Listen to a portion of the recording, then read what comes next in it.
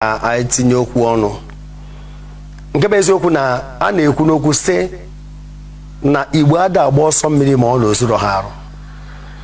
Ọkwụnụ fere ife a na-emenụ a na anyị etibe na mkpu agbanwe egwu agbanwe ọnọdụ anyị etibe na mkpu maka nwanne anyị nwoke Peter Obi ka ọ ghara abụ na nwanne anyị nọ n'iru anyị nwa na ọ na-azụ ọ dịka ife ndị ọzọ na-ezube ọ dịka ọnụ a na-akọ anyị mana nke bụ eziokwu na achọrọ m ịgwa unu ife mmụọ m na-agwa m maka egwu na-atụ m enwe ife m na-afụ mgbe ọbụla ndị ugwu agbara nkịtị ịma na enwere undertone political undertone iji maatụ ka m bidogoro n'ife gbasara na ụmụnne ochie iso ochie ebe a kwara nwanne anyị nwaanyị leta Sister Osinachi ọkwụnụ fụrụ ndị a tọrọ ebe ahụ na ụdị na ndị ọrụ nchekwa with their intelligence gathering na ha enwere ike ịma na ya enwe traffic ọ na ya enwe such attempt ebe ahụ mana nke a dịrị ọzọ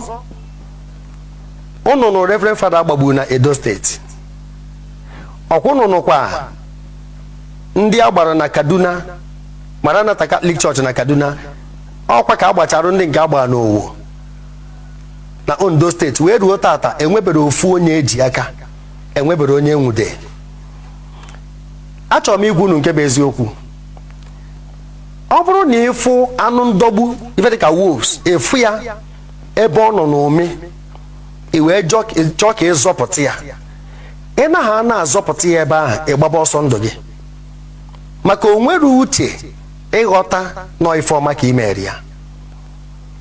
Ọkwa ifuru obodo a enwe ndị nwe obodo a hapụ ife niile a na-amacha ụfọdụ ndị ofe mmanụ pụta a na-ekwu na obodo enwero ndị nwe ya ụfọdụ ndị be anyị a na-ekwu na obodo enwero ndị nwe ya. Nwanne ya nwoke Peter Obi otu o si pụta nnọọ patriotic Nigeria ọ maka mana achọrọ m iji ihe onyonyo a wee tụnyere ya alụ ya biko ya tinye ọnụ n'ihe gbasara nwanne anyị nwoke bụ Mazi Nnamdi Kanu ya tinye ọnụ otu esi wee throw weight behind him o nwebara ka o si kwute okwu kpọtụ ya afa otu sinetọ Abara Ibe si eme ma even Ifeanyi Ụba sinetọ Patrick Ifeanyi Ụba enwe na mgbe okwu kwute mana ya nụbere afa ya n'ọnụ nwanne anyị nwoke bụ Peter Obi otu anyị si akwati ya.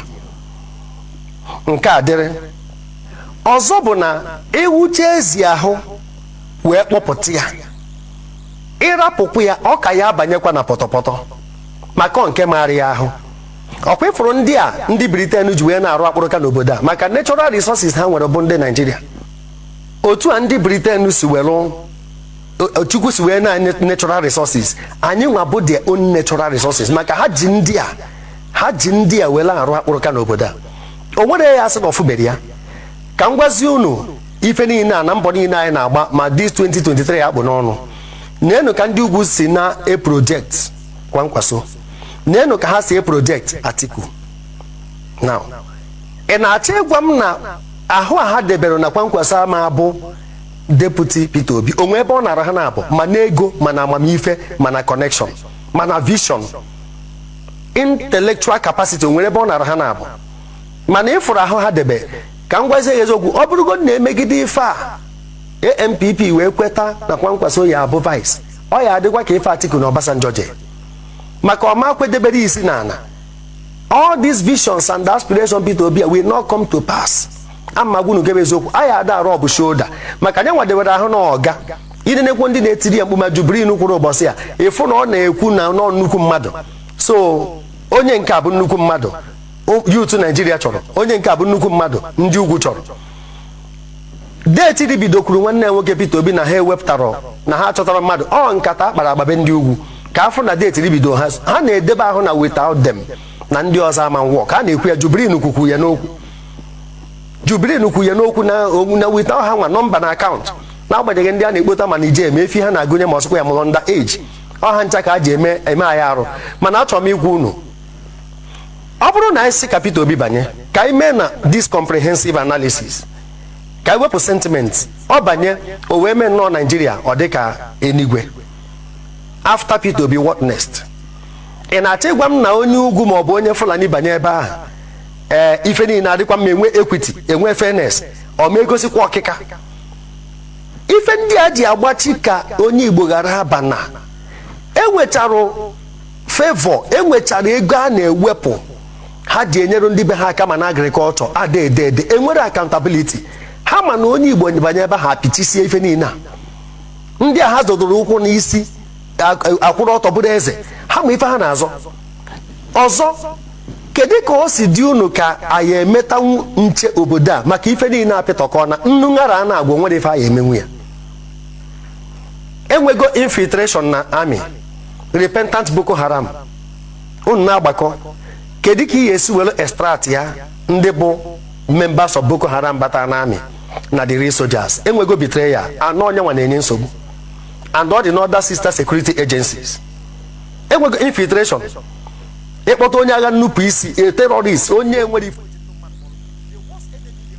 How can they tell you that demons are responsible for your poverty? The demons are the ones delaying your destiny, and you are scared. Whenever you hear demon, you want to. We have been living with demons. John 10:10 said, "The thief cometh but to do what?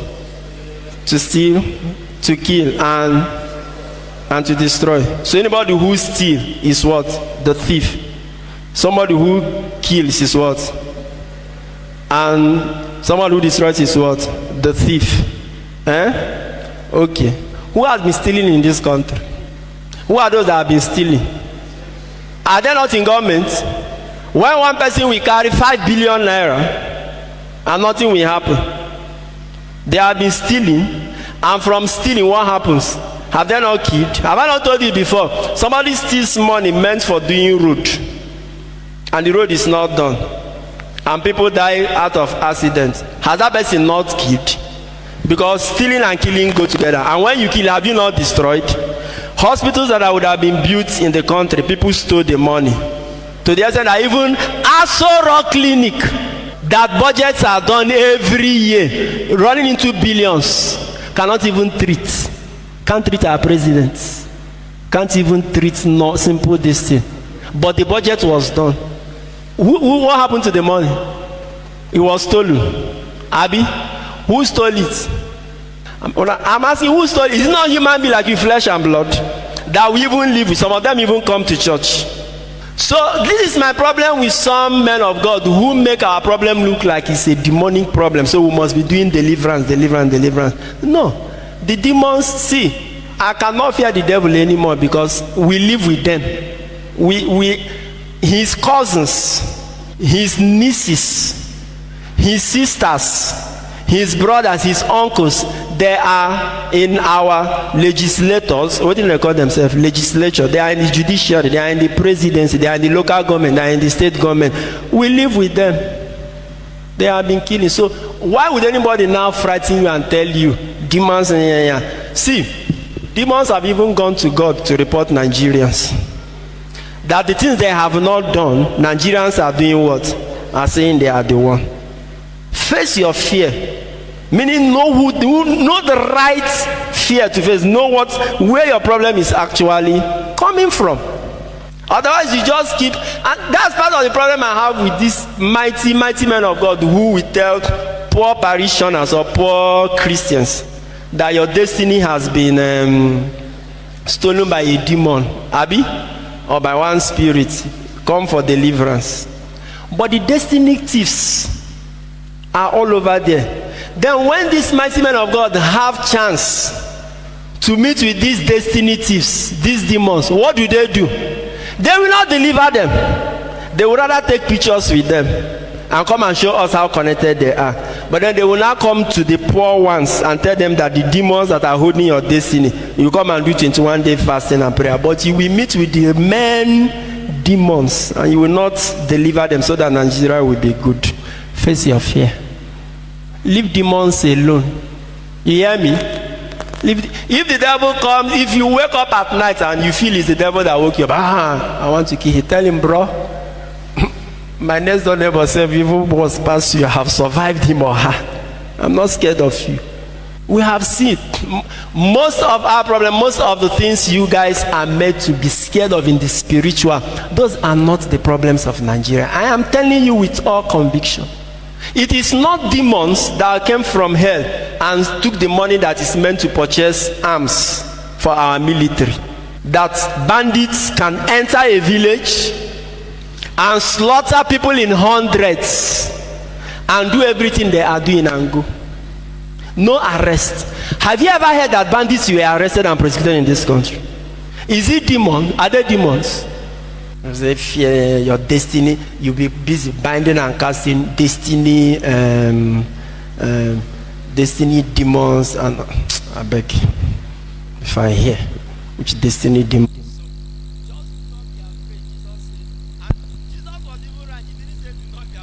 Good morning, good afternoon, good evening, and good night, great Biafrans and lovers of freedom. This is Radio Biafra HAUSA-SERVICE coming to you through the auspices of Radio Biafra London. My name remains Mazi, Jonathan Chinedu from Olu province of Biafra land. We are here live and direct. Today is Saturday, the 30th day of July in the year of our Lord 2022. We are here live and direct. Today we continue on our usual discussions on religious matters. Therefore, as I have been saying, we continue doing what we are doing because the restoration of Biafra also involves the mental liberation first. In order for us to sustain our freedom in a positive way, we must first of all indulge in mental restoration, mental freedom, mental emancipation. If you don't do that, honestly speaking, the physical restoration will be worse than even the quagmire, the zoo we call Nigeria, because you continue thinking like that. If you don't refine, we don't first of all refine the way we think. That is why our leader has been taking time hammering on changing the way we reason. That is the first thing. Do you understand? The way we reason is highly critical. It is crucial in what we engage ourselves into. Prior to the physical restoration, we must first of all restore ourselves mentally. And that part of it is the reason why we are doing what we are doing in this hallowed platform, in order to enlighten, in order to make sure that our people hear the reality, because what we preach here is scientific. Truth is absolute. It doesn't matter the language you use. Truth is mathematical. It gives you the same result. Facts and figures. That is it. Therefore, I will be here with, as usual, Wada Marian, who is already here with me. But before I go to presenting her, please let us pray. Our brother Mazi Sampe will lead us in a pre-recorded prayer. Let us pray.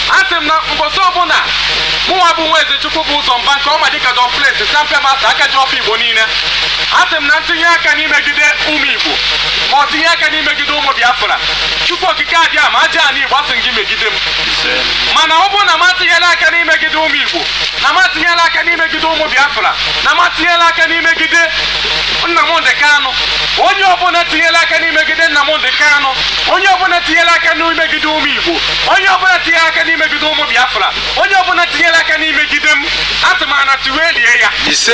Asị m onye aṅụọ mmiri, mmiri gbagbuo ya. Ise. Asị m onye aṅụọ mmiri, mmiri gbagbuo ya. Ise.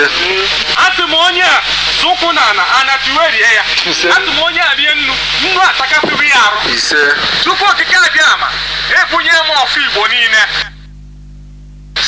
Ọfụ Igbo niile, ike nke ụmụ Igbo, ike nke ụmụ Igbo ji eju ọgụ. Abụnye ewu gị tata, tata bụ ụbọchị Eke, mmụọ niile bụ mmụọ Eke batara n'ala Igbo. Asị m gị binye, bịa n'ọrụ ụmụ Igbo ọgụ, bịa n'ọrụ ụmụ Biafra ọgụ, bịa n'ọrụ Mazi Nnamdi Kanu ọgụ, bịa n'ọrụ m onwe m ọgụ, bịa n'ọrụ ndị ọdịnala niile ọgụ, bịa n'ọrụ ụmụnne anyị niile ọgụ. Asị m na bido tata gawa ka m na-ekwubi ndụ n'isi ụmụ Igbo, ka m na-ekwubi ọganihu n'isi ụmụ Igbo niile. Ana m ekwubi na tata ka ọgba aghara dị n'ala Igbo ga-adajọ. Tata ka ọnwụ dị n'ala Igbo ga-adajọ. Ejeela anyị ọgụ n'ọnụ niile, ọnụ ọbụla na-eri nnu eri mmanụ anaghị ekwu arụ, ọnụ ọbụla na-eri nnu eri mmanụ anaghị emegide nwanne ya, n'ọnụ ọbụla na-aṅụ mmiri na-eri nnu eri mmanụ nke pụrụ echiche imegide anyị. Asị m ọnụ ada ogbu, anya ọbụla na-ekpe anya ọjọọ nere anyị, anyị sa anya akpụọ isi, ụkwụ ọbụla jeela anyị ije ọjọọ, anyị sa ụkwụ ada ngwụrọ, aka ọbụla fụrụ anyị wee tụwa aka, anyị sa aka akpọnwụọ, osisi ọbụla fụrụ anyị na-atụ mgbe anyị sa ikuku fụtuo ya, onye ọbụla fụrụ anyị wee cheta ihe gburu nwa ya gbuo ya. Onye ọbụla fụrụ anyị kpọwa akwa alịlị akọkwara ya akọ, anyị sa anya mmiri akọrọ ya n'anya, anyị si na anyị ga ejere anyị ga na-ana.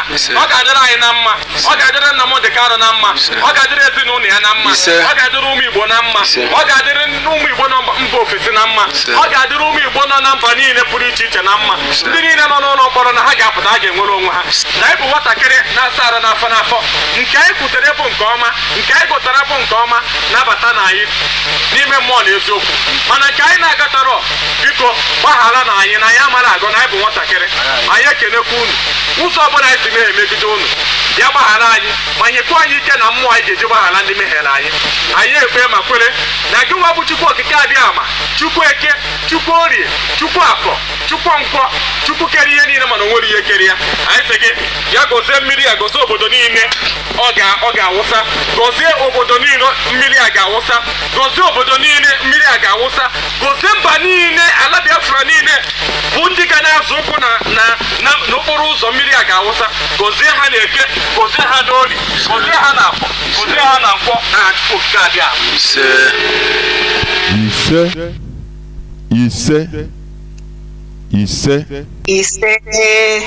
Once again, I welcome each and every one of you to today's edition of Radio Biafra HAUSA-SERVICE, coming to you through the auspices of Radio Biafra London.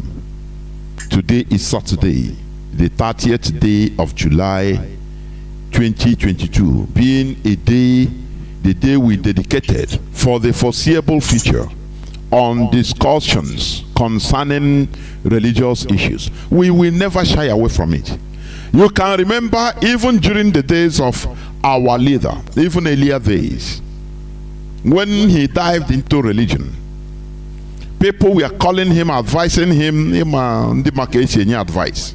Hey, Mazi, do you know, please don't dive into this. It will tear us apart. Let us focus on restoration of Biafra first. Now, when we restore Biafra, now we can discuss about it. Our leader laughed. He said, what is the restoration of Biafra? We can never talk about restoration of Biafra without talking about religion. If we have no-go areas in this restoration effort, then there is no need. It would be better for us to continue cooperating in Nigeria. I know, so that in order to satisfy ourselves, or few of us. No, don't talk. Don't make sure. Please, you are provoking some people.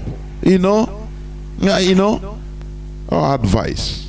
But we must continue what we are doing, because we have seen that this is one of the main causes of our sheepishness, of our docility, of why we are becoming cowards.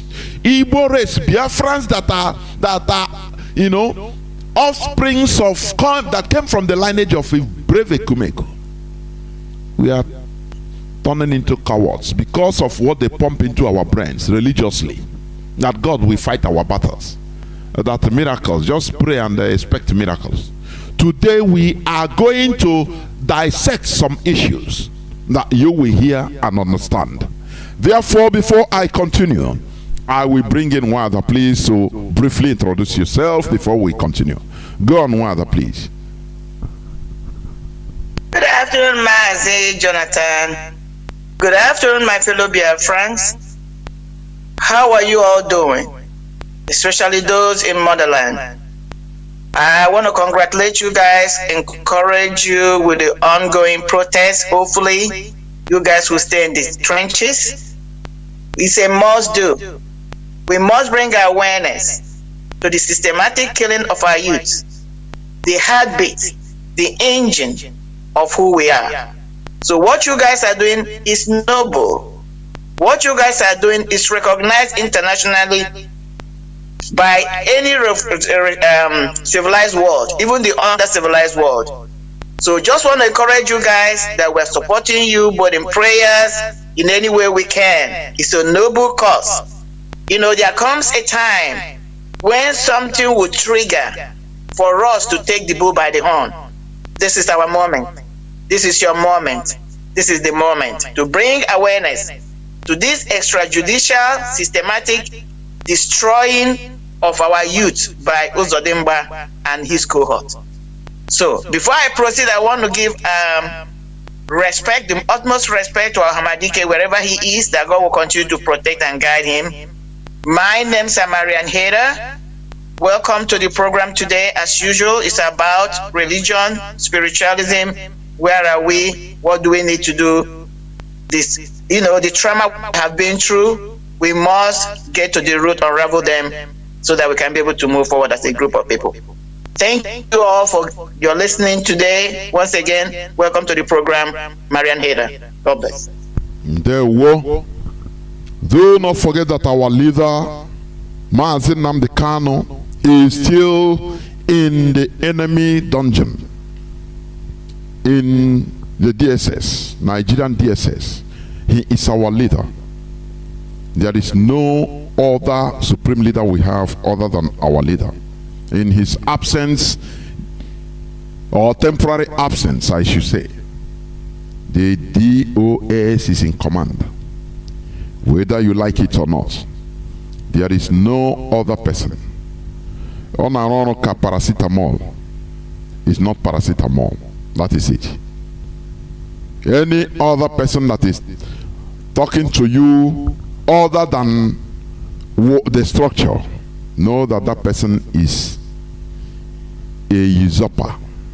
That is it. You know them by their fruits. People that came into this struggle, first of all, for money, for position, for contacts, to use IPOB, climb up in their political quest in Nigeria. There are some people like that. Maybe as a principal officer, you know, you will, before you know, you will get in contact with one Nigerian politician. They will contact you, and boom, bingo, bidozie. From there, these are charlatans. I call them charlatans in what we are doing. They are not genuine. They are not genuine. These are serpents that are more dangerous than even the Fulani, the Caliphate. I'm telling you honestly. Therefore, we must continue what we are doing today. I'll just read, I think, one or two headlines. But before I do that, because what we are going to discuss is immense, honestly. We are loaded in order to unleash facts and figures. Today, in this religious discussions on religious matters, we are going to discuss on a topic that says forced religious conversion. That is simply the topic. Forced religious conversions. That is it. Therefore, please remain all ears in order to listen. Tune on to your radio in Biafra land. You are listening devices, various listening devices. In order to listen, onto this hallowed platform, do not even deny your enemies. Your enemy. Do not deny them listening to this hallowed platform, because this is where we learn from each other. Enlightenment is dispensed here. What we say here, you don't hear it on a mainstream media. It is impossible, because they are always trying to be politically correct, not to provoke some people, you know, just the whitewash lies and bring to you, and you bite. But we must continue. As I said before I continue, I will go on to read the IPOB press release of the 30th July 2022. It says, United Nations Others is not Nigerian Court Others, IPOB. The attention of the global movement and noble family of the indigenous people of Biafra under the command and leadership of Mazi Nnamdi Kanu has been drawn to the laughable, disgraceful and unguarded statements credited to the inconsequential mushroom groups called Northern Coalition Group, CNG, or Coalition of Northern Groups is the same thing, on the UN Working Group on Human Rights and Arbitrary Detention's recent opinion for the unconditional release of Mazi Nnamdi Kanu. This ignoramus, faceless Northern Group shows their idiocy and absolute ignorance by attacking and warning United Nations on their order to release IPOB leader and prisoners of conscience Mazi Nnamdi Kanu unconditionally and compensate him adequately for illegal abduction and extraordinary rendition from Kenya to Nigeria over a year ago. The statement credited to this Fulani group towards United Nations opinion betrays the Fulani mindset and how undemocratic and lawless the Fulani people are, or the Fulani Caliphate is. It is not far from the truth that the Fulani government in Nigeria sponsored this faceless Northern group to attack the United Nations decisions and recommendations.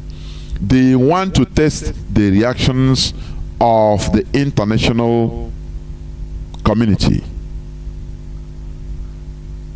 The world must understand that the Fulani Caliphate is a parasite in Nigeria who are bent on hijacking indigenous people's ancestral lands and resources in Nigeria. But IPOB won't allow them.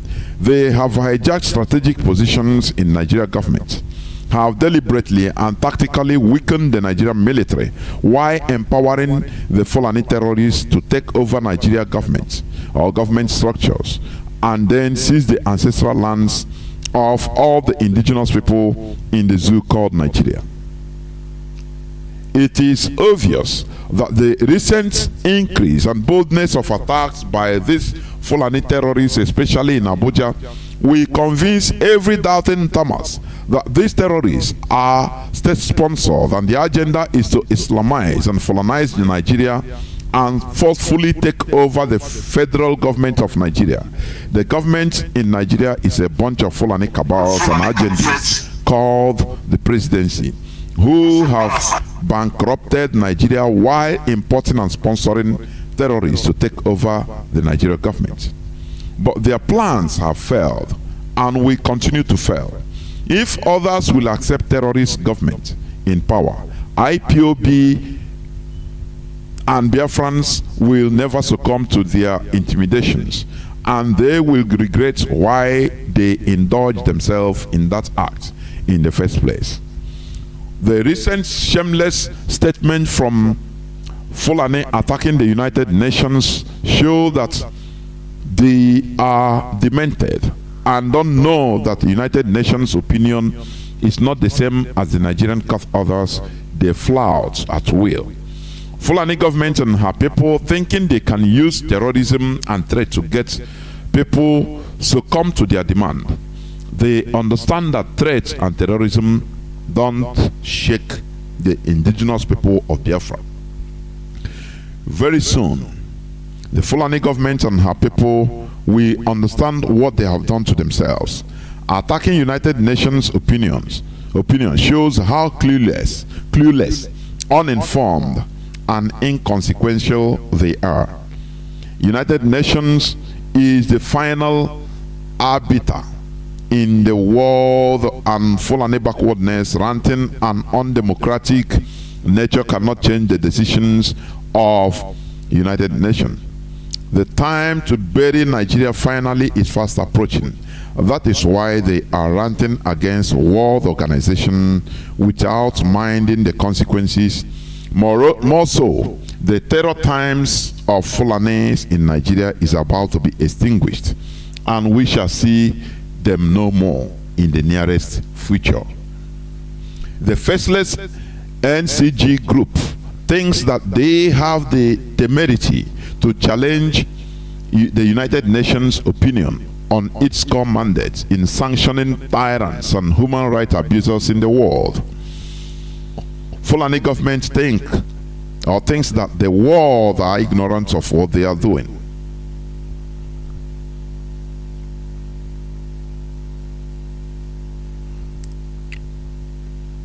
Fulani government, okay, excuse me, I have some things, distractions. The faceless CNG group thinks that they have the temerity to challenge the United Nations opinion on its core mandate in sanctioning tyrants and human rights abusers in the world. The Fulani government thinks that the world are ignorant of what they are doing in Nigeria, creating different kinds of terror groups to terrorize and rampaging the public in the hope that they want that everyone will succumb to their intimidating tactics and yield to their Fulanization agenda. How pitiably wrong they are. They have indeed miscalculated this time around. When did faceless groups like CNG become government spokespersons? For Nigeria government to have kept mute since the order from United Nations means they knew what they have entered into. They don't want to say anything that will go contrary to the United Nations decision as a government. Instead, this motley of uninformed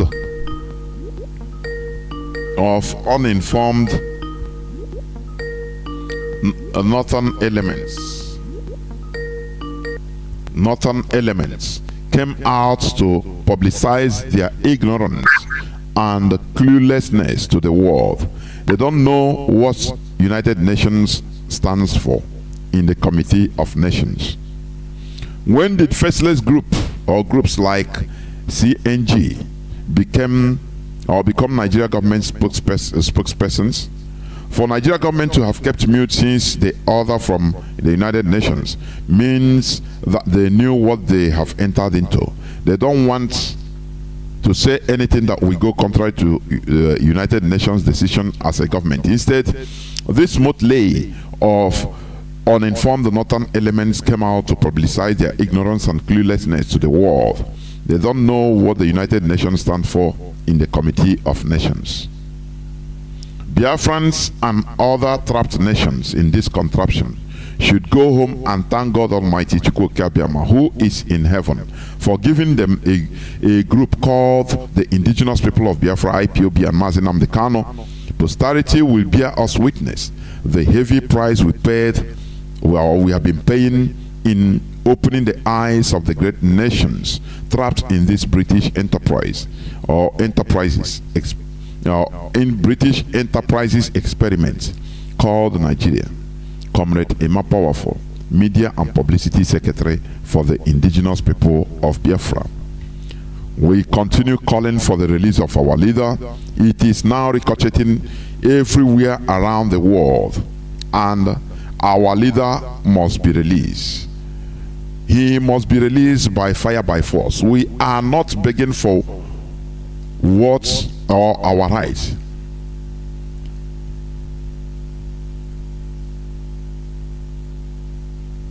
I need to clarify something. Okay. We must continue. As I said, I will not waste much time in reading news, but I will read some just few news headlines.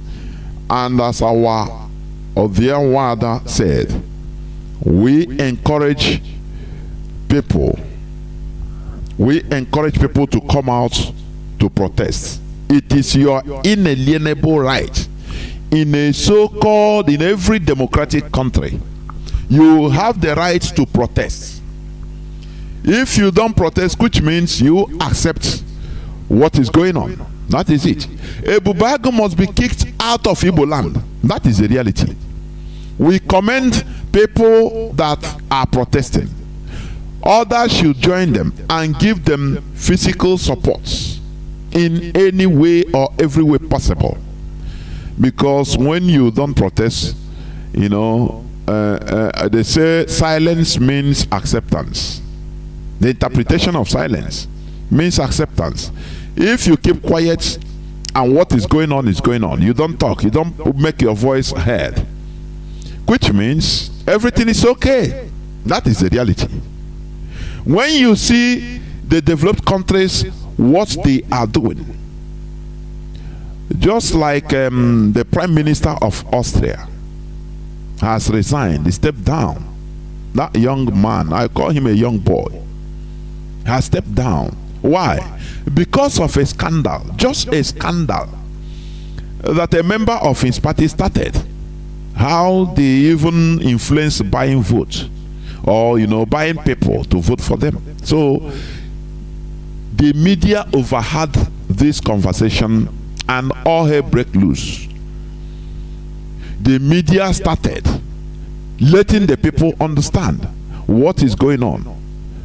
And at the time, the Prime Minister said, it is no longer tenable for me to stay. For dignity's sake, I resign so that another person will take over. That is how, civilized the people act. But look at a case in Nigeria.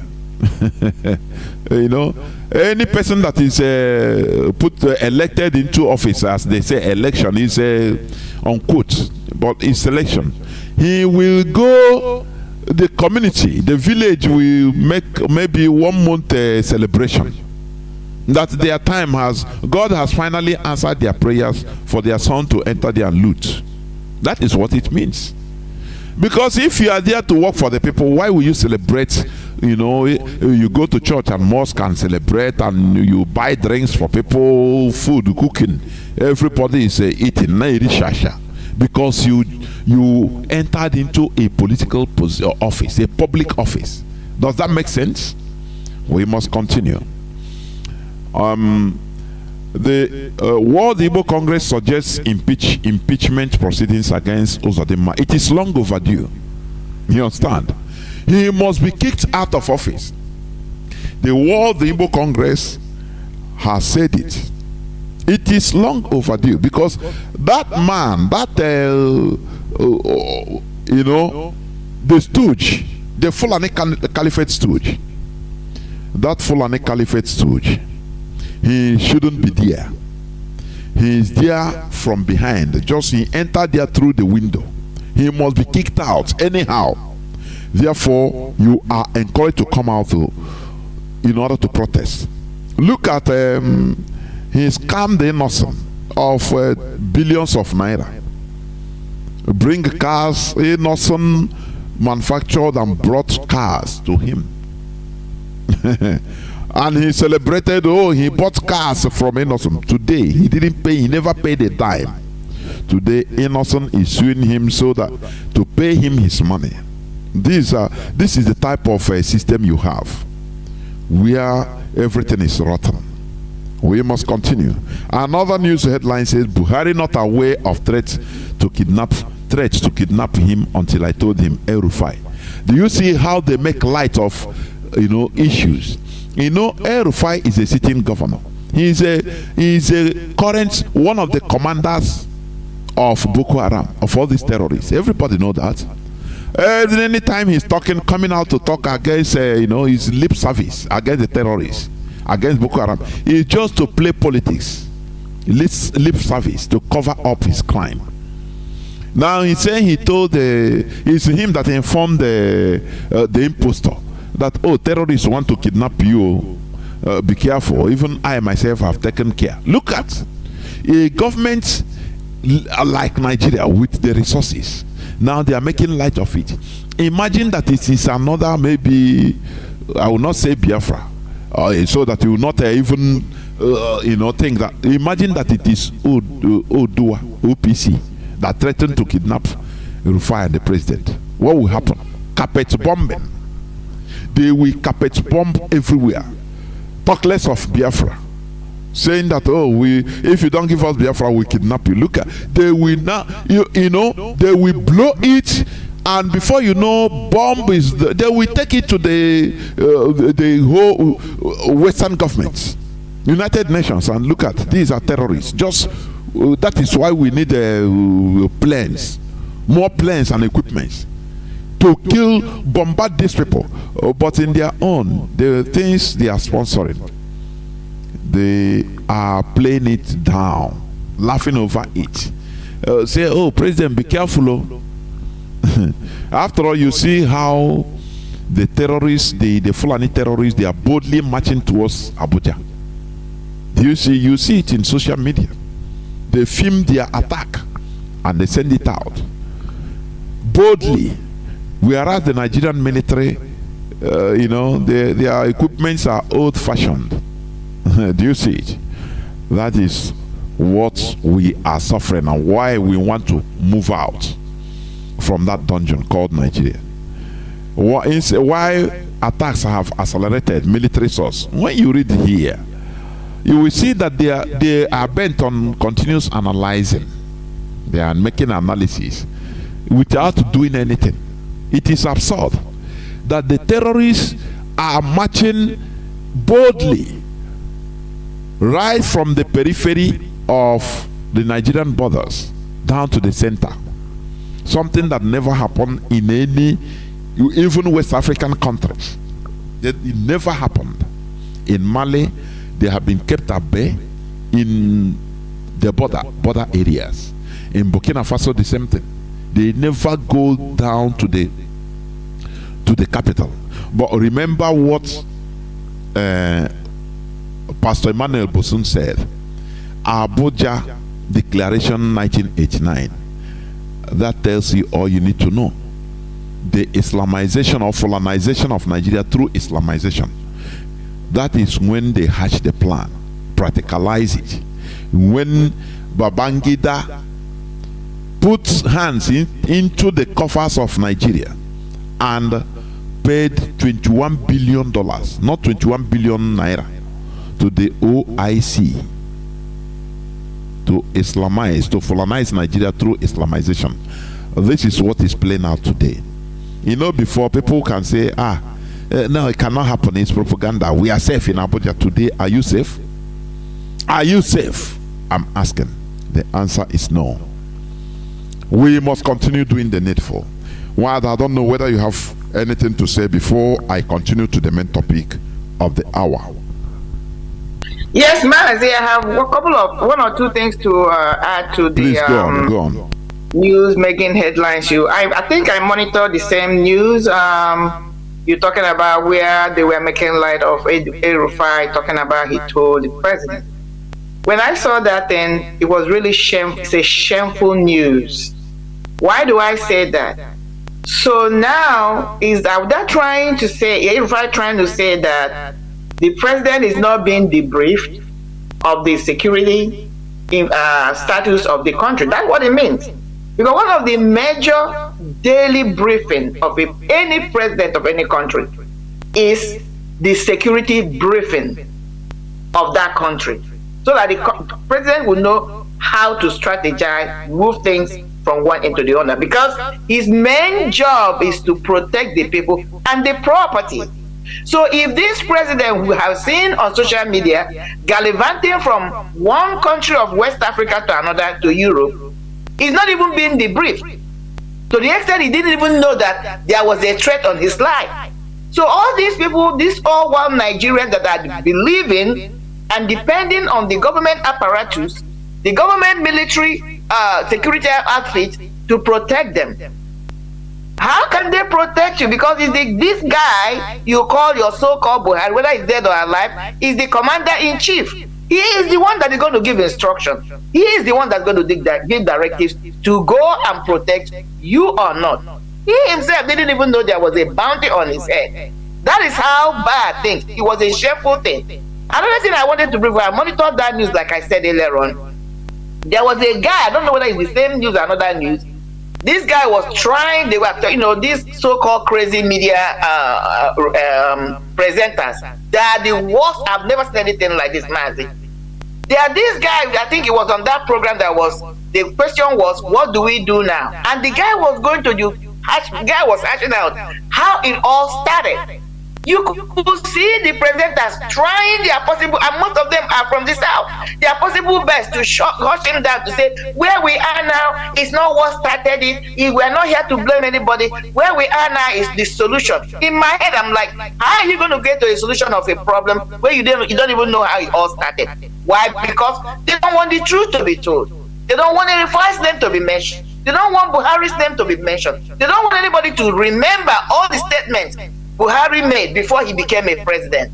Even Erifai made one of his tweets where he said that if anybody kills a Fulani, that they will always remember, they will revenge. They don't want to hear things like that. So how are you going to bring wholeness? How are you going to bring this so-called one Nigeria where you can't even, you are not ready to face the truth? That is where people are. So the argument is this: Nigeria is done. I'm talking about the so-called Northern, or whatever they call them, say unification or union or whatever. This is an example when somebody like me speak about Takia. These were the same people or group of people that a couple of months ago claimed that have petitioned the federal government to conduct a referendum and let the Biafrans go if they want to. I believe it's the same group.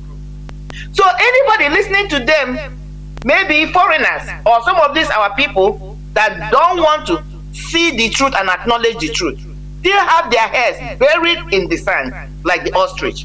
We say, oh, even the Fulanis, even the Northerners want us to go. They don't want you to go because what? We are the lifeline of that country.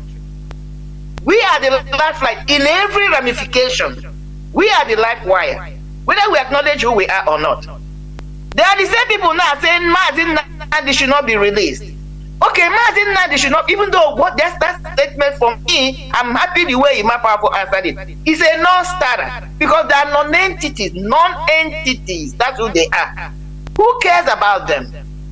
What are they trying to say? They may be able to influence what is happening in Nigeria. We're talking about war stage. There are nobody. The opinion carries no weight. But thinking about analyzing that foolishness they set up, Boko Haram terrorists can be rehabilitated, set free, put into the community, paid. These are terrorists that are terrorizing the existence of the so-called sovereignty of this country. That even the president has been shot at twice, him and his convoy, whether he was there or not, have put a bounty that they're going to arrest him and the stupid Erifai. This is a group we're talking about. They are worthy to be rehabilitated. But an innocent man who is just exercising his inalienable right cannot be released. And somebody is listening to that. That is why I said it was a non-starter for me, that because they are non-entities. So issues like that, honestly, I'm glad, brother Ima Powerful, comrade Ima Powerful said it, because for those, because there are some of us who, for some reason, it doesn't matter how much you try to minister to them, talk to them, they are not getting this story. They are not getting the picture of what is going on. So these are the people Ima Powerful, I believe, has ministered to, spoken to, and I hope they get it. These guys are non-entity. We are not dealing with them. We didn't petition in their court. We don't petition to them. The opinion should not matter, does not matter, will never matter. So that's the where things stand. So these are one of the things that we're going to bring in, Mazi, as we continue to proceed to the thing. But Nigeria is truly done. All those people who think they can hide in Abuja is not safe anymore. So my question becomes to them, even the Ohanese is talking about that, whatever they're saying, I don't even trust them. All of them that have been advocating, thinking they were safe in Lagos and Abuja, let them wake up and smell the coffee. So where are they going to run down now? Somebody like this stupid of them, he's ruling from Abuja. Let him go home, because the time will come when Abuja cannot accommodate any one of them. Because you know what? The fire is already on the mountain. It doesn't matter what they do. This is how these people operate. They're already in Abuja. There's nothing you can do. And I want to use this opportunity. Then I will get into the main topic, Mazi. I want to use this opportunity to call other West African countries who are sitting quiet. Just like some of us are sitting with what is happening in our Igbo land right now, especially in Imo State, thinking that, oh, it's an Olu affair, it's Imo State affair. Every Biafran, every Nigerian should rise up for the killing of this, the murdering of this, cold-blooded murdering of this 14 innocent youths. It could be you tomorrow, it could be me tomorrow, it could be your child. But the same, I'm extending the same call to West Africa in particular. What these Fulanis, what these terrorists are trying to do, Nigeria is strategic for them.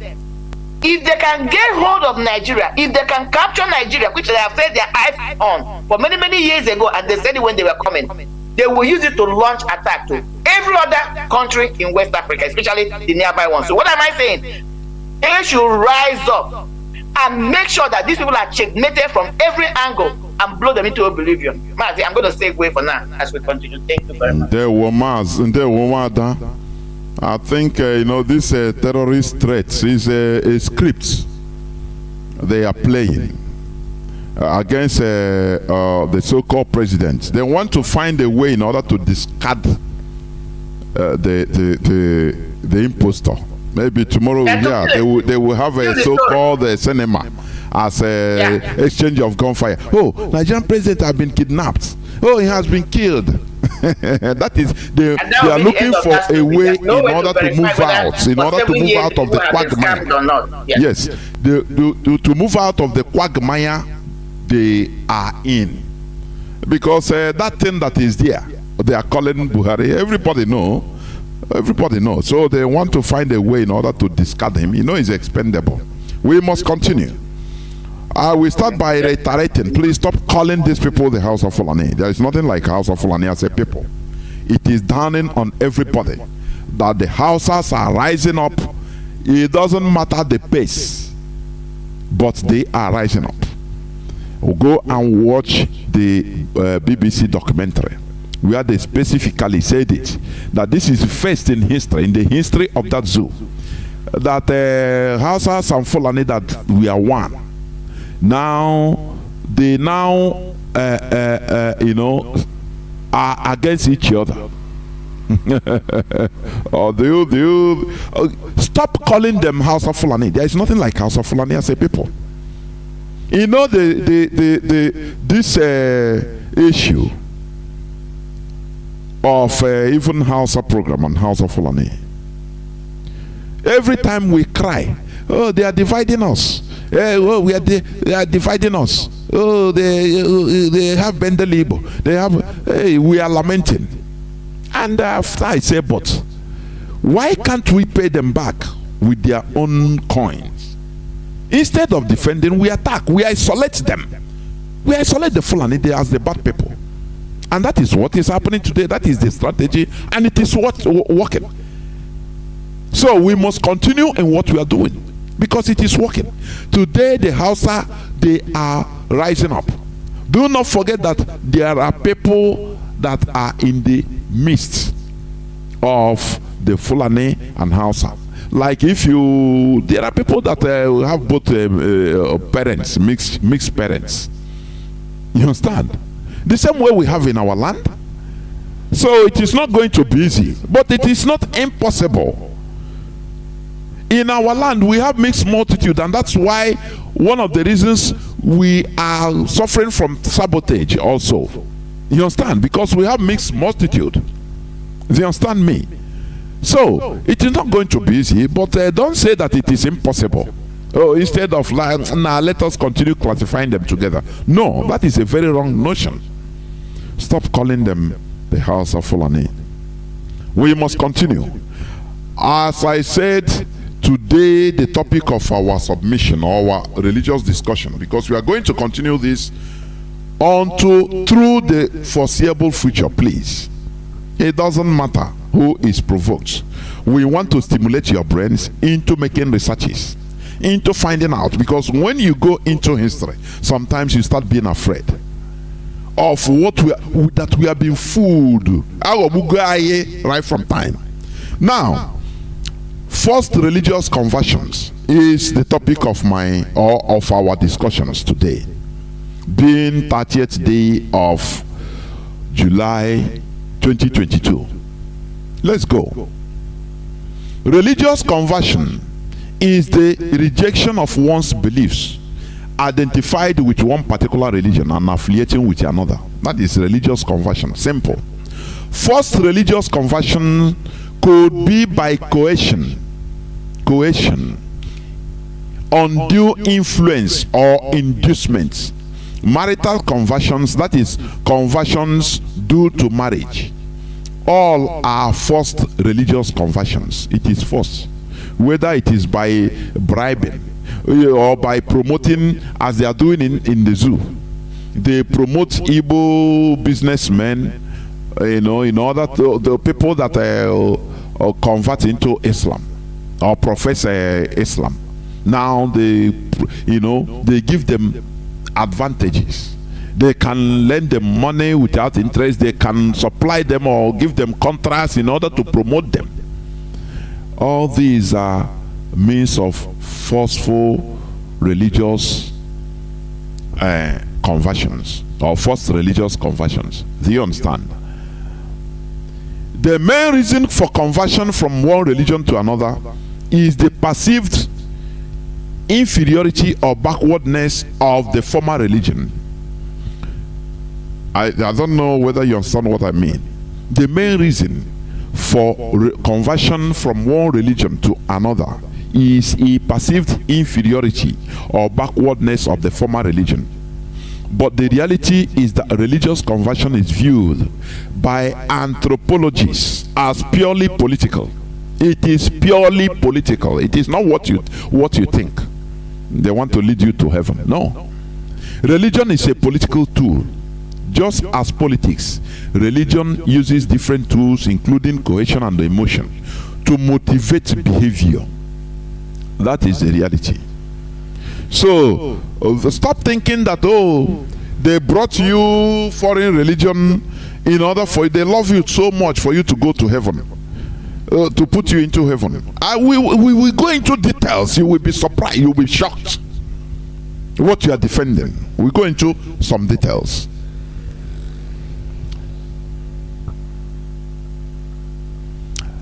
Historically, forced religious conversions are mostly carried out by Christianity and Islam. Historically, the forced religious conversions are mostly carried out by Christianity and Islam. Why? What is the reason? Due to colonization, dominance, and easy political manipulation. That is the truth. Let us go into a bit more, just little bit more, in order to buttress what I am saying. I want to go into a little bit more. Okay. We are talking about forced religious conversions. Now I'm reading from just forced conversion. It's the same thing, religious conversion. Listen.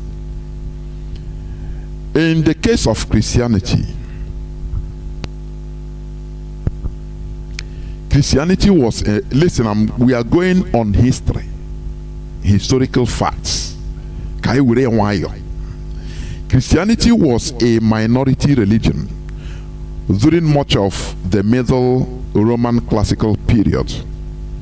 And the early Christians were persecuted during that time.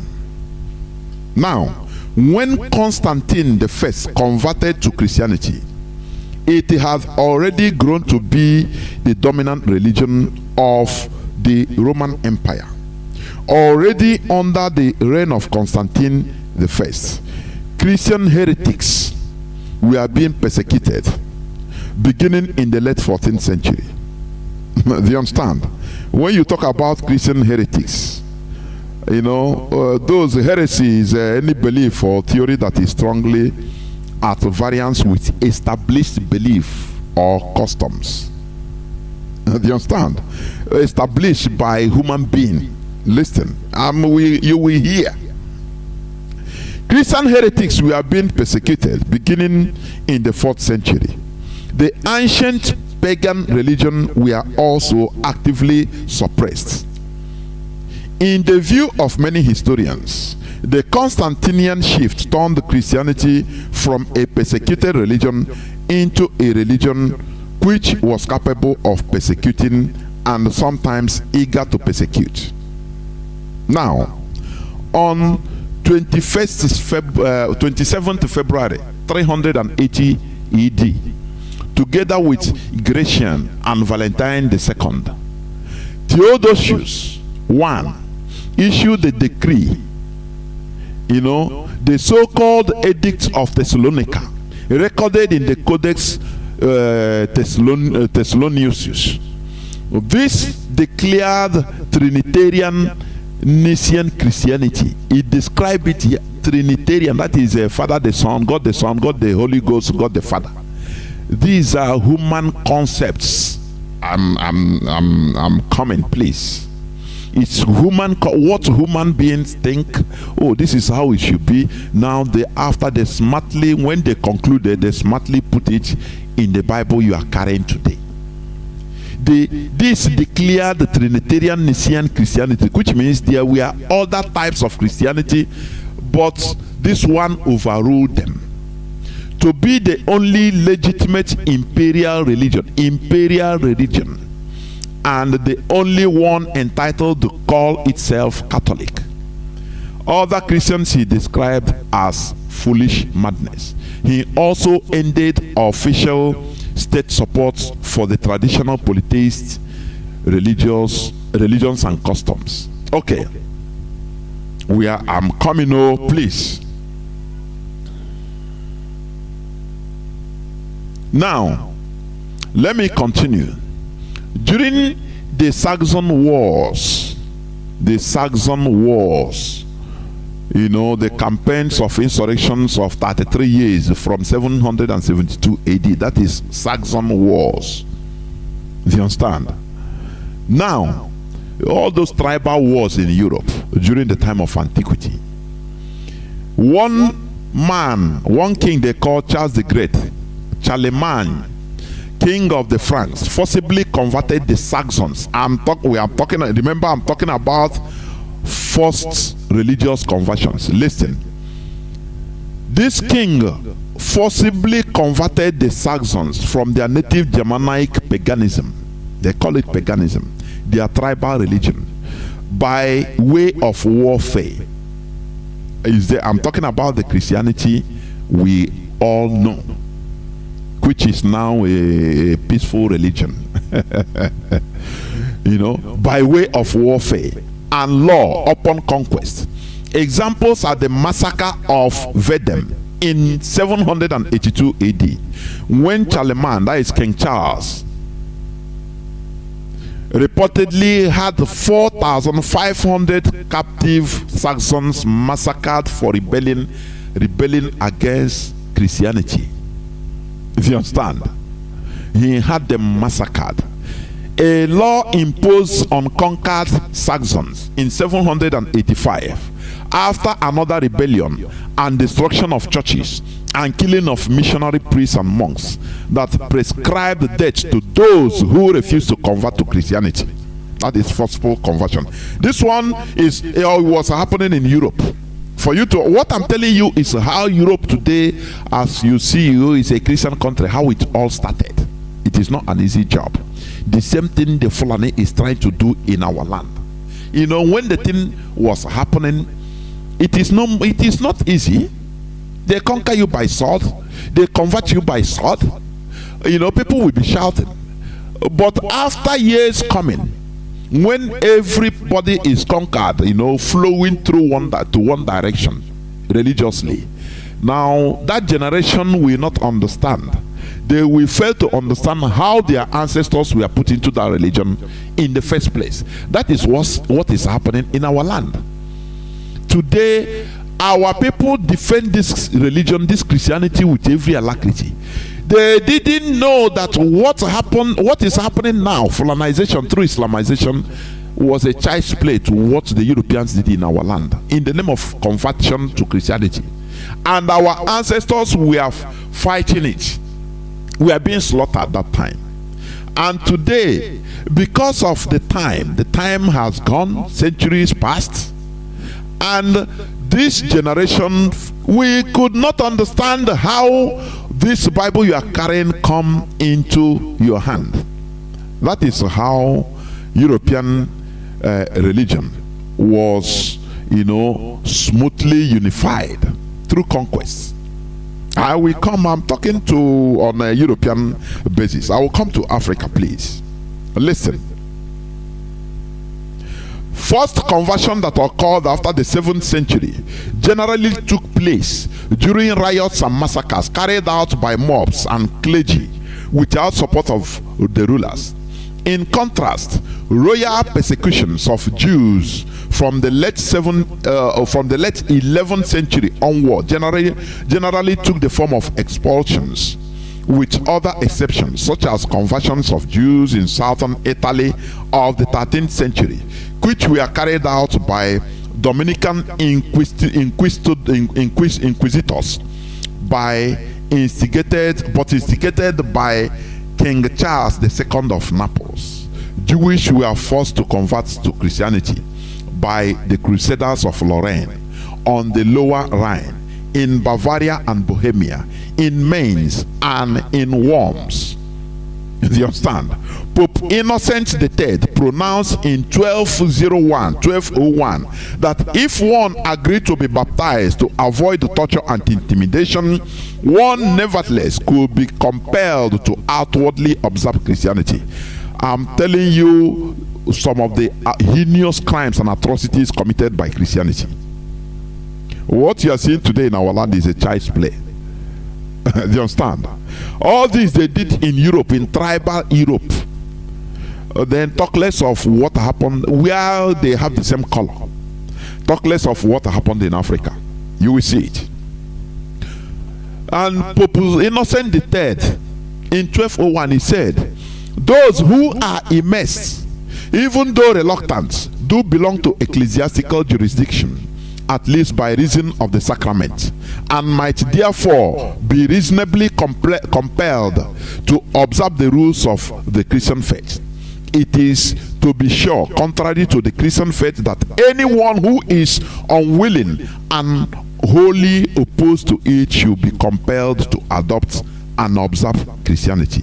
For this reason, a valid distinction is made by some between kinds of unwilling ones and kinds of compelled ones. Thus, one who is drawn to Christianity by violence, through fear and through torture, and receive the sacrament of baptism in order to avoid loss, he, like one who comes to baptism in dissimulation, does receive the impress of Christianity and may be forced to observe the Christian faith as one who expressed a conditional willingness, though absolutely speaking he was unwilling. This Pope was explaining the details, justifying the massacre, the forceful conversion of people into Christianity. If you don't believe, they will kill you. that is history. It's a historical. These are historical facts. We are not making them out or making them up. Do you understand? Now,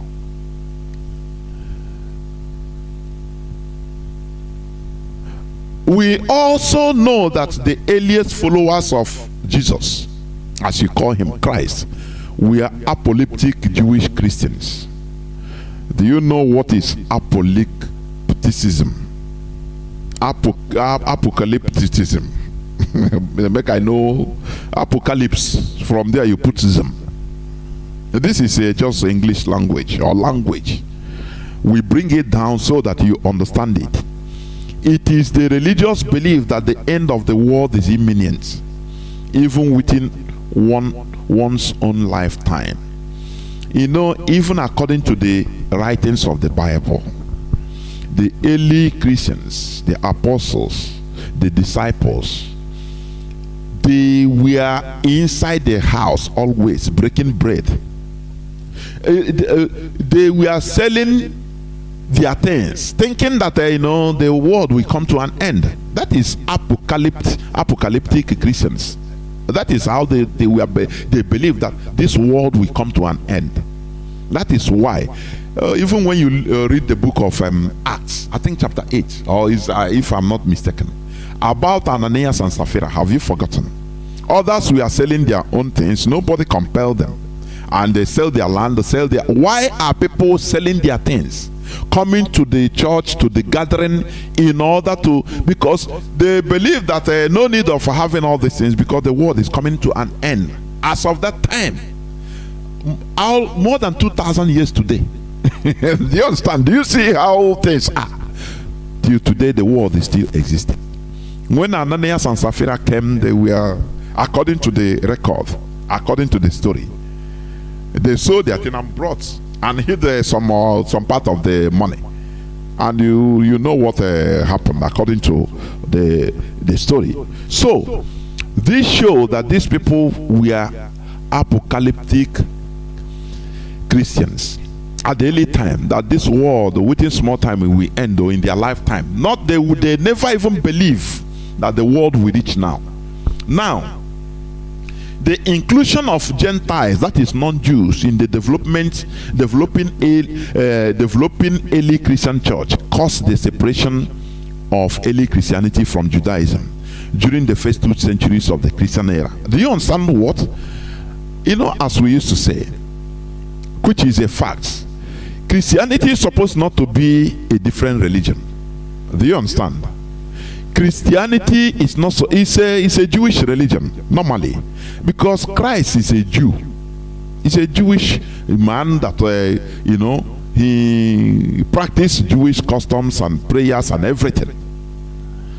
But after his departure, the way one usurper called Paul just came into being and start saying that no, we have to give a gap. He come for Gentiles. That is non-Jews. Gentiles are simply non-Jews. They are Gentiles. They are known as Gentiles. Now, when these people, of which even historically Peter was against it, he said, no, this is our religion. Why should you open it to every other people? It's our way of life. Paul said, no, I saw a vision and this person God come from heaven and touch me. This and that. Who saw it? Peter said, you. I was with this person you say you saw in dream. I was with him physically. I drank with him. I ate with him. I did everything with him. He never told us to carry this in, that we should, this thing extended to the Gentiles. He said he come for the Jews. Now you are bringing your own thing. That is where they separated. Peter went his way. And that is why, the Council of Mysia saw Peter's teachings as highly against the tenets of the Roman ruling class. It's highly radical. So in the Bible they removed all Peter's texts. Only 1 Peter and 2 Peter. Only. All others are the teachings of Paul. When somebody, I was in the dream and this and that happened, and now everything was focused on Paul, because he was teaching something that is good for the Roman Empire, for them to be able to manage people. Do you understand? That is how it is. So The inclusion of non-Jews in the development of developing early Christian church caused the separation of early Christianity from Judaism during the first 2 centuries of the Christian era. In 313 AD, the Roman Emperor Constantine I issued the Edict of Milan legalizing Christian worship. I think I've said it. Do you understand? Now, what I'm coming, listen to me. You know, here we come from up or down to up for you to understand, or from up to down, depending on how you see it. Okay. Various Christological debates about the human and divine nature of Jesus consumed the Christian church for 3 centuries. And 7 ecumenical councils were called to resolve these debates. Note, it is humans that resolve these Christological debates and not spirits, as you sometimes are made to believe. They resolved it and smartly and subtly added their resolutions in the Christian Bible, which you quote and defend with alacrity. Now there was another group of Christianity or Christians that did not agree with this ecumenical council. They are called the Arianism, the Arians. They follow the teachings of Arianism. Arianism was condemned at the first council of Nicaea in 325 AD, which supported the Trinitarian doctrine as expounded in the Nicene Creed. So, the way they put you into this religion, it is the decision of man. Brain which God gave to people is what they use in order to analyze and now come to conclusion and say, no, this is how it is. This one will bring his suggestion, this one will bring suggestion, and they rule. Majority carries the vote. They say, okay, now smartly they remove every other creed. They call it heresy. It is still human being that decided and called it heresy, that their teachings are not true. So all those ones that you see them smartly inserting it in the Bible, because the Bible, it comes from that time. Do you understand? So, but this man Arian, he disagreed, but they pushed him aside and ordered politicians, the rulers that time, they ordered that this is what you have decided and cure ED. No person should, that God is 3 people, 3 beings. God the Father, God the Son, God the Holy Ghost. Put it in Christian creed. You are praying, it is like that. The quotations you are putting, it is them that smartly put it. It is what I'm telling you, it is human beings that formulated all this. It is not the spirit, one big spirit from heaven or from anywhere, outer space. No. To buttress the idea that religion is the creation of man. Christianity is or was part of Judaism, but the Jews now removed themselves when they found out that, look, non-Jews are included in this, which is against their system, because it is their way of life. Do you understand? Now, what am I trying to say? You see that forceful conversions is done even in this Christianity we are talking about. All these historical facts indicate that the imposed Christian religion underwent several human ideological reformations.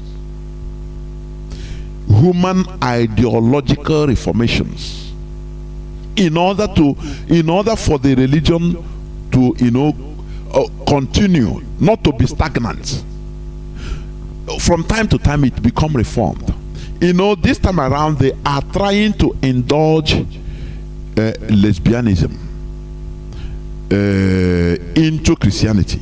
That is homosexuality. Exactly. Homosexualism. Lesbian is just for the women. Homosexuality. Lesbian for women. Yes. Homosexualism generally, the whole genders. Now they are trying to imbibe it letter by letter into Christianity. Because for them, time have changed, so they change with time in order not to stagnate. Do you see how things are being done? Okay, but you yourself, you'll be no. It's not disrupting. Honestly, the truth is that because of economic reasons, because most of the key where that are here in America is obvious.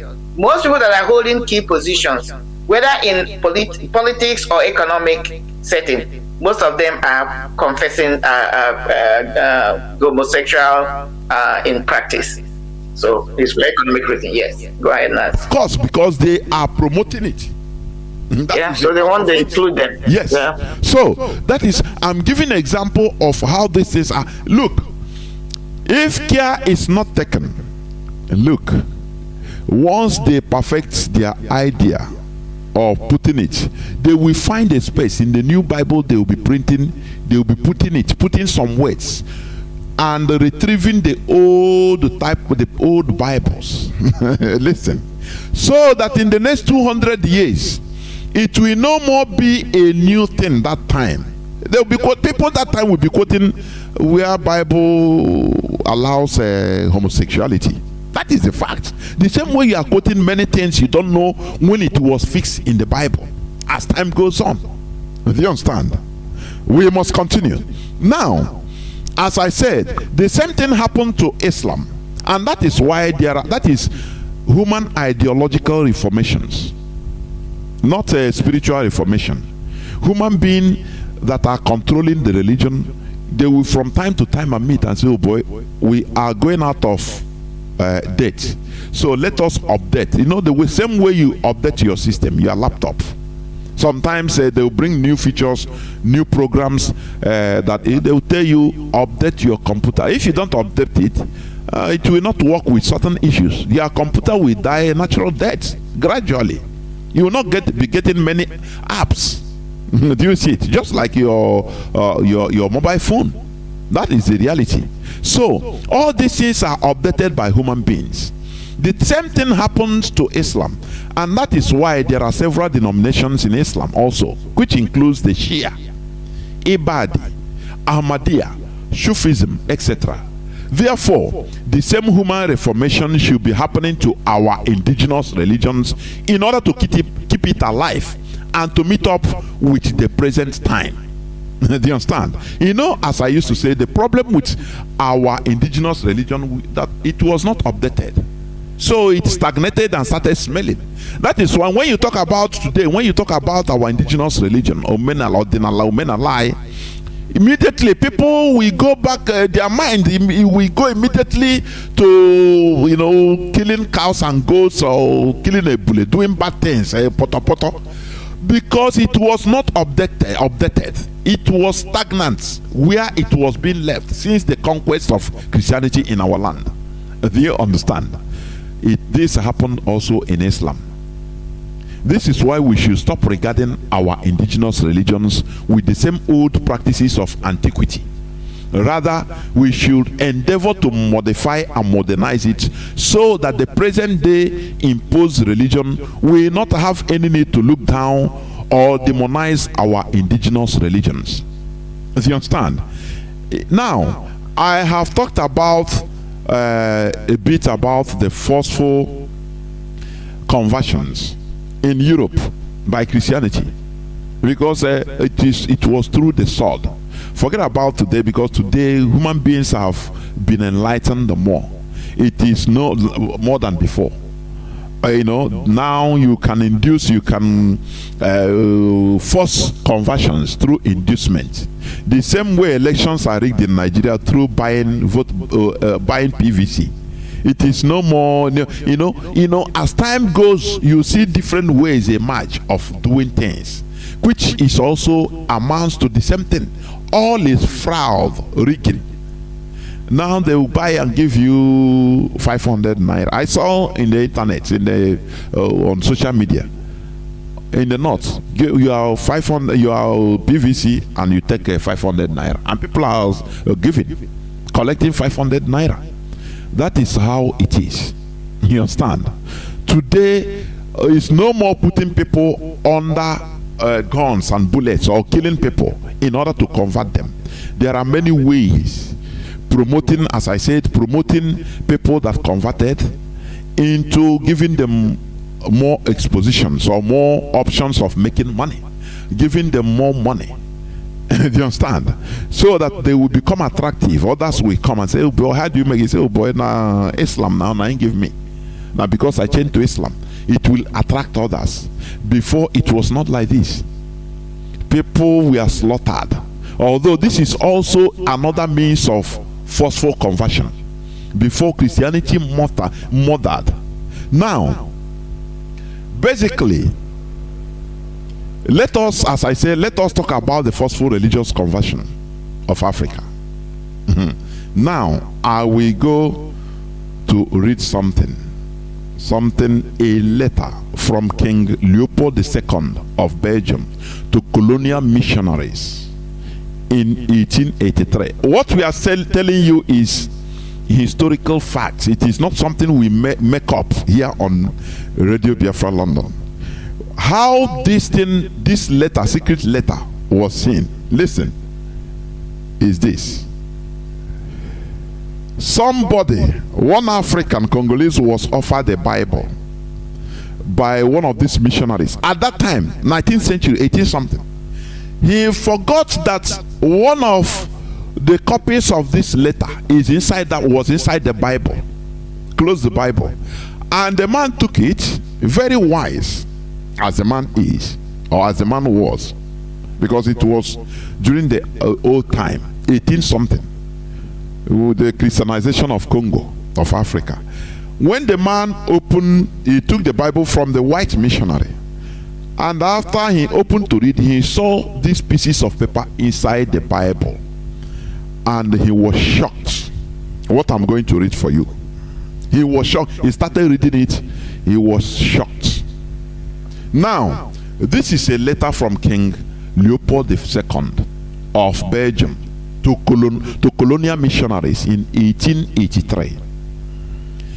The letter says, Reverends, fathers and their compatriots, the task that is given to fulfill is very delicate and requires much tact.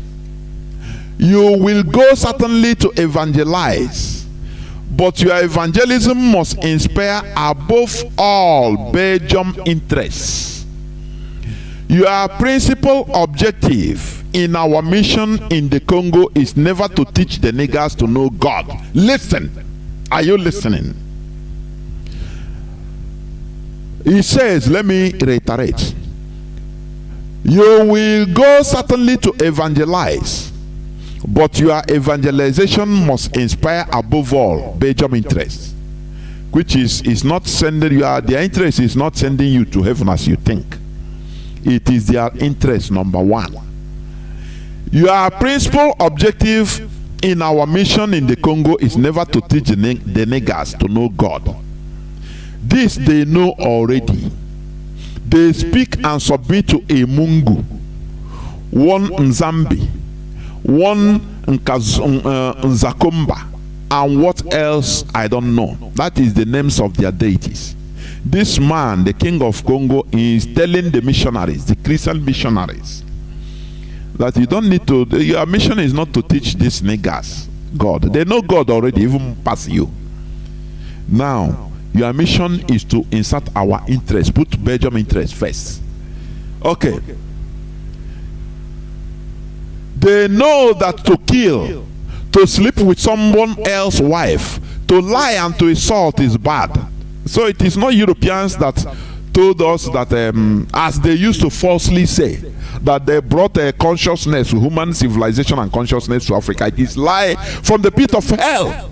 As some ignoramus will be, they will be arguing that, oh, Christianity brought this in Africa. That is a lie from the pit of hell. Now he told them,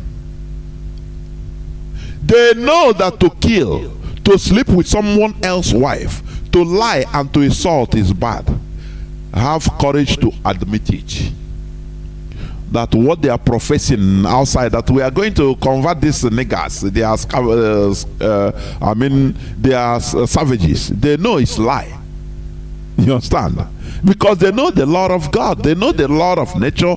To sleep, to lie, all this, they know it's bad. They don't do it. Your essential role is to facilitate the task of administrators and industrialists, which means you will go to interpret the gospel in the way it will be to the best, will be the best to protect your interests in that part of the world. This is commissioning the missionaries you admire, old missionaries, by the king of Belgium that time. Are you hearing?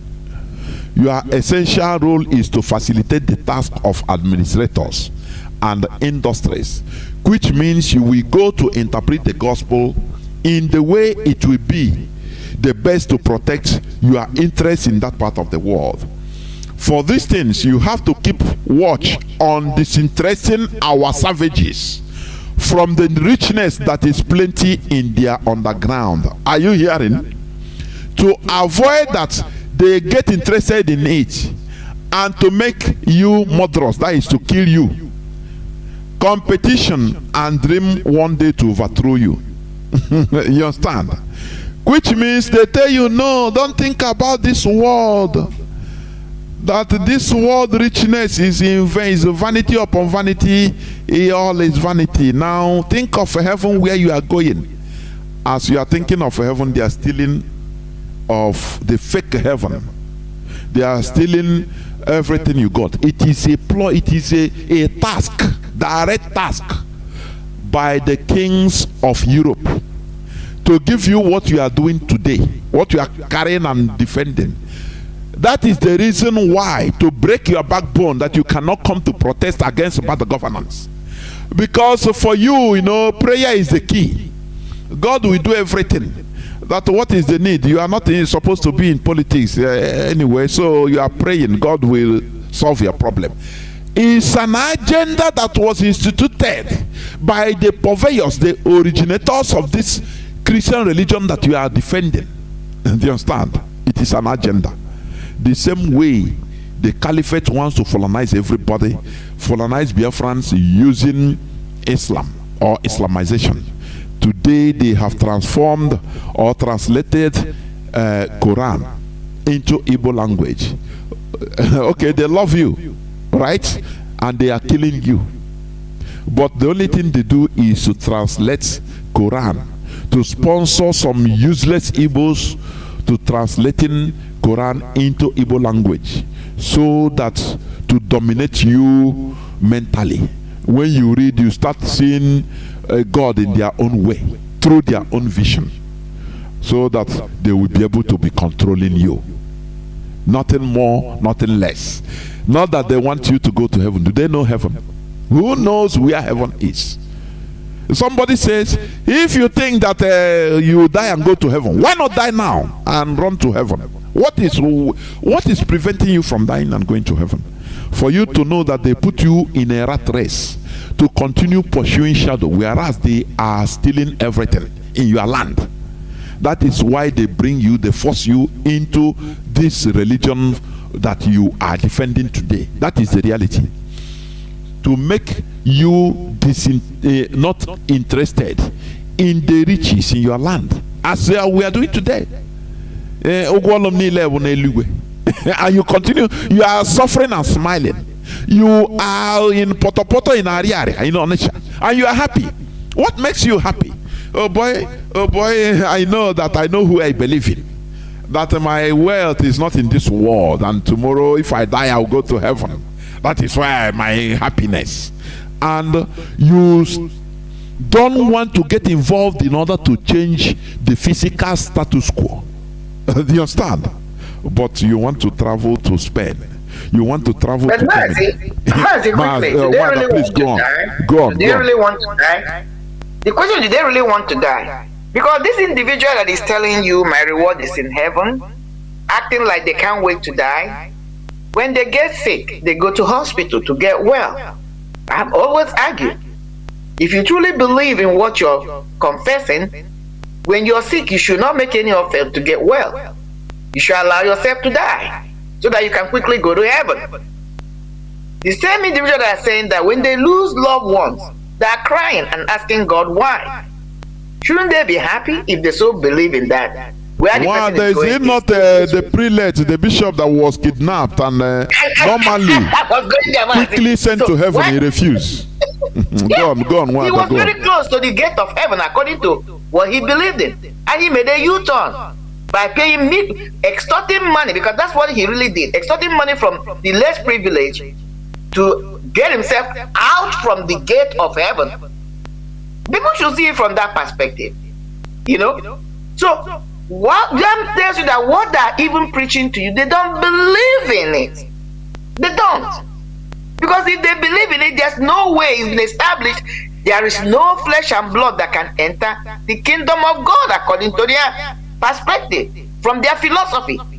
Go to book of Corinthians, you will see it there, chapter 15. You go there, you see it, and some other places in the Bible. He said, no flesh can inherit the kingdom. So the only way you can inherit the kingdom is by physically dying, so that the soul can make it to heaven. Even the book of Corinthians said that even those who are alive, their flesh will be transformed. So this guy got so close to the gate of heaven, you think that he would joyfully have crossed over. No, he made every effort to come back to this place that is called hell, to continue to eat and then just eat and do. That's all. Is that better than going to heaven? So Mazi, I just want to interject. I don't know whether you have finished before I start coming into some of the things, because you're bringing a lot of things. All I have to do is to come in and elaborate 1 or 2 points. Of course. I'll bring you in. Let me just continue. You know, this letter, I want to continue reading the letter. It is a historical fact to IPOB, Radio Biafra, Mazi Jonathan, or neither Mazi Jonathan nor Wadam Marian made it up. No, it is a historical fact. You can see it. Google it, you can see it. Letter of King Leopold II to the missionaries, 1803. You see it. You understand? He said, your knowledge of the gospel will allow you to find the texts ordering and encouraging your followers to love poverty. Like happier are the poor because they will inherit the heaven. And it is very difficult for the rich to enter the kingdom of God. Do you see? So that you love poverty. Is it not what is happening in our land today? They have destroyed our mindset with this false religion. I'm telling you. They converted everybody, converted our ancestors by force. And because the time they have died, all of them that are converted, they have died, because they cannot, none of them is living to tell the story of what happened. They bear children and their children bear children, and where we are today, we forgot. Because of lack of knowledge of history, we forgot how the religion came into us, and we are defending the same religion that is used in order to enslave us. That is the sin, the crime we are committing against ourselves. Yes, Mazi, I feel your anger. And the same people that are telling you don't invest on earth will take your resources and be building mansions and renting them to you. Will take your resources, develop their own place, and calling you underdeveloped. Meanwhile, they're telling you, do not develop your area. Heaven is where you're going. That's it, right on. Of course. We must continue. Here we expose that thing you think that no person can say it. Where didn't our leader touch? Where didn't our leader touch, please? Is there anywhere that is banned? No, yeah, Radio Biafra, we expose the truth. It doesn't matter who is annoyed. That is not my problem at all. We must expose the truth, the reality, so that the truth will set you free. Once you make the right decision, now you become free mentally, because what we are doing here is, first of all, mental freedom. Once you are mentally free, that is a prerequisite to physical freedom. If you don't know, let me continue reading. King Leopold, he ordered his missionaries, Christian missionaries. He told them, your knowledge of the gospel will allow you to find texts, that is text in the Bible, ordering and encouraging for your followers to love poverty. like happier are the poor because they will inherit the heaven. And it is very difficult for the rich to enter into the kingdom of God. You have to detach them, or you have to detach from them, and make them disrespect everything which gives courage to affront us. That is why they made us start demonizing our culture, our traditional religions, calling it all is devil. It is absurd. Today you are hearing it direct. It's a historical fact. Because they know that once we go back to our traditional way of life, that we confront them. And they know that we pursue them. So they have to break our backbone.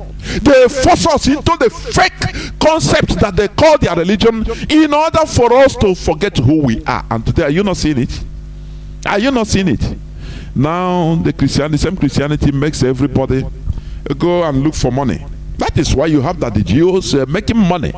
Have you seen politicians against them? Because they tell them, be doing your business, I beg, do your business, as long as you are not opening the people's eye. How many times in Nigeria have you been hearing, oh, let's pray for Nigeria, let's pray for Nigeria? Instead of let's protest, let's go out and do something against what is happening in Nigeria, because it is our duty. Can your religious leaders tell you something like that? That is why everybody is zombie in Nigeria, both the Islam and Christianity. I'm telling it unequivocally. I don't have to be apologetic to you. I don't have to be apologetic, because when they were forcing us into this rubbish they bring as a religion in order to conquer us, to put us in a mess we are today, they didn't come with apology. Look at what the king was telling them, the missionaries. You revere. Who did they say that stopped the killing of twins in Mary Celeste? It's in history. That is what rubbish you study. You don't know what happened. You don't know what happened, because that is what they program you to be in this time. Here on Radio Biafra, we are giving you bitter pills. It is bitter, but it heals.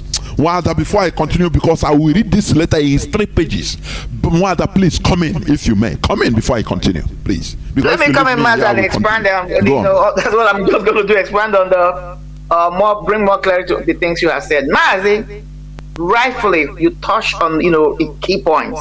One, because when you send this topic that we're going to do it, I went and did a little bit of research. I won't call it in depth. One or two things you have showcased us here are these. One, Africa, the whole world, every community had their own indigenous religion. Because if we can think back, or rightfully, there are only 2 so-called religions that are creating commotion, mayhem, that have been designed to gain power and control people. The 2 major ones are what? Muslim and Christianity. These are organized religion. When you take the 2 away, every society before the organization of this particular 2 religions had their own religion on the ground.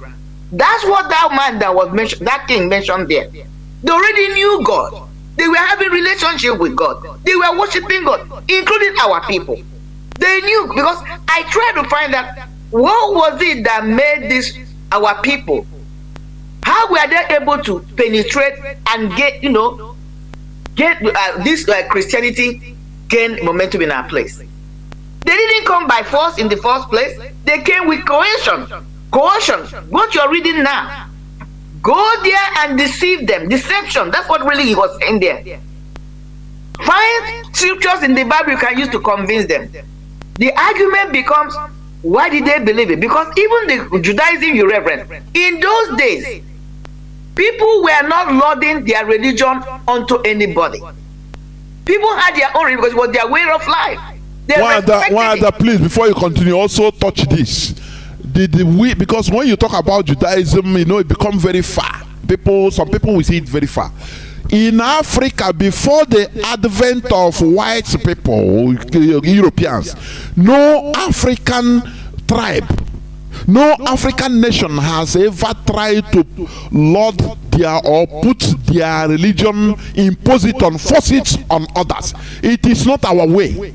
Every tribe has their way of communicating with their spirit. It wasn't just Africa, the whole world. I'm telling you, that was what I found out. It wasn't just Africa. People were not, that was why even what you reverence, Judaism did not force their religion onto anybody.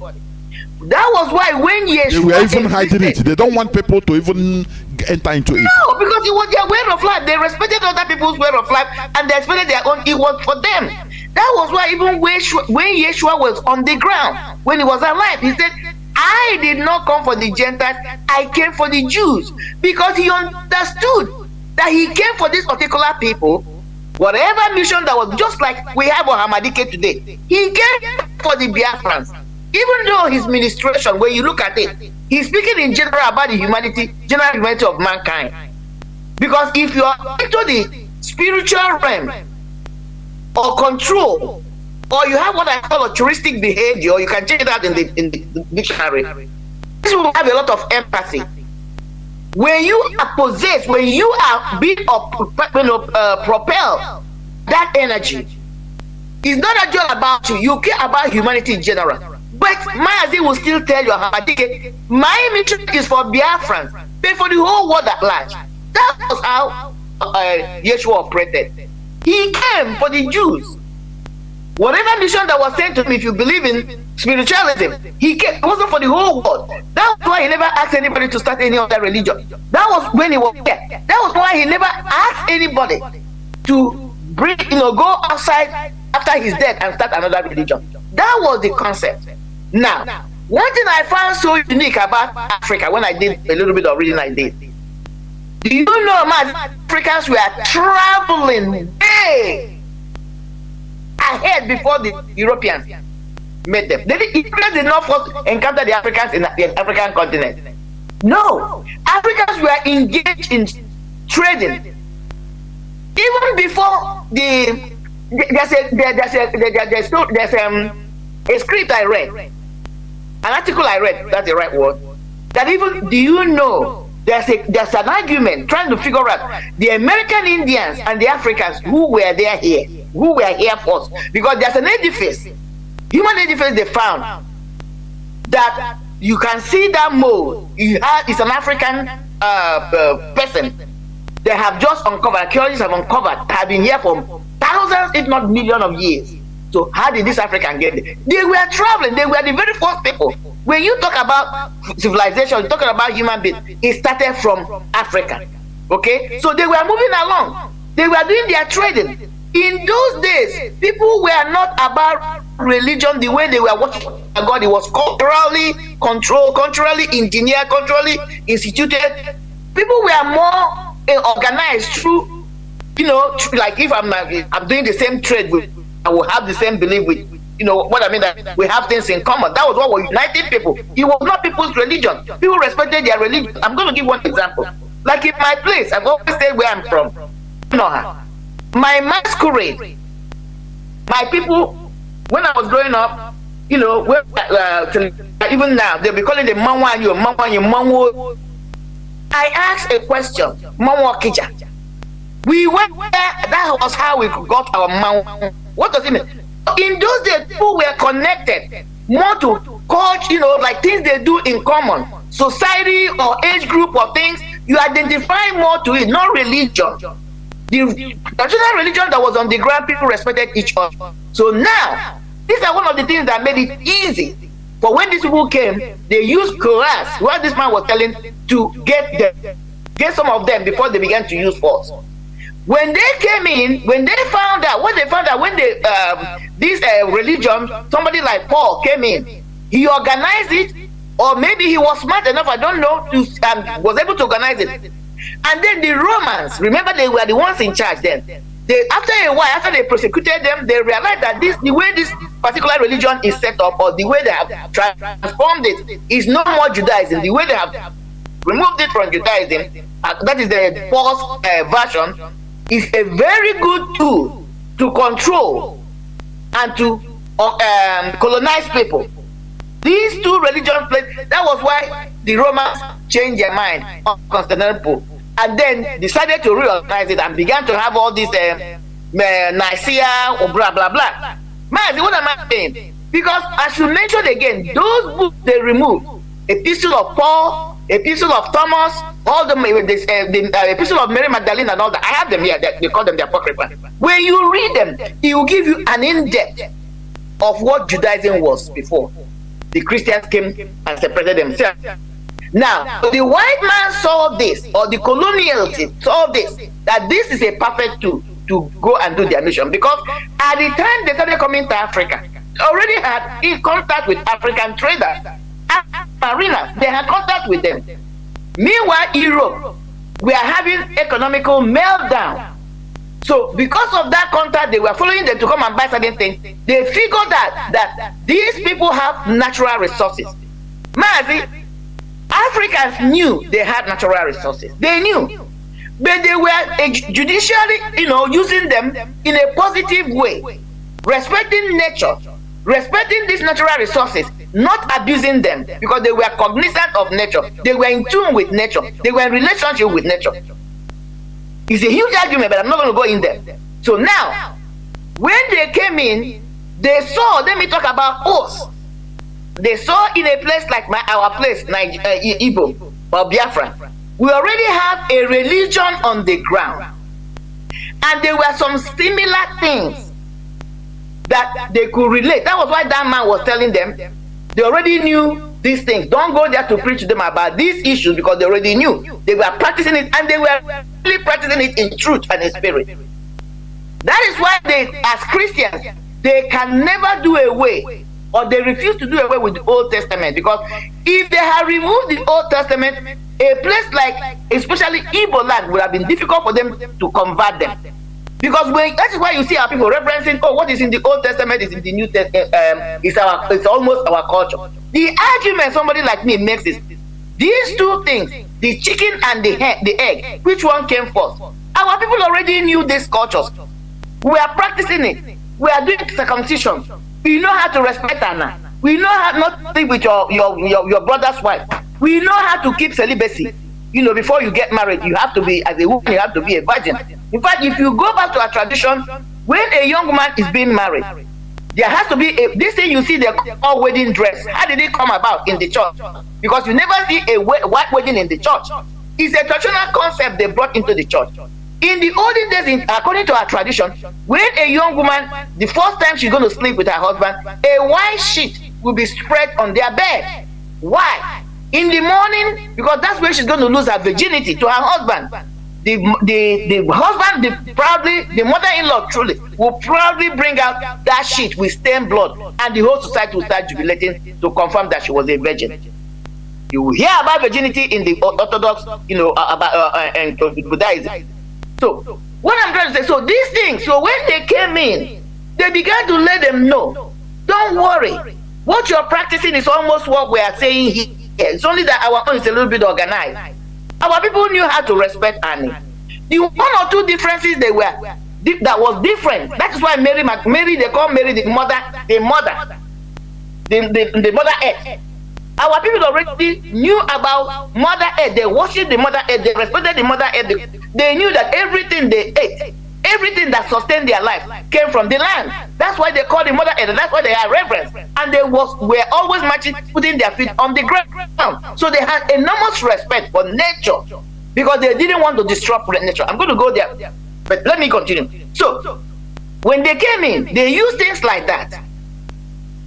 Our own is more organized, purer, cleaner than yours. That was the coercion. Oh, don't worry, it's almost the same thing. Oh, you have Mother Earth. Oh, we will have Mother Mary, the mother of Jesus Christ. Is our mother, is the Mother Earth. They brought issues like that. So some of our people began to have double mind. Maybe they're saying the same thing, but again, they came with deception. That was why they came in, to begin to penetrate. The only difference was our own people believed in going to one deity, Almighty Chukwokike. There was no three deities in one. It was a latter thing. That is why you cannot see it in Judaism. You cannot see it except when you go to European ancient religions. You can see where you have the mother and son deity. But in our own African culture, we were going directly to God, respecting nature. But you know, Mazi, not taking too much time because I continue to bring in my point. Do you see that our people knew how much natural resources we had, or we have always had? It wasn't a new thing to them. These people found out, because when you talk about, you know, the one of the greatest king had lived and everything, I think Musa or whatever, you know, he had a lot of gold. They knew they had all these abundances, but they were judicious in the way they were dispensing them because they had respect for nature. Now think about this.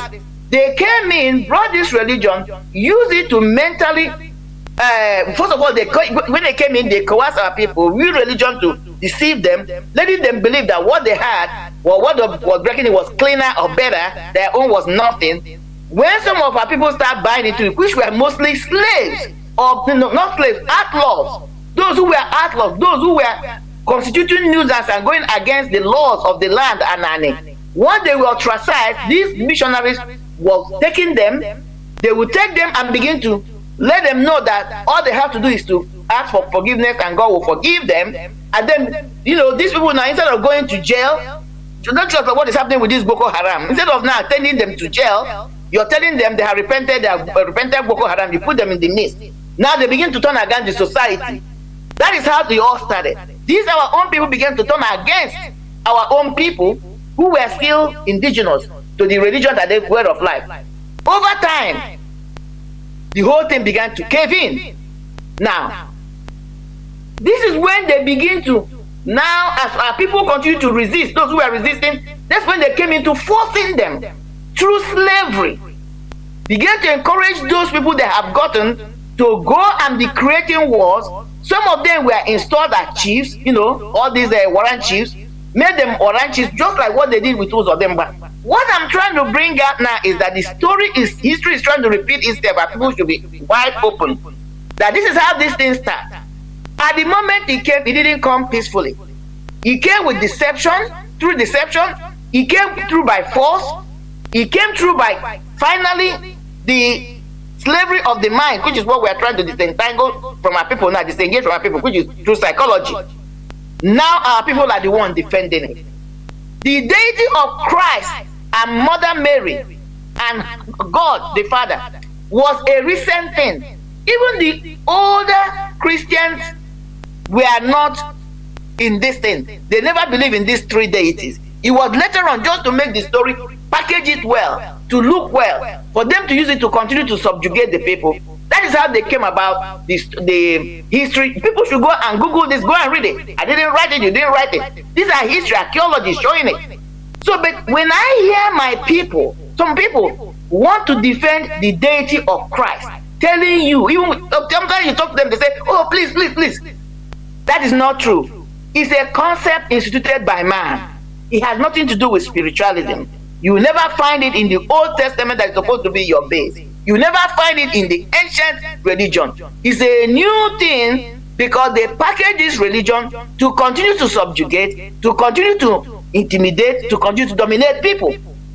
So people must rise up and understand that we have been mentally caged. That's what we're trying to unclog. And now you have the new one that bringing in Muslim in our land. That is really where my head is, because this is how it started. If you look at the whole element, it's playing out again. If we are not careful, in the next 100 to 200 years, our children will be defending Muslims. Look at the amount of people being slaughtered every day. Now the Fulani is trying to, bring in, Fulanize everybody. People that look at our elders, keeping quiet because they have been compromised. Exactly, if you pay attention, what happened when they brought Christianity. The variables might sound a little bit different, but it's the same thing. Translation of the Bible into dialect English, teaching our people English so that we can buy it hook, line, and sinker. That's what they're doing with this Muslim thing now, Mazi. I'm going to pause here as we continue to exploit this, but it's a whole lot. This topic, I don't think, Mazi, we can do it in one segment. Of course, honestly speaking, because there are many things in it. Remember that we are talking, the topic of our submission today is about first religious conversions. Now, let me continue reading the letter, the order of letter from King Leopold II of Belgium to colonial missionaries in 1883. Do you understand? Let me continue. He is ordering the missionaries, Christian missionaries. Before I do that, there is something I remember. I say, look, even in the Bible you are reading, in the Old Testament, the stories you are hearing, have you ever read where God ordered through the prophets, as the records say, ordered the Israelis? They say, oh yeah, go when you conquer, for example, Assyria, make sure, in order to impose Judaism, your religion on them, make sure to keep. No, never is never. Because it is their way of life. Their way of life must be there. Anytime, I'm going to this Bible story now. It will say, God say, their sins have reached me. Therefore, he will send the Jewish, the Israelis, to go and conquer them because of their sins and punish them. He never. Why is it their sins? Because in their own personal way of life, their religion, which is not Judaism, I mean in the other people, they have the right, they can still be righteous. Do you understand? I don't know whether people are, I don't know whether you understand what I mean. Because it is not always that they say their sins they committed as a people, which are non-Jews. Now he will order maybe David or other Israeli king, say, go and I will give them to your hands because they have sinned against me. Which means it's not always they have been sinning. And they were not Jews. They were not practicing Jewish religion. They were doing their own thing, which means God recognized it. Just the same way that the Jews sometimes they say, God said, you have sinned, that is why I give you into the hands of the Philistines. So any people with their own religion, they can sin because they have rights. God is hearing everybody. If you put it like that, the God is central. It is not something that could be manipulated. God is not an entity that could be manipulated by one religion or one country. No, it is universal, for goodness sake. It is only mostly these two religions that are tormenting the world, Christianity and Islam. I'm telling you honestly. Now, we are going back to the historical facts about how they forced you and I, our ancestors, their motives of forcing us, converting us into this their religion, which you are defending. Please continue listening. Now, King Leopold he wrote to the missionaries also. He told them, your knowledge of the gospel will allow you to find texts ordering and encouraging your followers to love poverty. You see, don't you love poverty in Nigeria? Don't you love poverty in Nigeria? That is why when they tell people to come out to protest, to chase all these politicians into oblivion so that they will understand that what they are doing is bad. No, you say they will use Bible to defend them. No, Bible say, I am of this world, but I'm not for this world. There's a way they put it. Vengeance is mine. Vengeance is mine, says the Lord. My reward is in heaven, so there is no need because it will be very hard for a rich man to enter into the kingdom of God. So why am I? You see the person talking this, he have no electricity, he doesn't have even any program of the next meal. He is in Potopoto in Ariaria, being happy. One avoidable sickness, one curable sickness will infect him or her and kill her. But she is quoting you Bible. The Bible, what they put you, they want originally the Europeans, why they bring you, force you into this religion. One of the intentions is to make you love poverty. Like, happier are the poor because they will inherit the heaven, and it is very difficult for the rich to enter the kingdom of God.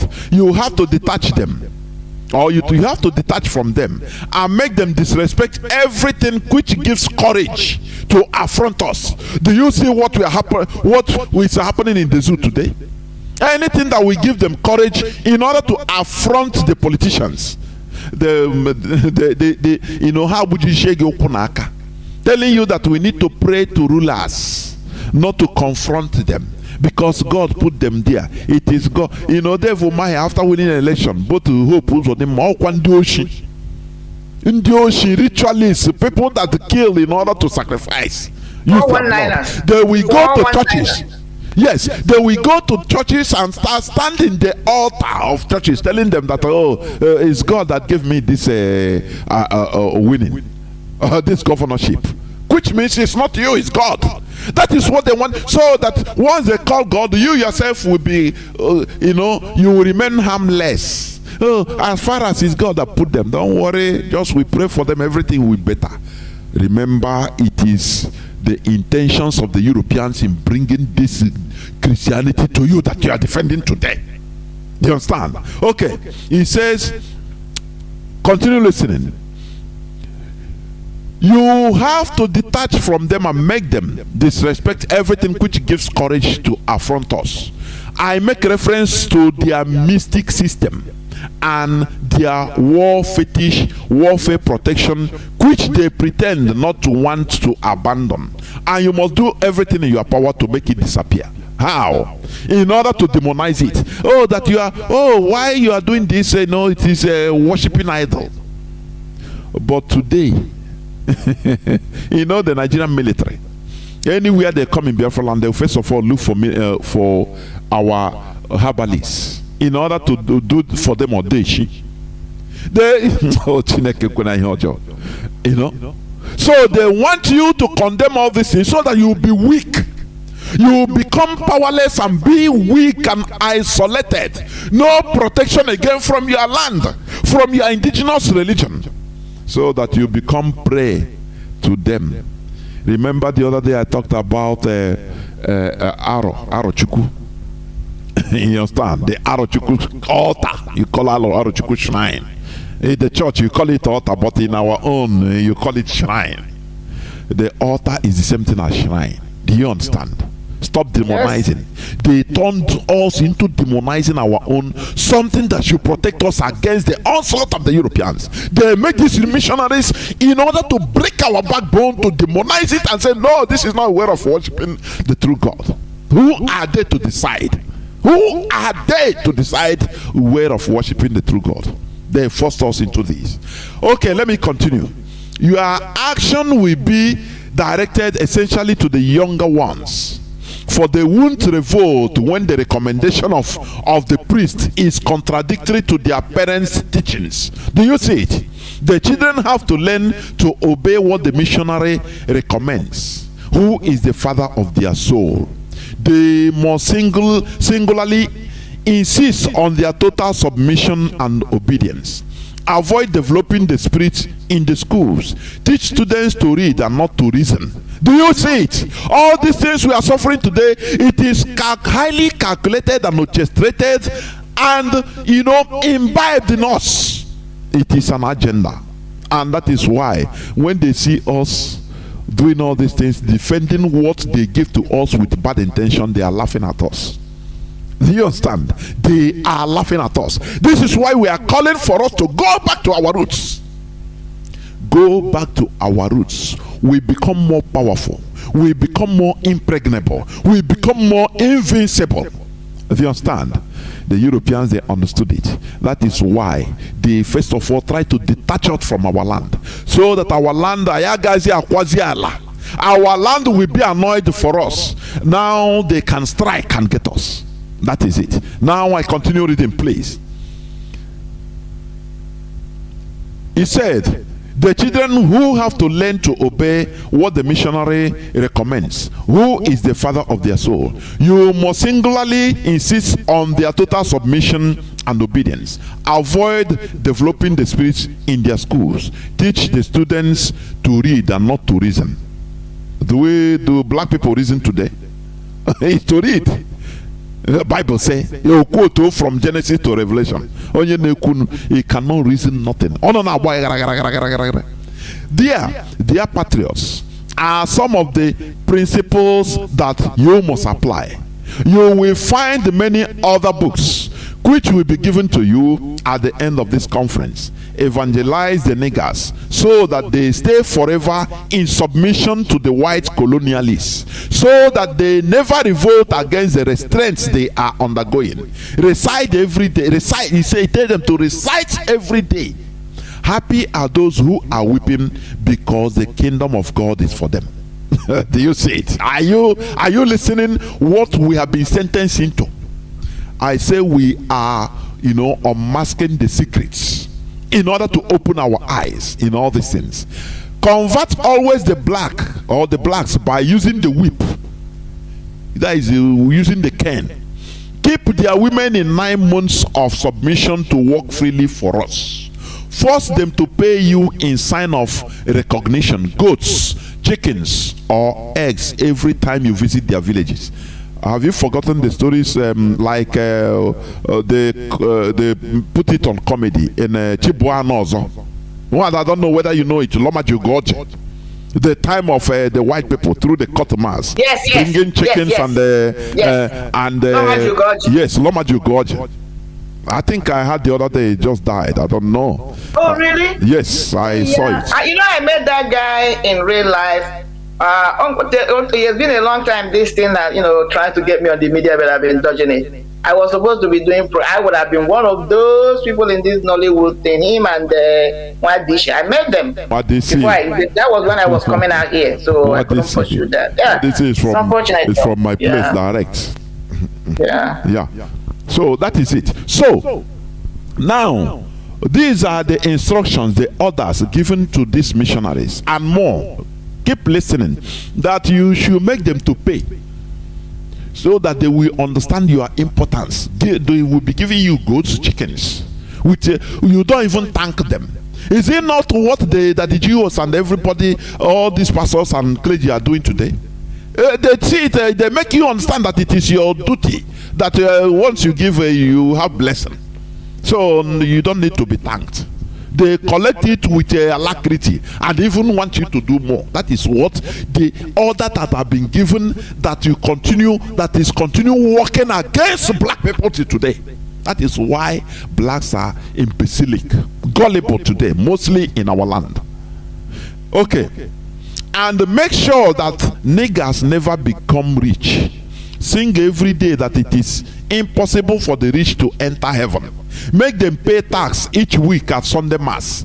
Use the money supposed for the poor to build flourishing business centers. Institute a conventional system which allows you to be good detectives, denouncing any black that has a different consciousness contrary to that of the decision maker. Do you understand what it says there? The issue of making you to be going for how do you call it? Confession, so that they know your secrets, so that they know your mindset. When you talk, they understand whether you are a revolutionist that is coming against them. Now they will put you down, put your aspiration down by giving you penance, this and that, all this rubbish. I say this is but it's another word, dehumanizing the person, because you're going there and spewing your secrets. You don't want somebody else to know. Yes. And then a stranger will give you counseling.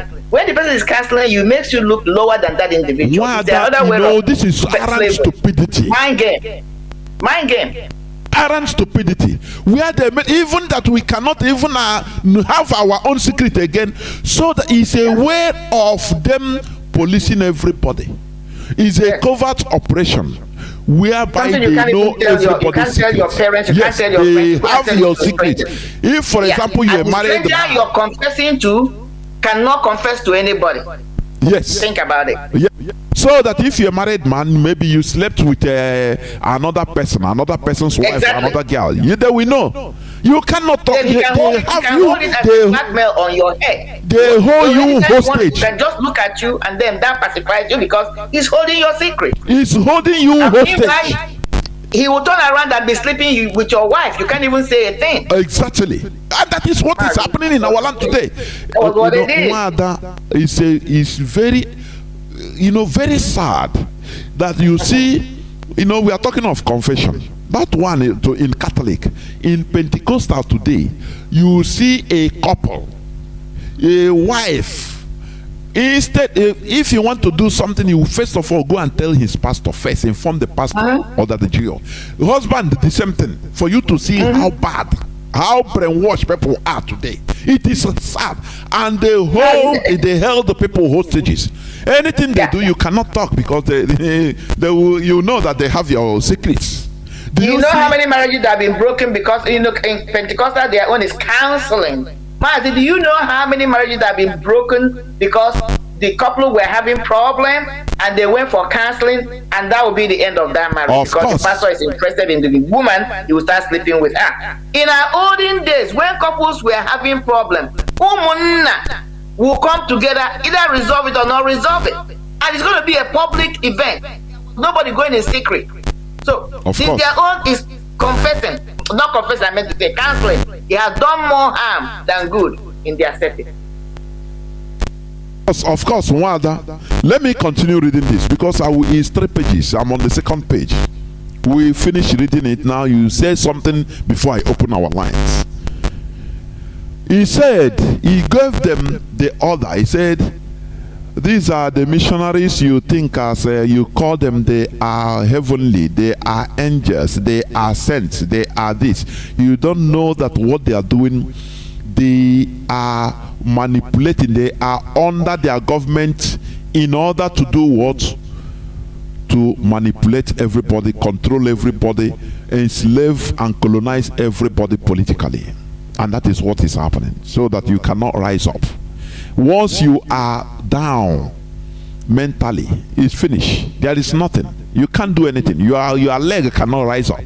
That is it. So he said also, and make sure that niggers never become rich. Sing every day that it is impossible for the rich to enter heaven. Make them pay tax each week at Sunday Mass. Use the money supposed for the poor to build flourishing business centers. Institute a confessional system which allows you to be good detectives, denouncing any black that has a different consciousness contrary to that of the decision maker. Teach the niggers to forget their heroes and to adore only ours. Saint Matthias Diaso, Saint Peter. Whereas no Kechuku,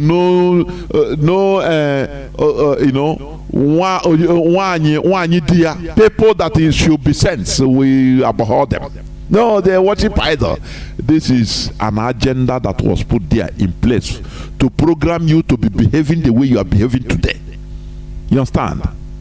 Teach the niggers to forget their heroes and to adore only ours. Never present a chair to a black that comes to visit you.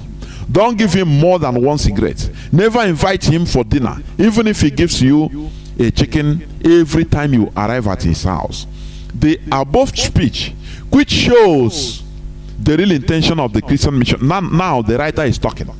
The above speech, which shows the real intention of the Christian missionary journey in Africa, was exposed by the world to the world by Mr. Makuni Meikwane Bukoko, born in the Congo in 1915 and who in 1935, while working in the Congo, bought a second-hand Bible from a Belgian priest who forgot the speech in the Bible.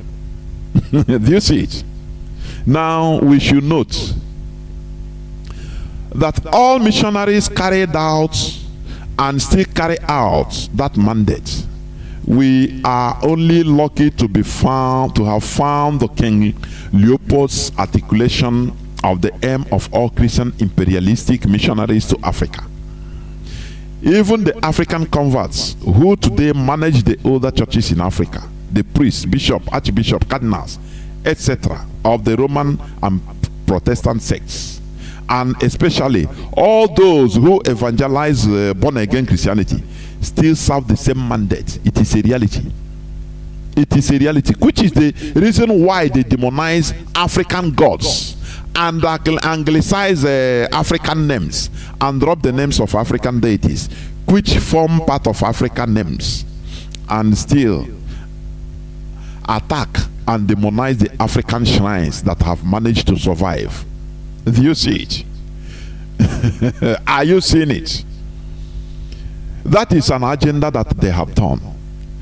Those Africans who voluntarily converted to Christianity before the colonial conquest, such as Alfonso I of the Bar Congo in the 15th century, probably did not discern the purpose of the brand of Christianity that was supplied to them, which was probably why they fell as prey to the missionaries and the white traders and pirates who followed them. But listen now, but their Japanese counterparts probably did discern the game, even without access to some versions of Leopold's letter. But even if the Japanese shoguns did not intuit what Leopold makes explicit, they clearly realized the danger of Japanese converts to Christianity forming a fifth column within Japanese society and the state.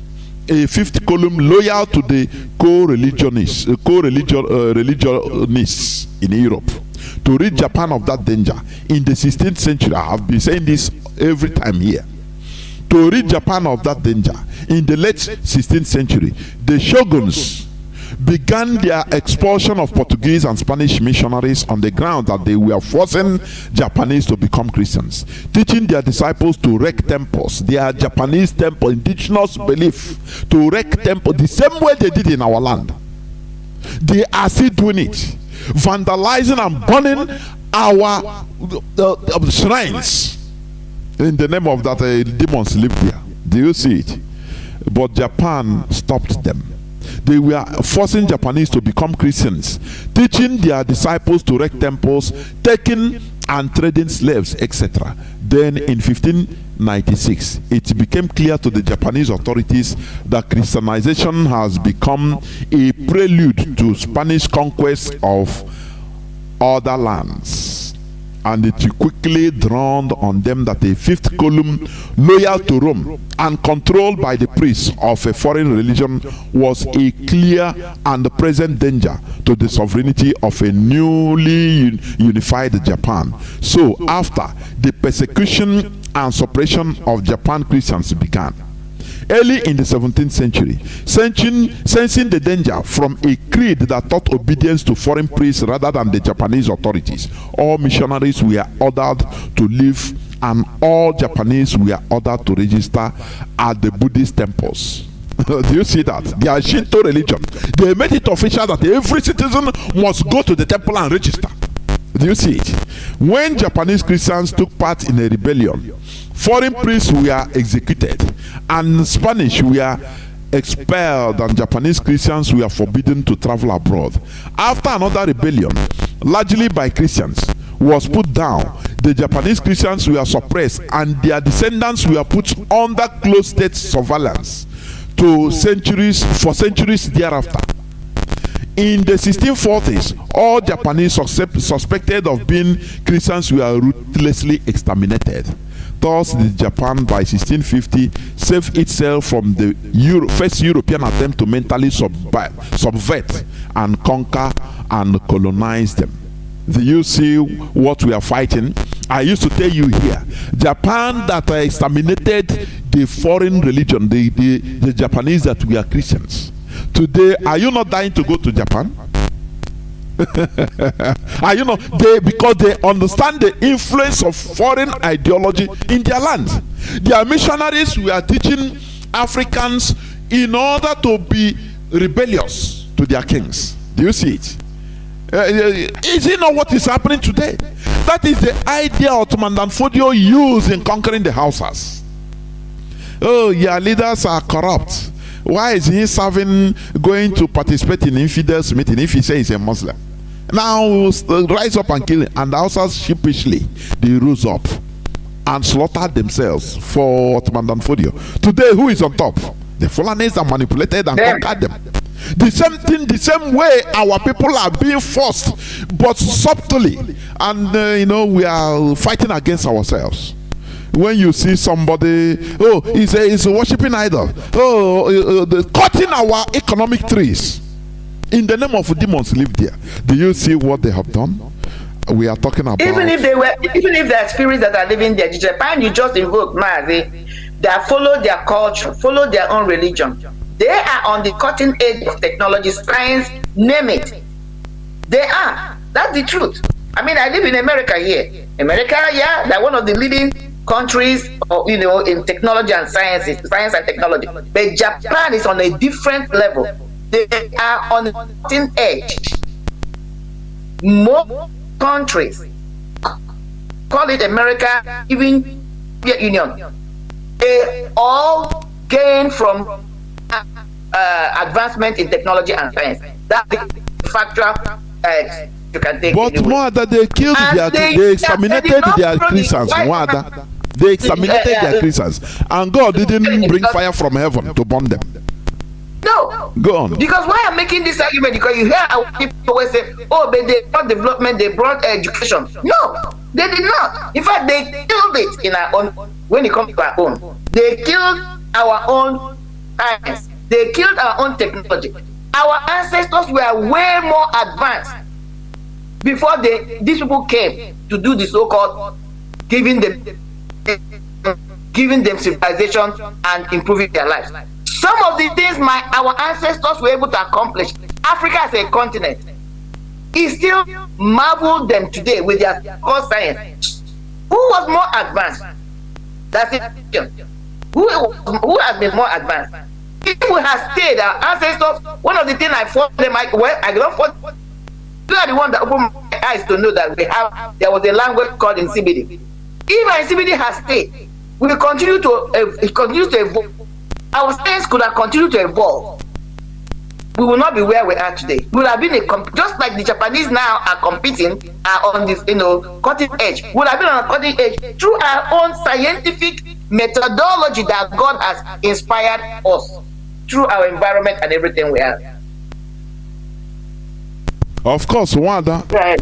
As I continue saying, the writer said the African captives who we are taking abroad and enslaved, and the Africans at home after the European conquest, having already been forcibly deprived of their autonomy, we are in no political position to resist Christianization. Thus, the Christianity still practiced in all of the African American diaspora, just as that in the African homeland since the start of the 20th century continues to carry out the Leopoldian mandate. That is the European mandate of estranging us from our own land. Hence, for example, whereas the white born agains of the USA, when in the US Navy or Navy ships in World War II sang "Praise the Lord" and pass the ammunition, they say, "Pass me the ammunition." They pass the ammunition after saying "Praise the Lord." The attitude of African born again converts today is best summed up as they shout to "Praise the Lord" and lie down for the manna. They don't do nothing. They only continue praying, speaking in tongues that a miracle will happen. Whereas those white people that which also instituted this, they knew what they did. So that is why when they also shall praise the Lord, they fight. They don't go and start waiting for manna to fall down from heaven. Because they knew it was not mandated from God. Exactly. They know God had nothing to do with it. That they is know that. It was only a tool of conquest, for marginalization, for slavery. They know their way. They know their way. So that is why. That is why when they see you, they watch you. When they watch Africans pray, every day, church full, they laugh. They say, "Look, how do we? These people they cannot be delivered again because look at what we have." They will be shouting, "Look at what we have done to them." Monday, Tuesday, Wednesday, Thursday, every day you are in the church praying. Like when you see some of them over here, like Benny Hinn has come out recently. In fact, it was his own cousin that debunked him that everything Benny Hinn did was a fraud. You go on internet, don't quote me. You guys will see the videotapes his own cousin made. His own cousin was with him for a long time. This is the same, his real direct cousin. He came out and debunked him and stated that everything Benny Hinn had done for years, nobody was. It was all a setup. It was a setup miracle. You know, these people, they come, they confess what we have done since ages is a sin, is a crime, is a fraud. Now, they don't suffer for it. No person. What of the life they have destroyed? The other time somebody come up and said the tithes have been, the books I've written about tithes is wrong, is fake. Because that's why I'm bringing this, that there are still people that are still arguing. What of these people, Benny Hinn? What of this one in this country? But what I'm trying to say now is go on YouTube to hear the young father called Benny Hinn's father tell you how this thing started. It started from Benny Hinn's father. It was a business. Benny Hinn's brother is in Canada. He had the same program. So Benny Hinn is the one that kind of brought his own to London. He said my uncle is very rich. He said that everything they did was just a set. He will tell you his life. Even when he called himself a catcher.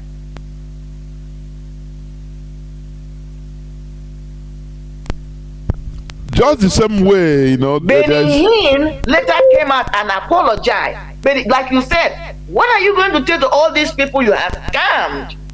Nobody was many healed. people died even because of Benny Hinn. your brainwashing. People could have been healed. They died because they were given this illusion that he was healing them. So why are they speaking in tongues? People like Benny Hinn. Because they still speaking in tongues to people like our people who are the ones that are continuing to give them this money.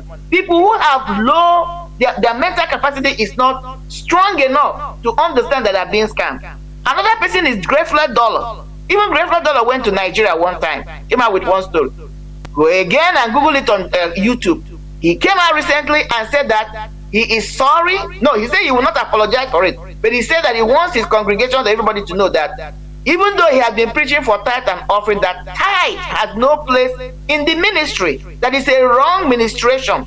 And somebody asked him, but you have extorted money from people through preaching of tithing and this. He said, well, I will not apologize to it, but I'm standing here to tell you people that from today henceforth, I will not talk about tithe because it's Old Testament. They have been scamming people. Because that's the only language they will speak for these people, our people, who had no idea how they have been conquered people. This is what we are trying to do here, Mazi. To open our eyes to know that this thing, some of us are vigorously defending. They did not bring it because they love you. They did not sell you this market because they care. They did not sell this market to you because they want your soul to make it to heaven. They don't even know where heaven is. They did not bring it to you because they love you. They brought it because they found that it was a perfect tool to mentally and physically enslave and put us in bondage. And it's only a few people like us who have tried to do an in-depth study and reading from the book some of them wrote, from the history, archaeological artifacts, begin to find out that this was a made-up lie. You want to pursue spirituality in a different thing, but when it comes to these two, particularly these two religions, they are elements or tools for political tool to galvanize people, use them for their own expense. That is what we are trying to tell our people. We are the one that wrote. We are not the one that wrote this story. This is a true story. It has nothing to be against anybody, because the people that so-called brought you this thing you're defending have ran far away from it, because it was never truth in the first place. It was a tool that was used, continued to be used, and that is what the politicians are doing. Somebody like you, Mazi, somebody like Ozodimba, who has killed, he will finish killing. When I started seeing, I said, why is he always wearing white? That the deception. Watch him, he's always wearing white. This he came into this so-called power. He's trying to give the impression that he's a clean man spiritually, when he's a blood-stained soul, if there's anything like that. He will finish killing this youth. He will put on white and go to church. And where does he sit? They will give him the front seat. You ask yourself, these ministers, are they not hearing? If they cannot hear, can't they see the outcry of mothers, the outcry of fathers, the outcry of siblings about their innocent souls that have been cut short. Why are they not confronting somebody like Devil Umahi and Uzodimba? Because they're all doing the same thing. Because when they came in for the conquest of Africa, they found out that there were two ways they could use it. They could use to conquer Africa. One was what? Use the sword, the coerce, which was religion and other things, and then use the barrel of the gun. They are still doing it today. But they found out that where the world is now, apart from people like these Fulanis, it's not easy to just pick up a gun in the name of Christianity and begin to shoot people. But you can continue to hold them bound, hold them down mentally through this book called Christianity, or Holy Bible, or whatever they call it. That's what I wanted to bring in here right now, man. Okay. You continue. I don't know whether you have finished reading. Yeah, just remaining a bit. The conclusion is this: thanks to a century or more of this King Leopold mandated missionary mind control, African Christians are not an activist. They are not self-helping. They are not economically engaged or politically resolute, let alone militant bunch. Hence, they are putting up with all manner of mistreatment and exploitation by their misrulers, white and black. That is the reason why they can condone anything. They will say, don't worry, God will judge. You know, I have cancelled that thing in my lexicon. God will judge them. No, we human beings will judge them. That is it. Now, the most they are disposed to do to their misrulers is to admonish them to fear God.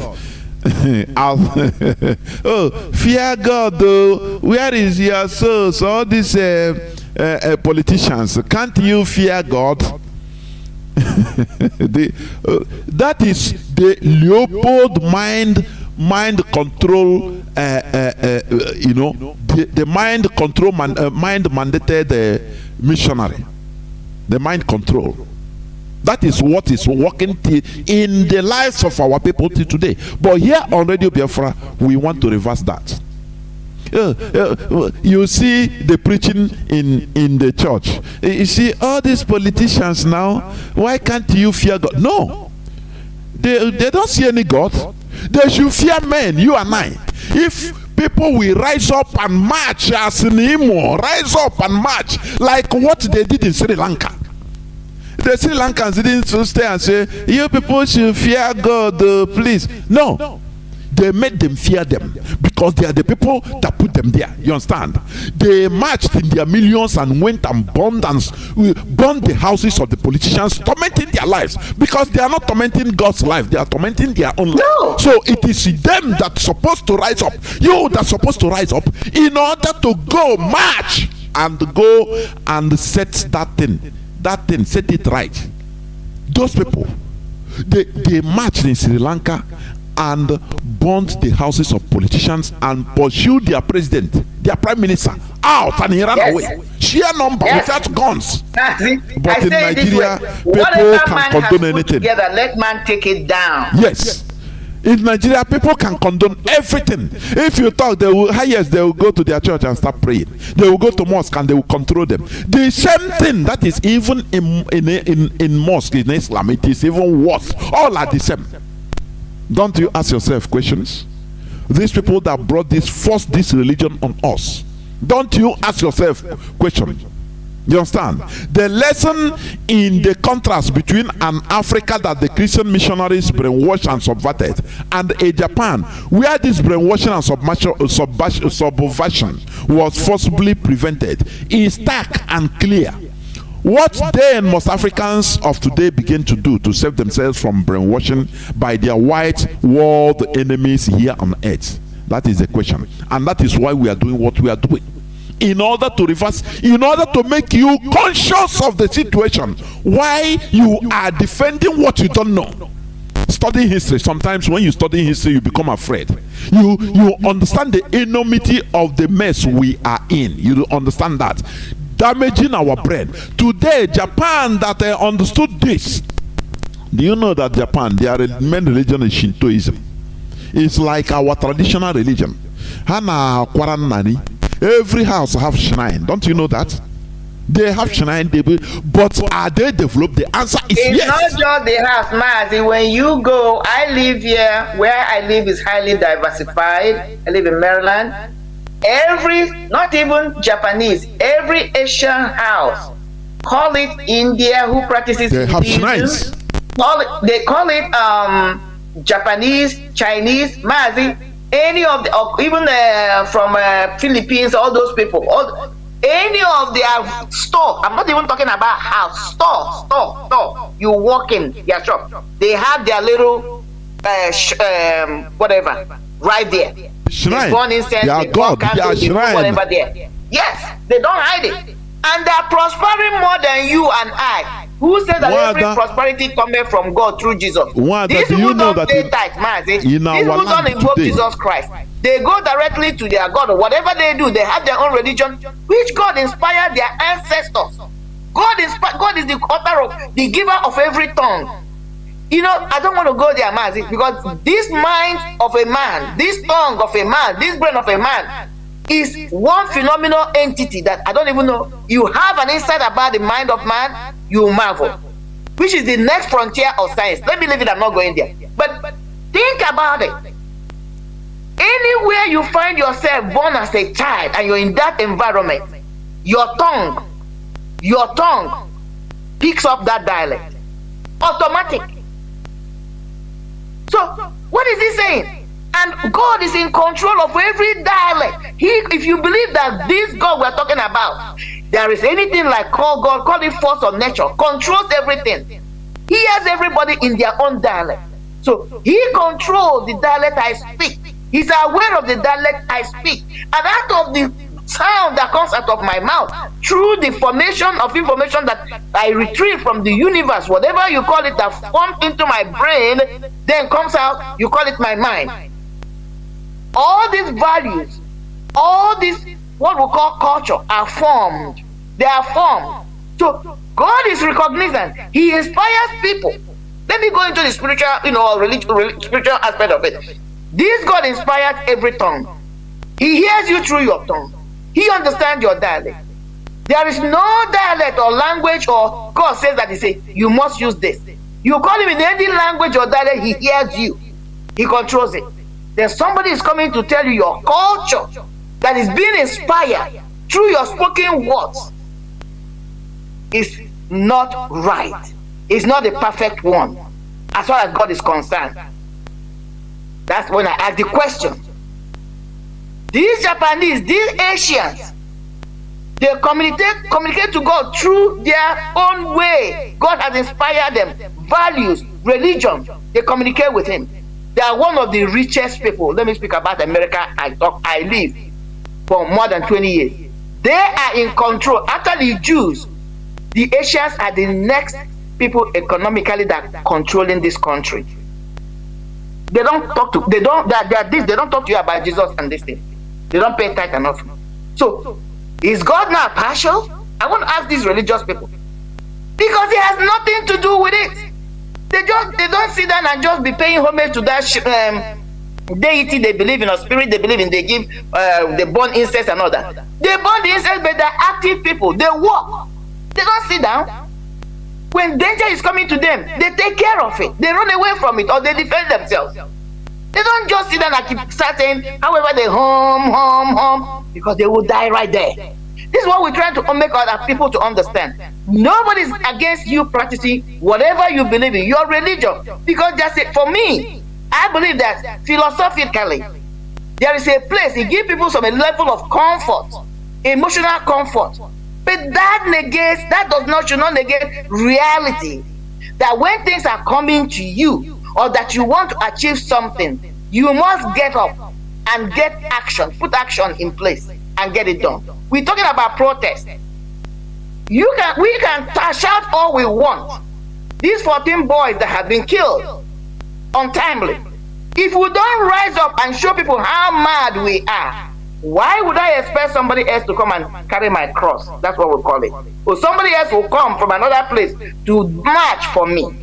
But I'm staying here, and I've seen when the same Igbos, especially Igbos, let me call them, so-called Christians, let me call them out, during Trump's election, they were in Nigeria supporting, doing a protest or a march or whatever solidarity march for a man that doesn't even give a hoot about them. Trump doesn't know them. Trump cannot impact their lives.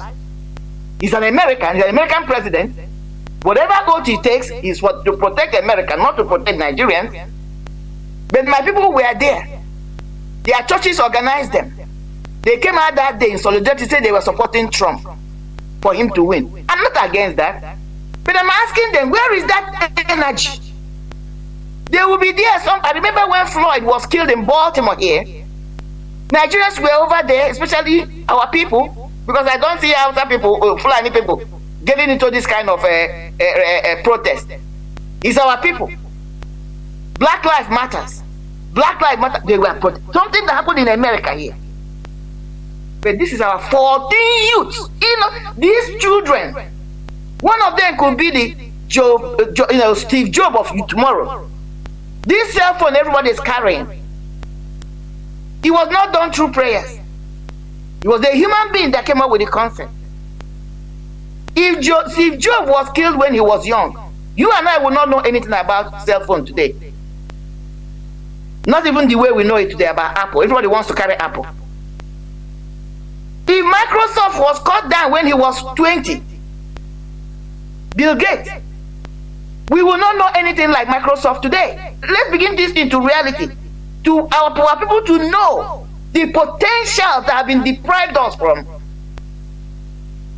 Even the Yeshua, Jesus Christ, let me use the word they call him, that they invoked that will take them to heaven. If at the time, according to the biblical story, that she got the people found out that she was pregnant and they wanted to stone her to death. If according to their Bible, God did not visit, or the angel did not visit Joseph in the dream and advised him to make sure to protect Mary, because God was responsible for the pregnancy, however you want to qualify it, Jesus Christ would have been killed as the mother was being stoned. And there wouldn't have been any Jesus Christ that following her to take them to salvation. These children are potential Jesus. These children are potential Microsoft. They are potential Amazon, Bezos, John Bezos. They are potential Mazi, Nnamdi Kanu. They are potential you. They are potential me. They have been snatched away from our society. A blessing God gave us. We have no idea whether these are the people that will take us to the next frontier of life. We have cut them short. And people are acting like it's nothing. One life lost is more than enough. Because you don't know the potential of these kids. And who are the people exercising these heinous crimes? Encouraging them. Old bags who are 2 feet away from their graves. Most of them have expressed all their so-called potentials or inability to express them. We know who they are. We know what they have been. Just like somebody like Ozodimba, 419er, criminal. What has he achieved? Nothing. We know his full potential. Nothing good can come from him. But these are kids that are yet to express their potentials. And every day you're praying to God to bless you.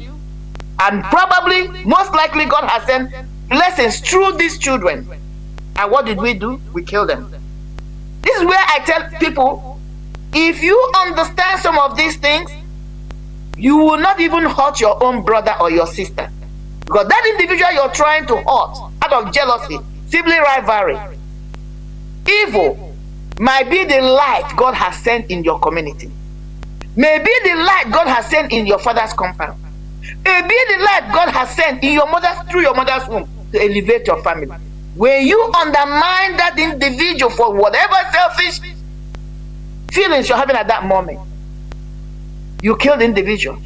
Either by giving the person a 2 of poisoning or calling kidnappers to kidnap, which is the current thing now. Kidnap the person, extort or kill the person.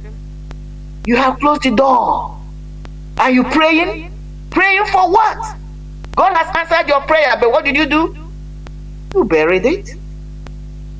That is what we are calling. We must rise up when one is crying. We must rise up as a collective, as an individuals that are collected in one goal, which is Biafra. Stand up, get our freedom. Mazi has come as a vessel God is using to give us freedom. Look at what we have done. We have not done a good job. And every day they go to church.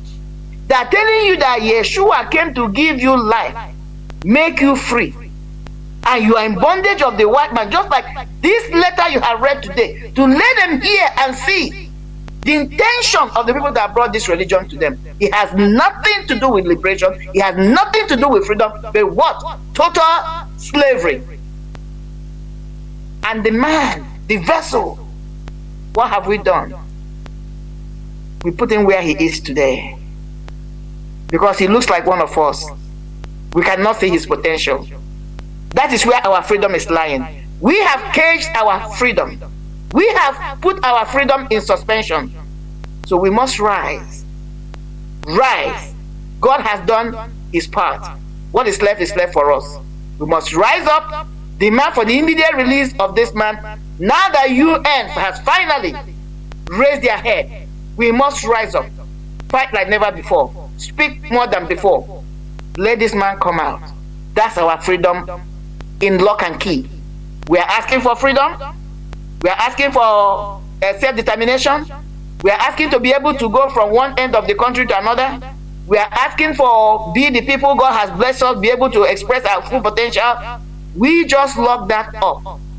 Let's be mindful of that. God has answered our prayers, but we have locked it up. Mazi, I'm going to yield for now and see how you go. You know, there is one pathetic thing, you know, in our land today.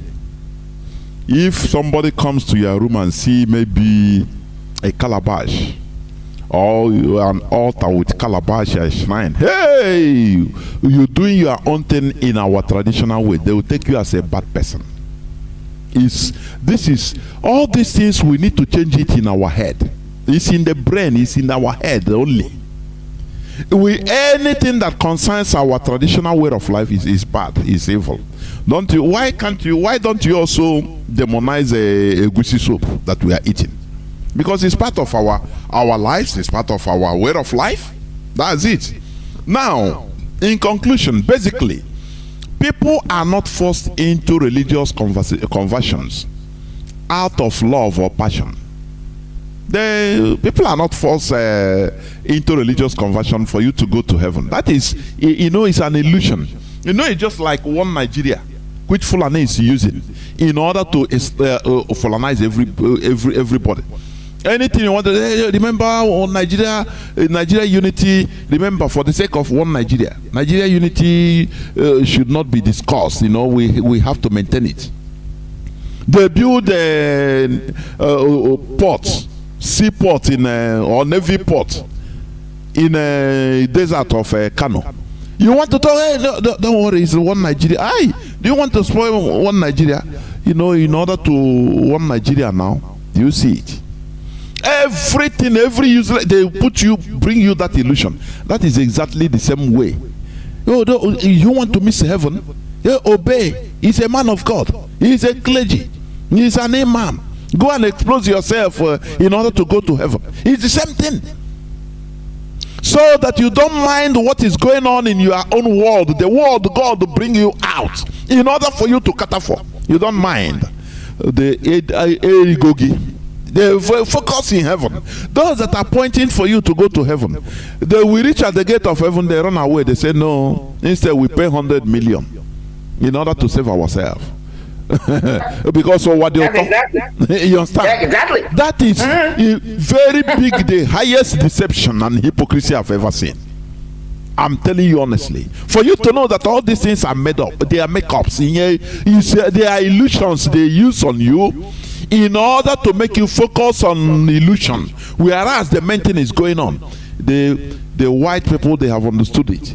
They know all the secrets. That is why they develop their world, they develop their entity. And you are dying to go there. You that wants to go to heaven, do your own thing nowhere, but you want to go to white man's place where that is developed. Yeah. That is rubbish. is brainwashing, mental enslavement. That is what we are trying to remove here. Now, as I said, basically, people are not forced into forced religious conversions or religious conversions out of love or passion. Rather, in order to harmonize their belief system with that of their conquerors, so that they could be easily controlled, subjugated, and manipulated for political purposes. Example is Ottoman Dan Fodio to the Hausa. He brought them real Islam, but today where are they? Are they relegated to the background? The Fulani, they took up positions. If you talk, say no, you want to offend Allah. We're supposed to be at your head. Do you know real Islam? It's we that know it. So you respect us. That is exactly the same thing. Oh, yeah, Daddy Gio. He knows the Bible. He sees God more than you. So you have to tell him your secret. You don't know that all touch these not things my are, anointed. touch not my anointed. You will see him. He will be shooting everywhere. And no, don't talk. He's a man of God. Please, God will judge you. God will kill you. All these are mind controls, brainwashing. We should emancipate ourselves from all these shenanigans. That is what is keeping us aground. Do you understand? That is why, people in Nigerians are gullible. Because their pastors and their imams will tell them, pray for Nigeria. Everything will be okay. Miracle will come. Don't worry. God is in control. All that, it is our sin. That is why we are suffering. So once we do the right thing by praying and fasting, now He will give us a good leader. All these are bunkum. You must fight for good leadership in your place. The same way the French Revolution rose up by themselves and blood was shed everywhere in Europe. The people rose up. If you fail to rise thinking that God will fight for you, you are on your own. Your ass is grass. I posted something that somebody wrote. He said, when it comes to religion, Africans, Nigerians fight for God. But when it comes to their own rights, they leave it for God to fight for them. It's really horrible, honestly. So, as we would see that the European forceful conversion and imposition of their Christianity upon us was for us to be separated from our indigenous way of life, which paved the way for their easy political manipulations, resulting and leading to colonialism and neo-colonialism we are suffering today. If what we are saying is not truth, why did the Pope Francis apologize to the indigenous people of Canada? A church, as a leader of the church, they understood the evil they committed against the indigenous people. Because the indigenous people, they have been fighting for this apology. They recognized, they understood that they were wronged, that they were manipulated, they were slaughtered. That is why they were demanding for it.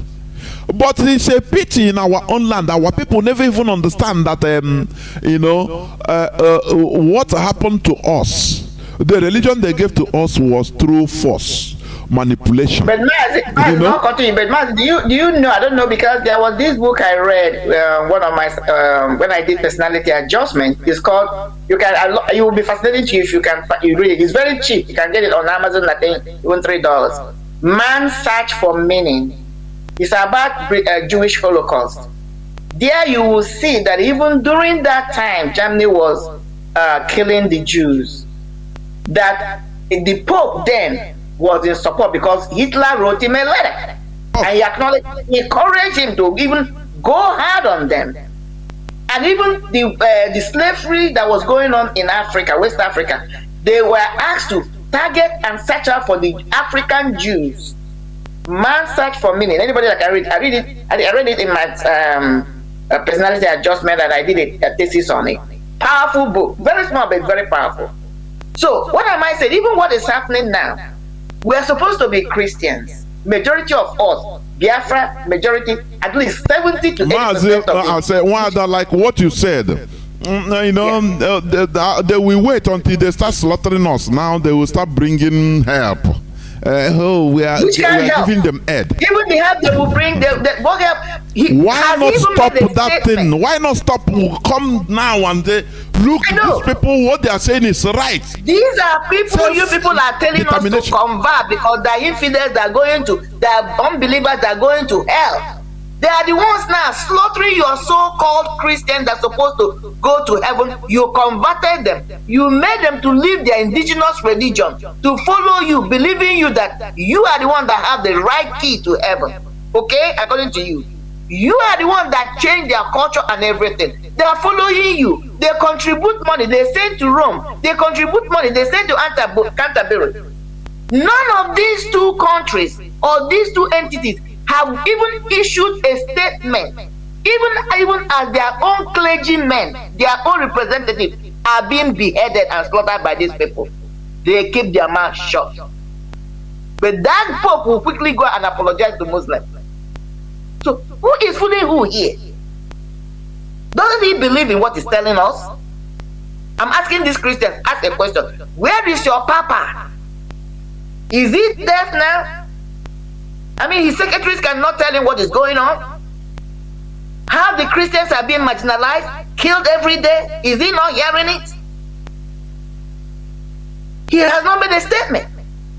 Mazi or Hamadike, human rights, has been marginalized for nothing.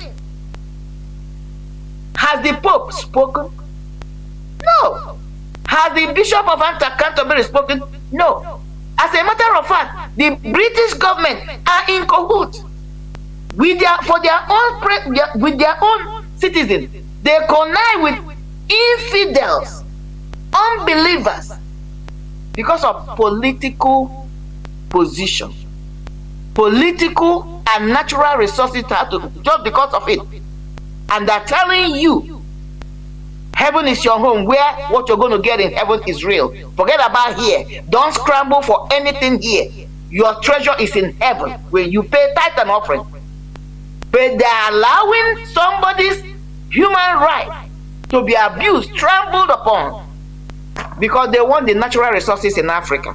They're not looking for the one in heaven, no. They want in Africa, well, in Nigeria to be precise, in Biafra land to be precise. That's why Mazi Nnamdi is in there and Britain is keeping quiet. They were part of the people that kidnapped him. They arranged it. But here they're telling you, don't worry about the natural resources here. Don't worry about anything here. Go to heaven. They are here killing us, jailing us, calling us monkeys, treating us like one, less than their animals. Because here you can't even keep your animals in a room without attending to it. You go into jail. But for 1 year, this man has been in what? Detention. 24 hours. Can't come out. And yet, they cannot speak. I'm going to yield here. Of course, in conclusion, before I open our lines, we should stop viewing regarding this forced religious conversion as saving or bringing development to us. It is a very wrong notion. It is brainwashing. Rather, we should regard it as it is. And what is it? It is political domination, enslavement, and colonization. We can develop even better by always reforming, updating, and developing our indigenous religions to suit the present generation. We should stop viewing our traditional way of life, way of worship, religion as evil, blanket evil. This is demonic. It's in itself demonic, please. We should go back to our roots. I am not telling you to jettison your Christianity or anything. No, no, no. But do it, with the backbone of our roots. That is the way you do it. That is what we are talking about. So,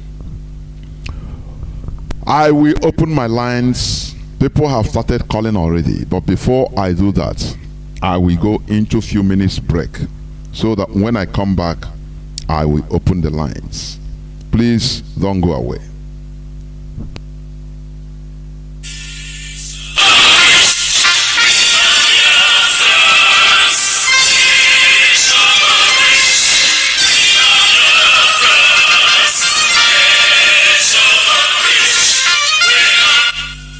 Biafra worldwide phone call campaign alert continues.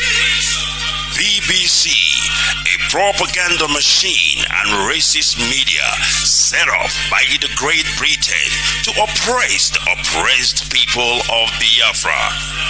BBC, your media war propaganda of 1967 that led to the genocide of over 3.5 million Biafrans, men, women, and children, did not stop us.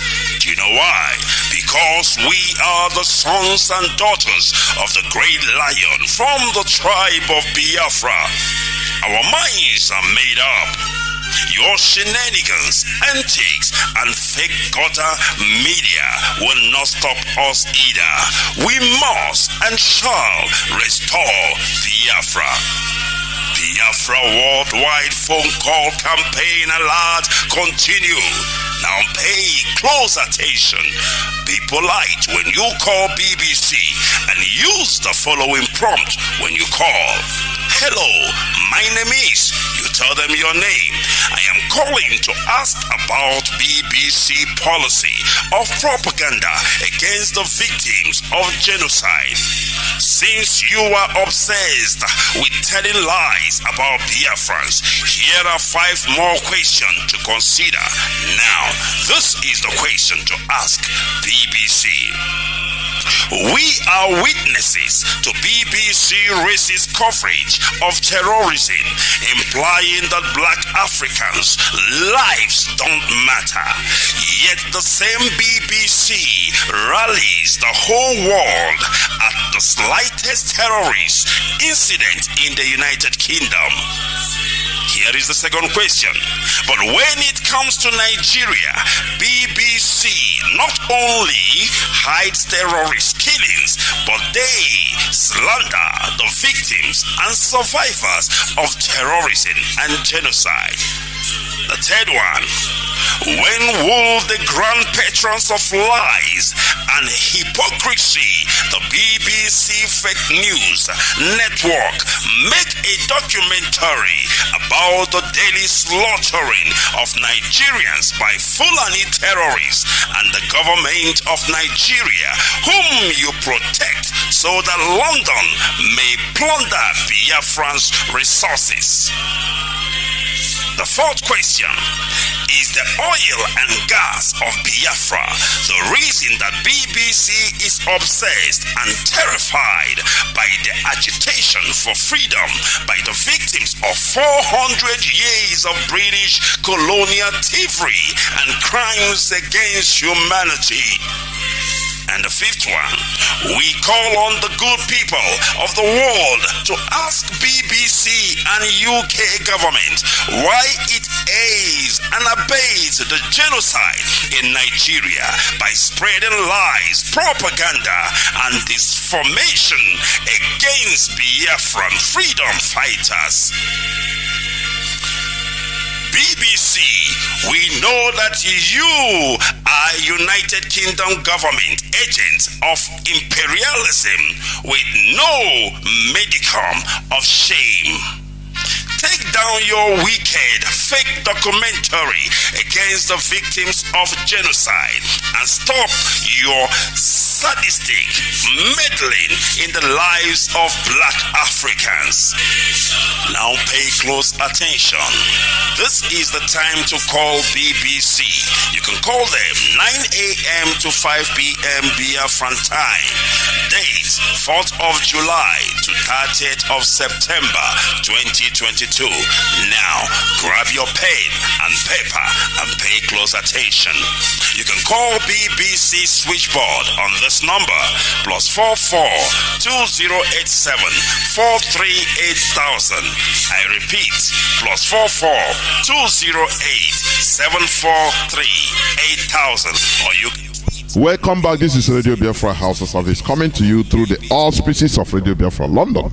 My name remains Mazi Chinedu from Olu province of Biafra London. With me is Wada Marianti Heather. We are here discussing on religious issues, and the topic of our today's discussion is forced religious conversions, something that is not our system and they force us. You think you are defending it today as if it is the same way people that are defending Islam, taking it as their way of life. They didn't understand the carnage that their ancestors suffered before they were subjugated and instituted. It gave them what they are carrying today. What they are doing in our land today, if the Fulani succeeds and subjugate all of us through their Islamic religion, put Emia in Owerri, in Onisha, in Aba, in Bayelsa, everywhere, use their Islamic imam to control us in the mosque. I'm telling you, in the next 100 years, our generations that time will be defending the religion. But they didn't know that this thing came through carnage. It's forced on us. That is exactly the same way our people are defending the European religion without understanding how it came to us. We need to be wise. Our lines are now open. Our direct line is +1 213 328 6224. I repeat, +1 213 328 6224. Our WhatsApp and Signal line is +61 405 142547. I repeat, +61 405 142547. I have a first caller already. Caller on WhatsApp. Can you hear me? Welcome to the program. You are the first caller. Please start by giving us your name, where you're calling from, and give us your view on this issue, please. Do not hesitate to ask questions also, please. Caller on WhatsApp, welcome to the program. Can you hear me? Yeah, Mazi, Jonathan. Good evening. Yeah, well, welcome to the program. My name is Mazi Chekwado. I'm calling from Germany. You see my number also. I thank our Wada, Madam Maria. Thank you very much on the work you guys are really doing. Even I pick a great point that she made, that if our people really know the potential of we humans, even we will not even one day think of even planning evil for our fellow human, because you may not know the person you are planning evil may be the source of your lifting tomorrow. If our people really know this, they will not even play. Even this, our 14 youth that were killed last week or last 2 weeks, even the whole Imo state will full.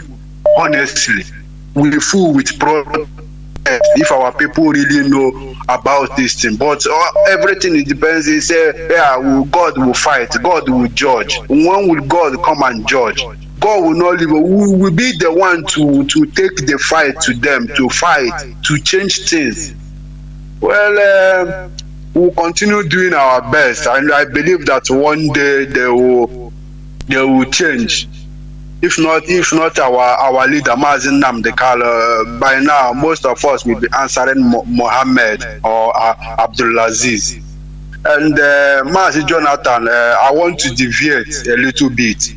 It's about Mazi Carlo Ntakalo. Mazi Nnamdi Carlo. Leave it for another day, please. We are. Don't worry. As from tomorrow, you can talk about it. But please. Because when you talk about it now, another person will come and please, let us focus on what we are taking. Yesterday I talked about it, or day before yesterday. So please, let us not hijack this now. Please. Okay, Mazi. Thank you. Okay, Mazi. Nobody is hijacking it. Okay, Mazi. Thank you very much, and continue your good work. Thank you very much. Thank you, and our sister. Thank you very much. There were Mazi. Thank you. Thank you. Bye. Yeah. Well, we must continue. How do I bring in? Calls are coming. Honestly, yes. Yeah, of course, yes. You know why I don't want deviation of this? Another day you can call and talk about it, please. If you speak about it now, another person will call, and it will be the same.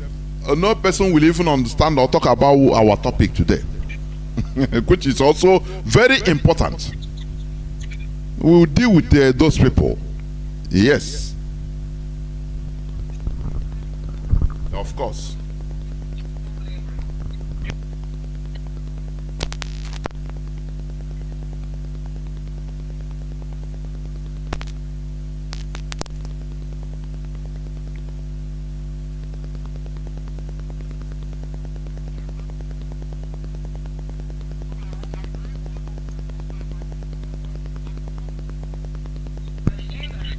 Wanda, I'm trying to get you to come there. I'm trying to even your voice. I don't know. Wait, I don't know. Wanda, please, can you come back and come in again? So that, yeah, okay. Caller on WhatsApp. Sorry, not WhatsApp. Caller on Signal. Welcome to the program. Can you hear me? Yes, I can hear you, Mazi Jonathan. Good evening from here. There, well, welcome to the program. Can you hear me? The whole world is hearing you. Thank you very much. Mazi, thank you very much for your good work. It's only those that don't have sense of reasoning that will not understand what you are saying. Mazi, there was a day I asked one question in church, because me, I'm a Catholic. So, and I know these things like how to pray rosary, and you know, Catholic believe that if you have not been confirmed, you are not a full member of Catholic Church. You are not a confirmed. Like if you are baptized and you are not being confirmed, you are not a full member. So one day I asked one question when we are in class, during the class of confirmation class.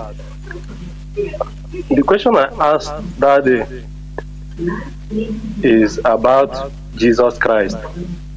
Before I ask the question, I go to the Bible, I open the Bible, I ask them, you people say God is the same yesterday, the same today, the same tomorrow, and the same forever.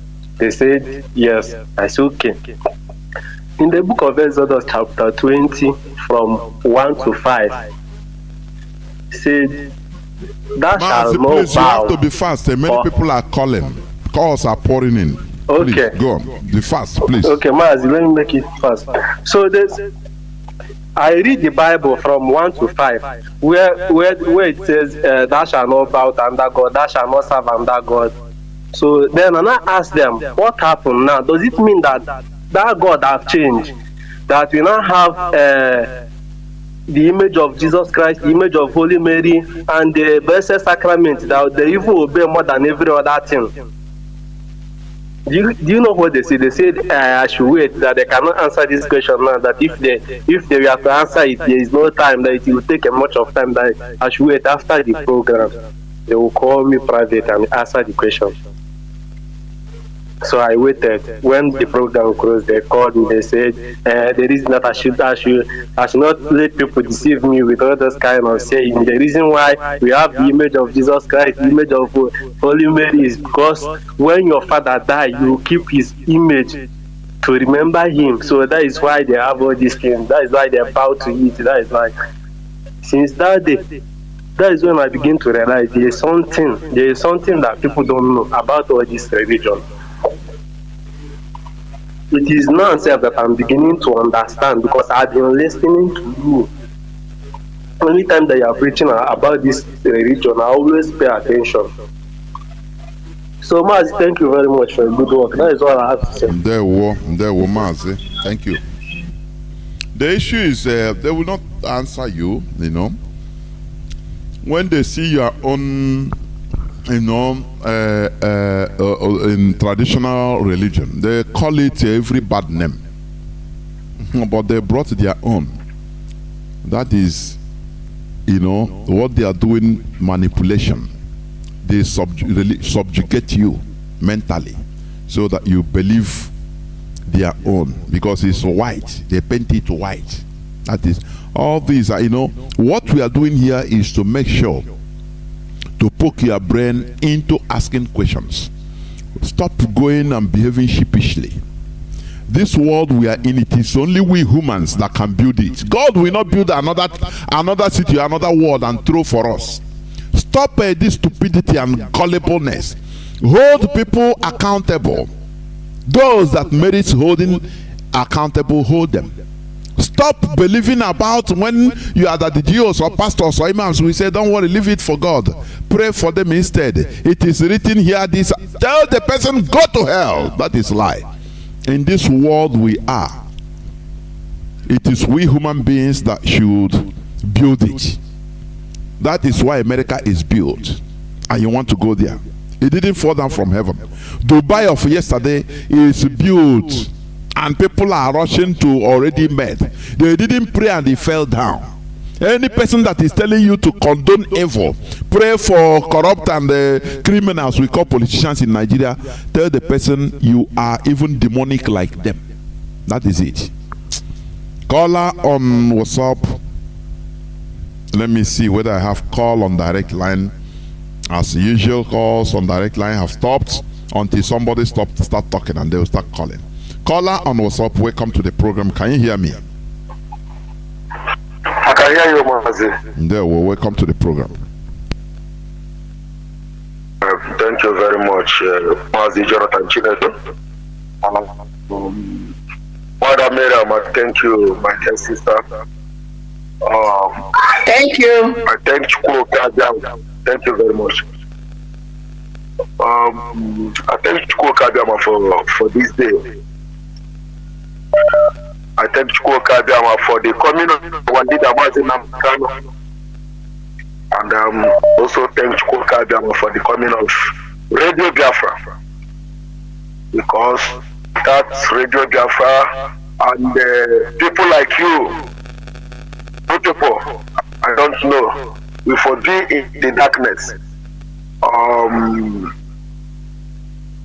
This white man religion that white people bring to us is an abomination to us.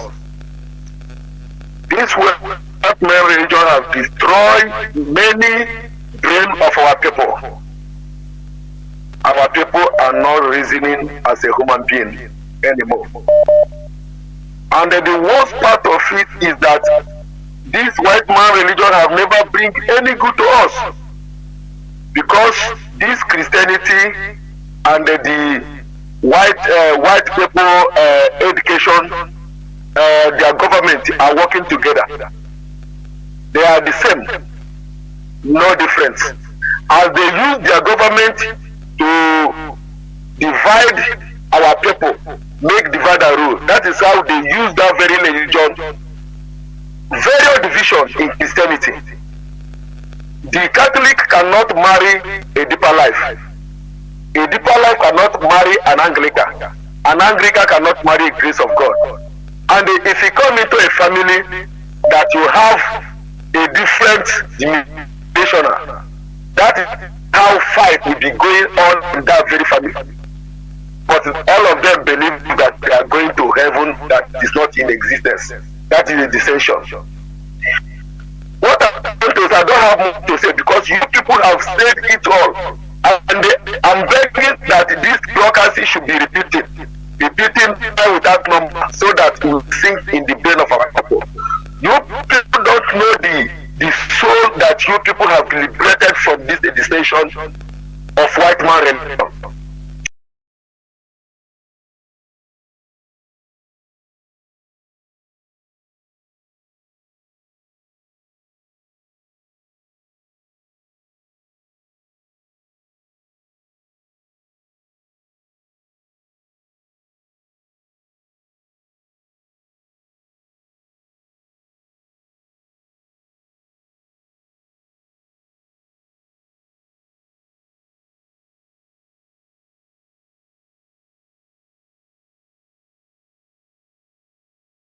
Of which was in demon, I will read, because you get knowledge from everywhere. So let us let us, what is done is done. What we are telling our people, what we are doing here, is to make sure, because really it's when Biafra comes that we can provide a very viable alternative.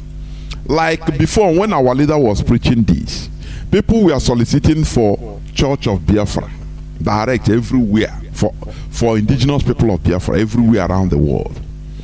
When our nation is restored, now there will be freedom of worship, but it will be based on a common value. You understand? Common value. And that time, with the power of government, things will be righted. So, telling people, what I tell people is, if you are going to churches, please go with your brain. If we are going to churches, we don't go with our brains. We remove our brains and keep it. We reach there, they pump everything, another brain into us, and we carry it.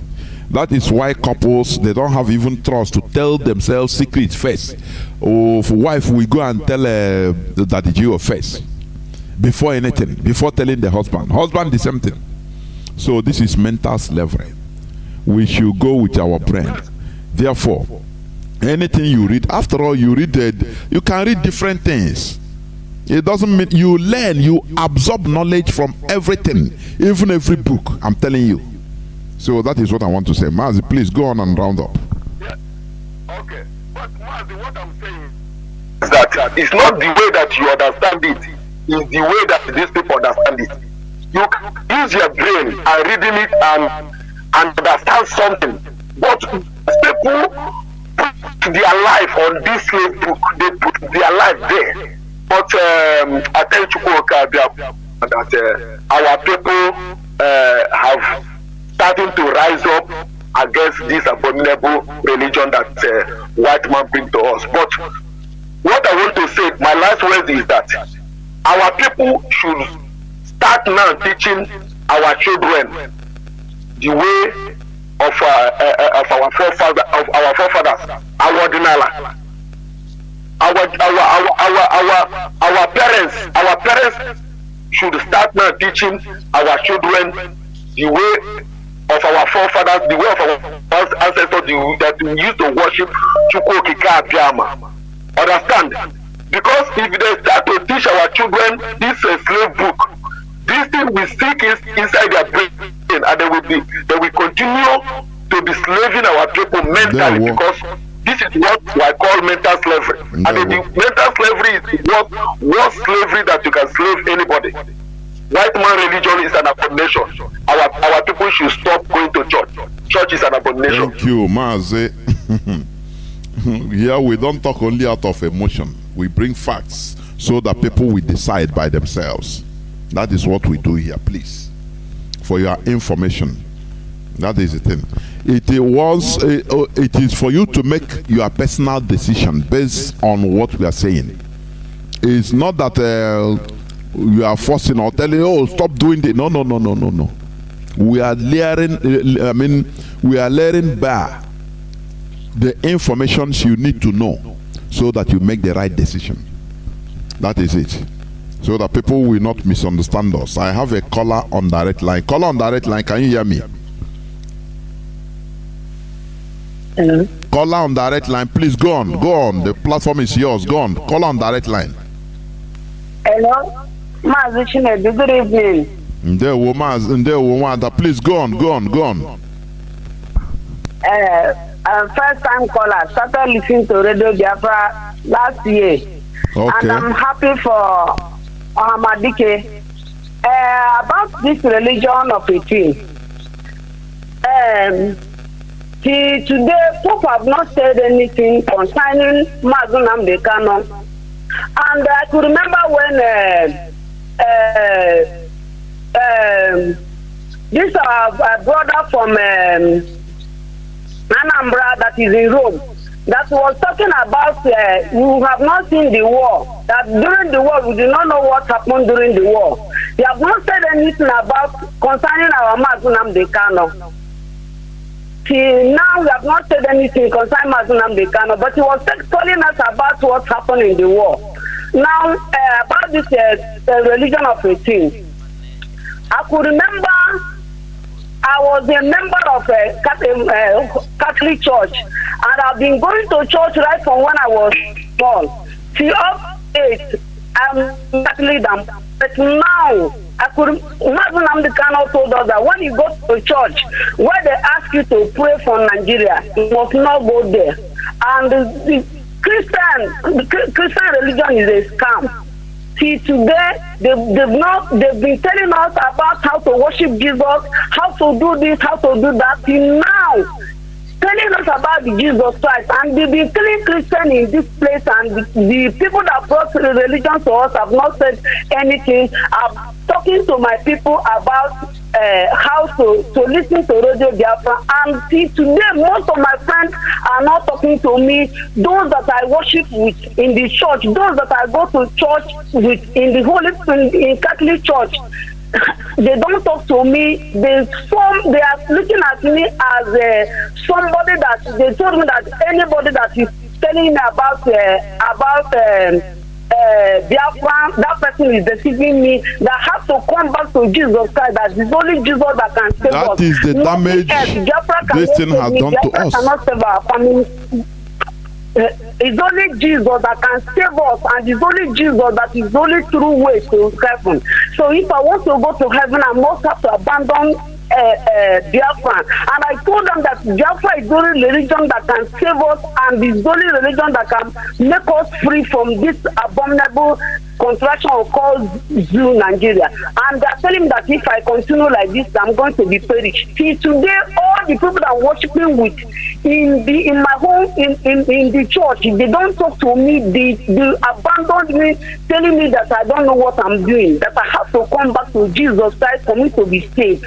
So this religion of a thing, you have to continue talking about it, and I've been telling people about it, that is only Biafra that can save us from this thing that we are facing in this country, and they people here. So I want you people to continue telling people about what religion is all about.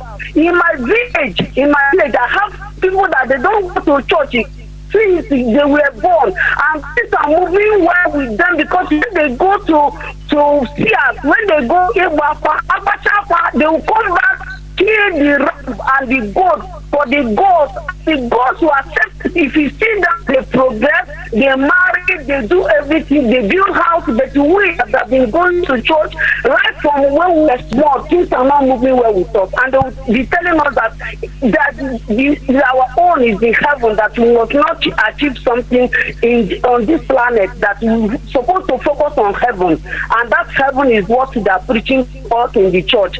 Could you imagine a priest that is a Biafran telling us that if you do not get your voter's card, you are not coming to church again, and that thing will be as you are coming to church, your voter's card will be your entrance gate. And I told the priest that for that reason I'm not even coming to church. Go with your mass and go with your church. I don't come to church any longer. And I was called from one of my brothers from the east. I'm in Lagos, and he told me that for me to say that I'm asking God for something, and I'm against the priest of God. I should not allow priest of God me as a in Bible, that I have to respect a priest. He told me to preach that I should retrieve myself, telling that ask God to forgive me. If not, that I have made curse upon me, and that curse will follow me and my generation. And I told that the person that called me that there is no curse will follow me, and no curse will follow my generation. That Jesus Christ is not the God. Is not the Almighty God. It's Chukwukadama that is the Almighty God in heaven, and by the grace of Chukwukadama, no curse will follow me, and instead the blessing will be upon me, and upon the Biafra, and upon Mazi Nnamdi Kanu, and upon Jonathan, and every other person that is speaking about this Biafra. Oh, hey Biafra. No, hey Biafra. Do you see why we? Yes. Okay. Let me come in after you come in, just a little bit, because there are people lining up waiting. Do you see why we are doing what we are doing? Do you see? Because of religion, because of religious belief, which they impose on us. Some people see what we are doing as going against, their religion. That as you are doing it, you cannot go into the kingdom of God, because of you are exercising your right in self-determination. Do you see what? I want people that castigate. Do you see why we are doing what we are doing? In order to expose the facts, in order to make people start thinking. Otherwise, we are finished. They will tell them this is the King Leopold mandated missionary mind control. That is what is playing. So that our people can never resist. They can never rise up. Or, I used to ask, does our people have any red line? This is the reason why anything against our people goes. Only once that the Jew will call them and say, hand everything over to God. So don't go there to protest.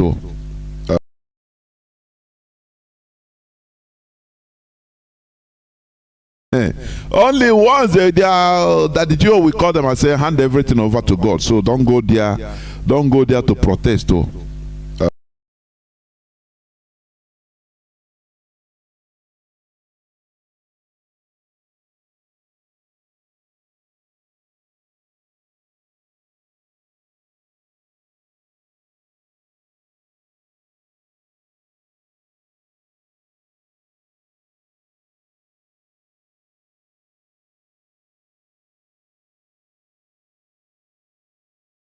I wanted to encourage that my sister to, hopefully she's listening, to let her know that she's entitled to worship wherever or not to worship. It has nothing to do with the blessing of God in her life. God has already positioned her, has already ordained whatever he wants to give her, whether she goes to a religious place or not. That is a fact. The PVC paper they're telling you, card they're telling you if you don't have this, a gateway to whatever. Who printed it? Was it printed from heaven? Was it done in heaven? Was it even done by a Christian? Most likely it was printed by an infidel. The machine that is used to print it by an infidel, a non-Christ confessing individual. That's what I'm trying to say. And yet, that's what I'm telling you now is the gateway to your salvation. My sister, please, thank God you started listening to Radio Biafra. You can replay these tapes over and over again. That is why we're doing them. A moment where you're feeling low or you think you're alone is a connecting point for you. You listen to it and you'll be encouraged. You are not alone. I am a living witness. God is real. Chikwu is real. You don't need any religion. It's your choice. Thank you. That's it. God bless. Let me try to pick again. Caller on direct line. Please call us on WhatsApp and Signal. Hold on. Caller on direct line. Can you hear me? I can hear you, sir. Please go on, please go on. Yeah, thank you so much for giving me the opportunity. Honestly, I just want to thank you for tonight's presentation. Not too long, we in you and Auntie over there, we now find out that you are almost done with the presentation. And a friend who has been a good friend was the first time he's listening to our radio. And he was thinking if he downloaded the information. He was asking me, which message is this? Which preacher is this? And all that. I say it's Radio Biafra. He said, unbelievable. So I just want him to talk to you live on radio to find out that it's true, because he was demanding for the copy so that he can carry on the message. I said, okay, let me hand over to him. Thank you so much. Listen to me. Please do. We are live and direct. Please do. There, what? Good evening, sir. Mazi, we are live and direct. Okay, good evening, sir. Mr. Ili on the line. There, what? Hello, sir. Go on, Mazi, please. I don't need to interrupt you. We are live and direct. Go on, please. Okay. Mr. Ili on the line from outside the state. It's a Google News. And that is my first time of joining this preaching in this media, and I love it so much.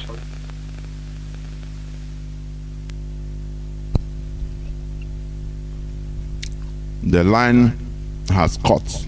Most probably it is their 8th time. I believe so. Caller on Signal. Can you hear me? Caller on Signal. Welcome to the program. Yes, can you hear me? Jonathan, sorry, I hear me. There, Mazi, go on, please.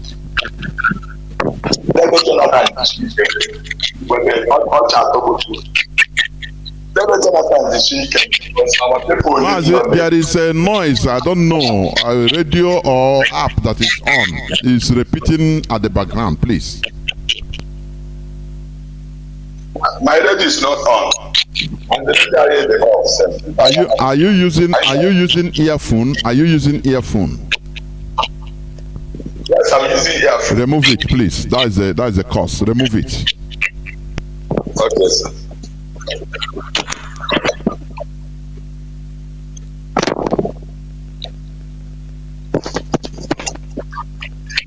Okay, Brother Jonathan.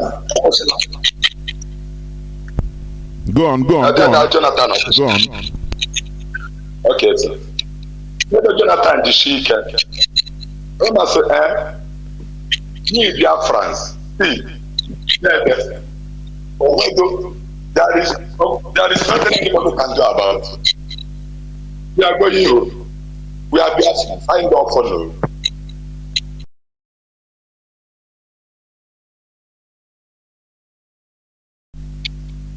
Biafrans, what is our problem? That was the Christianity choose Jesus Christ to see to go to Arabia. And the Muslim choose Muhammad to see Allah, which is Chukwu Kikabia. And it is Chukwu Kikabia that owns this world. No other person. The sun, he has the moon, the stars, even we human beings. What is our problem? Is it because you are a father? That is why your father's land will become to foreigners. Our own Savior, as Jesus came over 2,000 years ago, to save those generations. This generation is the generation of Jesus Christ, indeed. And our need is here to save us, so that we have a better life. All of us are suffering. We have father, we have bishop, we have pastors, we have. Jonathan, I'm making study Acts chapter 2. People of the book. Acts chapter 2, the coming of the Holy Spirit. Jonathan, when you guys study, so every verse important. When the Holy Spirit entered, everybody we are hearing their own language. Today, then they watch all this pastor. What is the meaning of Santankayi? A language that you that is speaking it, you can't even understand. Then it is Chukwu Kikabia, but the God that gave you eyes will understand what he has. Then they say all this person. When we got them down what they had said, are we arrogant? And they're not the one that is allowing this planet to come and kill us and take our land. And then the Jonathan, they're gonna like my discipline can only get now. Let them put them down. You see, this is how I'm gonna dead. I want to say, well, can you be like Christ?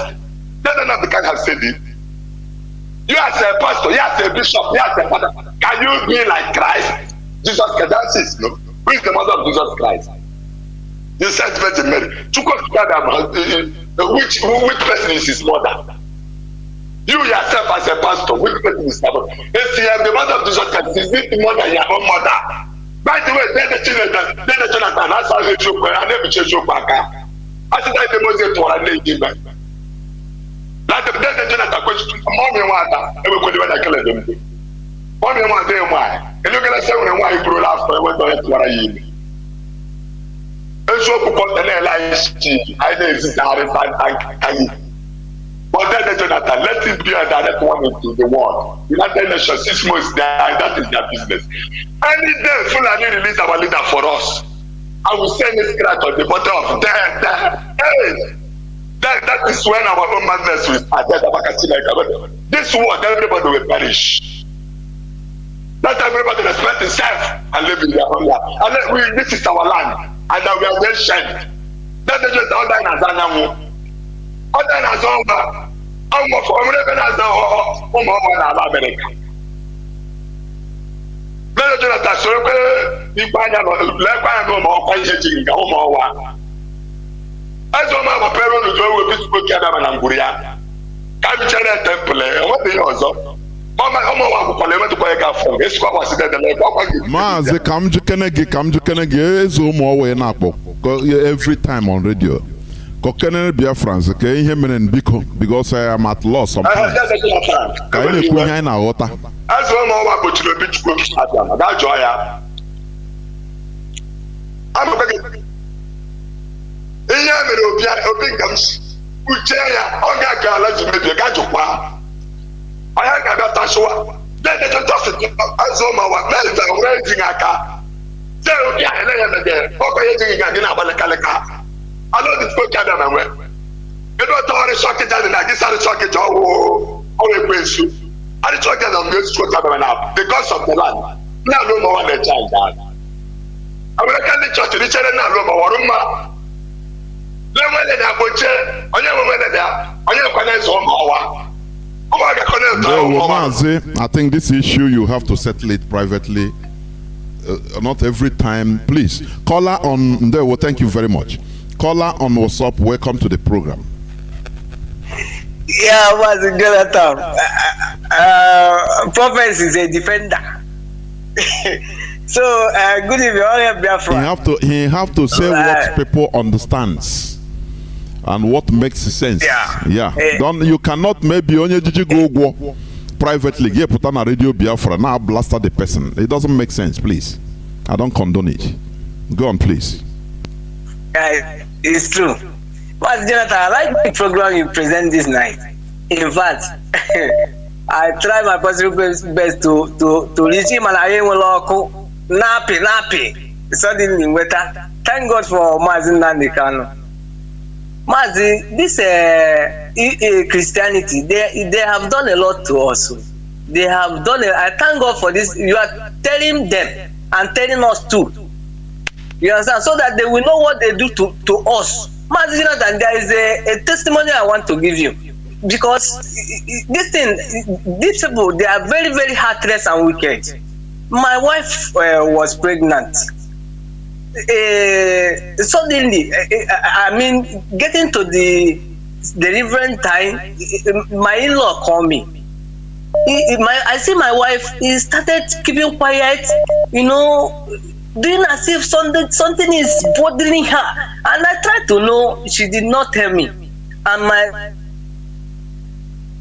And he said, they went to one prophetess. And the prophetess prophesied that that her life is in danger. That they are prophesying that when he has pregnant, maybe they call her name. I don't even know. I just listening to this one. I just keep calm. Make I know where she's going to. So he said, although they said it's from liver, it's from water. I say, Mommy, what are you saying? He said it's true that her life is in danger. That they said if he born 1, born 2, born 3, getting to 4, that she will die. I say, he said this is what they did. That at the end he said there is a big sacrifice that we will make. That more go take bullet. Sacrifice go there at church, go there metal giving. Mazi Jonathan, thank God for Radio Biafra. I said, Mommy, what are you saying? I asked her, what did you see your forefather? Or do you know your forefather? Or do you read about your forefather? He said yes. I said, what's the God they are worshiping? Then are they Christianity then? He said no. I said, why should you believe on all these things? So people, I tell her, I say, why should you go to that woman? I'm mentioning my own family. The time you born your children, at least you have up to 5 children. The time you born them, did anybody come and tell you that when you born 1, when you born 2, or when you born 3, die? Did somebody tell you like that? He said no. Why should you? Mazi, you are calling on WhatsApp. Just hold on. You are calling from the zoo, but you are calling on WhatsApp, so no problem. Do you see in this world, let me tell people that are listening, human beings have power, natural power, endowed power, until you discover it. That is why, when people whenever you believe in anything, you see it happens. These people, it is psychological. They use fear to catch you, to grip you. And once they grip your mind and you start being afraid, it's finished. It's finished. That thing can happen. Just imagine, just practice this today. If early in the morning you are healthy, but you start pretending, say, believing in you that, oh, nah, I'm sick, oh, I'm sick. Before God and man, before 12 o'clock, you become sick. Real sickness. If you really believe it that you are sick. You understand? So people don't understand that all these people, they use psychological thing. You know, there is no way you can go to any of the that you just and you will not see anything. You will first of all grab where, you know, when they go to Bible school, they train them on psychology, mind control. That is what they train them for, so that they will be watching you like this, and they will be talking something, putting one thing inside you, and they will know that they have grabbed you with that thing. And once you believe and continue, finish, you are in their palm of arms. And anything from there, they can be controlling you. Before you know, okay, I'll bring a bull, or we go do sacrifice, kill it in Bar Beach. From there, you have become, a tool in their hand. They can use you as they want. Any slightest, if you are walking or driving on the road, you see anything, ordinary snake that will cross the road, you will stop and call your mommy Gio, your prophetess. Hey, as I'm driving, something normal, but he will say, yes, they are here. You see. Thank God that is what I did. From there, he will be making you and holding you postage. That is it. Go on, please. So, if you see her anger that I should do something that I thought I want to die or something like that, say, calm down. Except I will call this call and you never call me again. Stop telling me about this. In fact, you will give me the number of that person. If anything happened to my wife, I will know that person responsible. It started of course telling me it's not, it never reached like that. I said, what are you saying now? You are using death. I'm joking with me. I'm joking. The person you are talking about is my wife. I know her. You never ask her whether she belongs to River or not. It's your daughter now. You ask her. Instead, they said that they are not talking about, they will not talk, and it's a secret. I said, then never you again to talk to that, or even going to that place. If anything happen, my wife deliver safely. What are they saying? They did not allow us to worship the God that when you olden days come to shrine. If you come to shrine, the shrine will detect you. It will detect you. Is it not the God that they make sacrifice? They consult God. It will detect the person that do that bad thing. Which God pass up? This one they will tell you, have faith tomorrow, pray to be better tomorrow. I see people be going to one place, they're laying hand on praying in the church. I say, these people are they human beings? Are they not resting? Are they even the people, the pastors? I know that they are real people. Read book, but nothing there for their head. Mazi. This Northern whatever that ritual is up to 24 hours, and Nohanese never said anything about that, and we never see any person that come and condemn what these people say. It's only IPOB. We continue fighting. We continue fighting. We don't depend on Nohanese. We continue fighting. Thank you, Mazi. Thank you. Mazi, I want to give me that your Facebook. You say Raphael what? I don't forget. Jonas Raphael. Please inbox me after I will send you the link. Please direct. Okay. Thank you very much. Oh, Biafra. Almost Biafra. Thank you very much. We must continue. I have a caller or callers that are ringing. Even this one, the phone, I cannot even be able to pick because calls are flooding in. But I will. Okay. Caller on signal. Are you there? No. He has gone. Caller on WhatsApp. Welcome to the program. Can you hear me? Caller on WhatsApp. So, I want to. Caller on WhatsApp, off your radio, please. Caller on WhatsApp, can you hear me?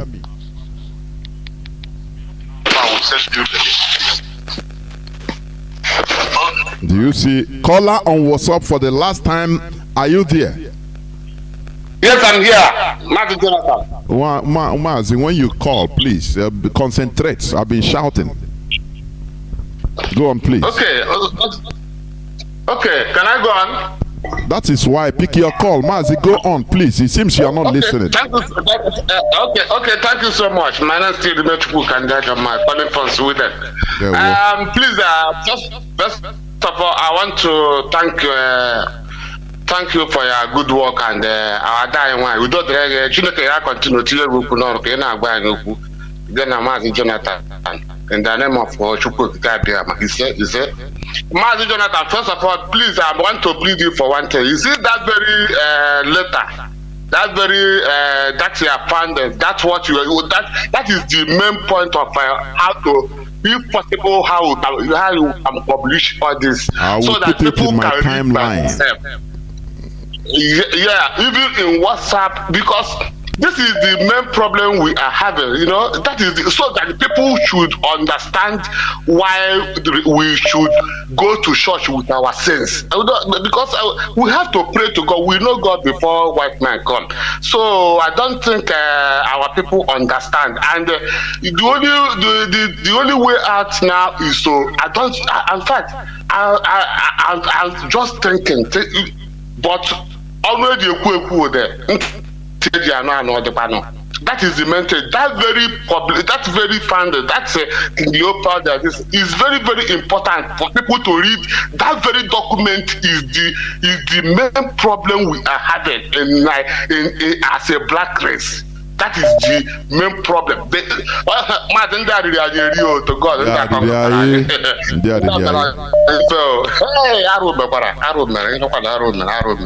Okay, I raise my case. Thank you. That is it. What we are doing is damage control, but a day begins. Once upon a time begins a story. That is the reality. So, you know, after all, you see Roman Empire that was there for thousands of years, hundreds of years, if not thousands of years, that have been in power controlling the world. Eventually, people started understanding their secrets, and they started falling piece by piece. Today, they are you know, only relegated to how many, whether up to 5 kilometers or 10 kilometers square, the Vatican, the Holy See. That is how the world is. So, as we are opening our brains, our eyes to understand the antics of our subjugators, our slave masters, our colonizers, now we have to start rising. It is working, honestly. Caller on signal, you will be the second to the last caller. Caller on signal, welcome to the program. Can you hear me? I hear you, Mazi Jonathan Chinedu. All hail Biafra. Almost hail Biafra. There we go. And POB, one family. My name is Kisilos. I'm calling from Morocco. My brother and my sisters, thank you people, including our leader. My brother, religion is a disease. In my own opinion, and majority, pure disease. And you know, that my brother now is crying about people. These people, they come, the colonization, they first of all come with missionary. Now we are not aware, even when they born Jesus, even the time they kill him. I'm telling you, even the time he go to heaven. Brother, these people, they are all from their far from where they are teaching.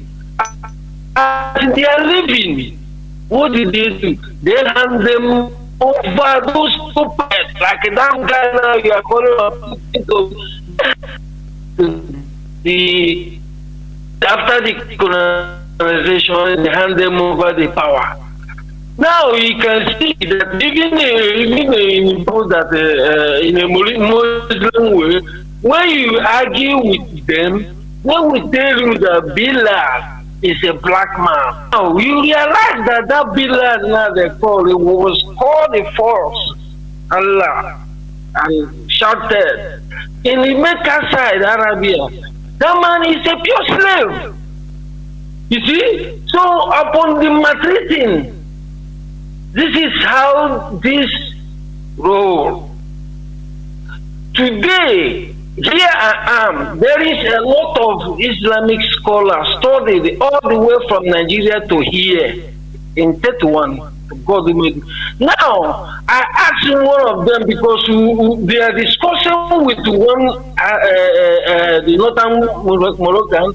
Now, when I arrived there, they call, this is your brother, this is this. I said, now, my brother, have you seen what you have been dragging yourself to pit in Nigeria? Now we see you as a black man. He said, we did not, because now and he's a Muslim. And he's a Muslim like him. He's a Muslim, my dear brother. Even him is the one that confessed from me, honestly. He said he wants the Quran in his hand. He wants to shake the Imam there, the Imam, tell him he should get up here. I said, man, that is it. But you are in your black country, you are carrying it overhead. I said, these people ready to hug and greet a Spanish white man and throw you out into pit with your Quran. He said, I'm seeing it. He said, yes, that is it. This is where you are following. I'm not dislodging anybody to follow. That is your own. But, first is your color. They are your color, human being. We have already met before these people, including the name they answered. Some of them are attached to their own traditional name. All hail Biafra. God bless you. Almost hail Biafra. That is it. For people that maybe could not, let me explain what this our brother said. You know, he lives in Morocco. It's an Arabic country, Muslim country. He said people that come, Muslims that come from Nigeria. He himself is not a Muslim. You know that. Now, they left him, his fellow Moroccan Muslims. After everything, they carry him, they say, oh, there is your brother, a black person like you here. They didn't carry him, to welcome him and say, oh, he's our Muslim brother. No, now they put him to the person that back in Africa, he is ready, that person is ready to kill this our brother for Islam. But his eye opened. Our brother told him, say, look, do you see it? That is, this thing now is a religion you are dying to secure. Oh, Arab, oh, Islam. But here now, they refuse you. They see you as a black man. Do you see it? Now they take you to me, your black brother. But back in Africa, you can kill me because of this religion. He said, talk to the man. The man said, you are not telling. My whole, philosophy of this religion have just changed with the episode of what happened. That is it. It's just like what is happening to us. Oh, we are sending money to, contributing money every Sunday, sending to Pope in Rome, to Canterbury in UK.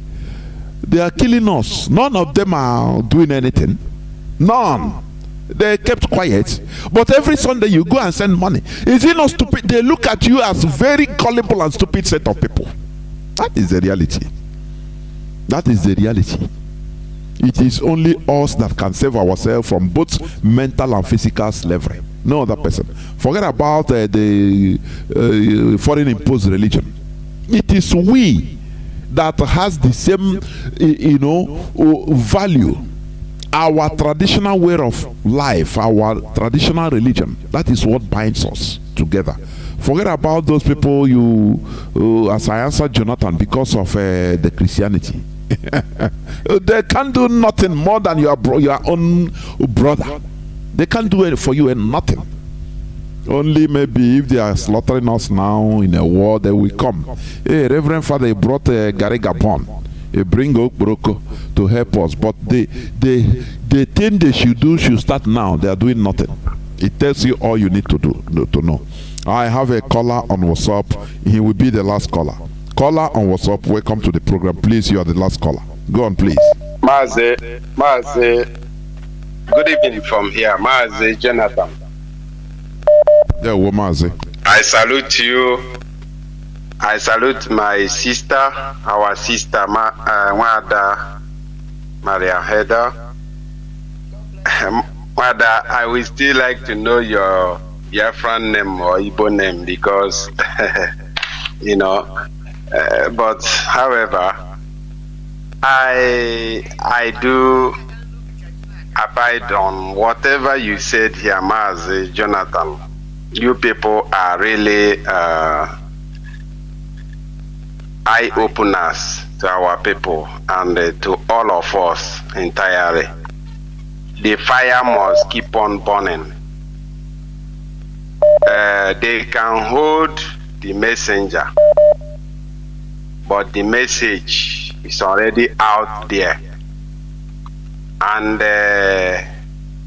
if the Fulanis are still fighting from since 1904 till date, till this, as we are speaking, almost some minutes to 12 and 2022, and we are in 30th of July, they are still fighting to accomplish the dream of their ancestors. What makes us Biafrans to abandon what our ancestors has given over to us? Mas, the reason why I called this evening, sorry I haven't introduced myself. My name is Mazi Emmanuel. I come from Arondi Zog. And by the special grace of Chukwu Okike Abiama, I serve the indigenous people of Biafra as the Paris Zonal Coordinator.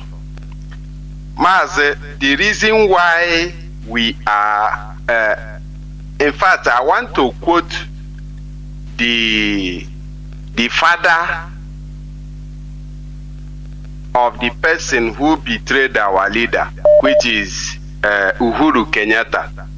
His father, who is, I think, Jomo Kenyatta, he said that white people came into our land in Africa and they asked us to close our eyes, and as we were closing our eyes, before we open our eyes, they have possessed all our land. They have owned all our lands. And and they handed Bible over to us. And that very issue, or that very wealth, is very, very heavy.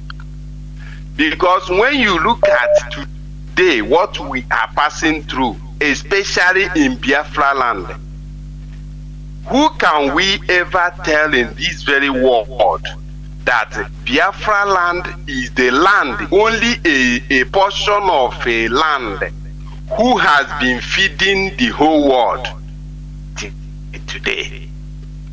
But you know, journalists and CNN and other newspapers, they can never talk about it because Britain never want them to say anything concerning Biafra or anything concerning our race. They only talk of Iran, Saudi Arabia, other countries who they use their oil to deceive other people, but not really telling the people that where they are getting all their resources are from Biafra land. The resources they are using to conquer other nations or build their military mights are coming out from Biafra land. They don't say that. Mazi, the question we should ask ourselves is this.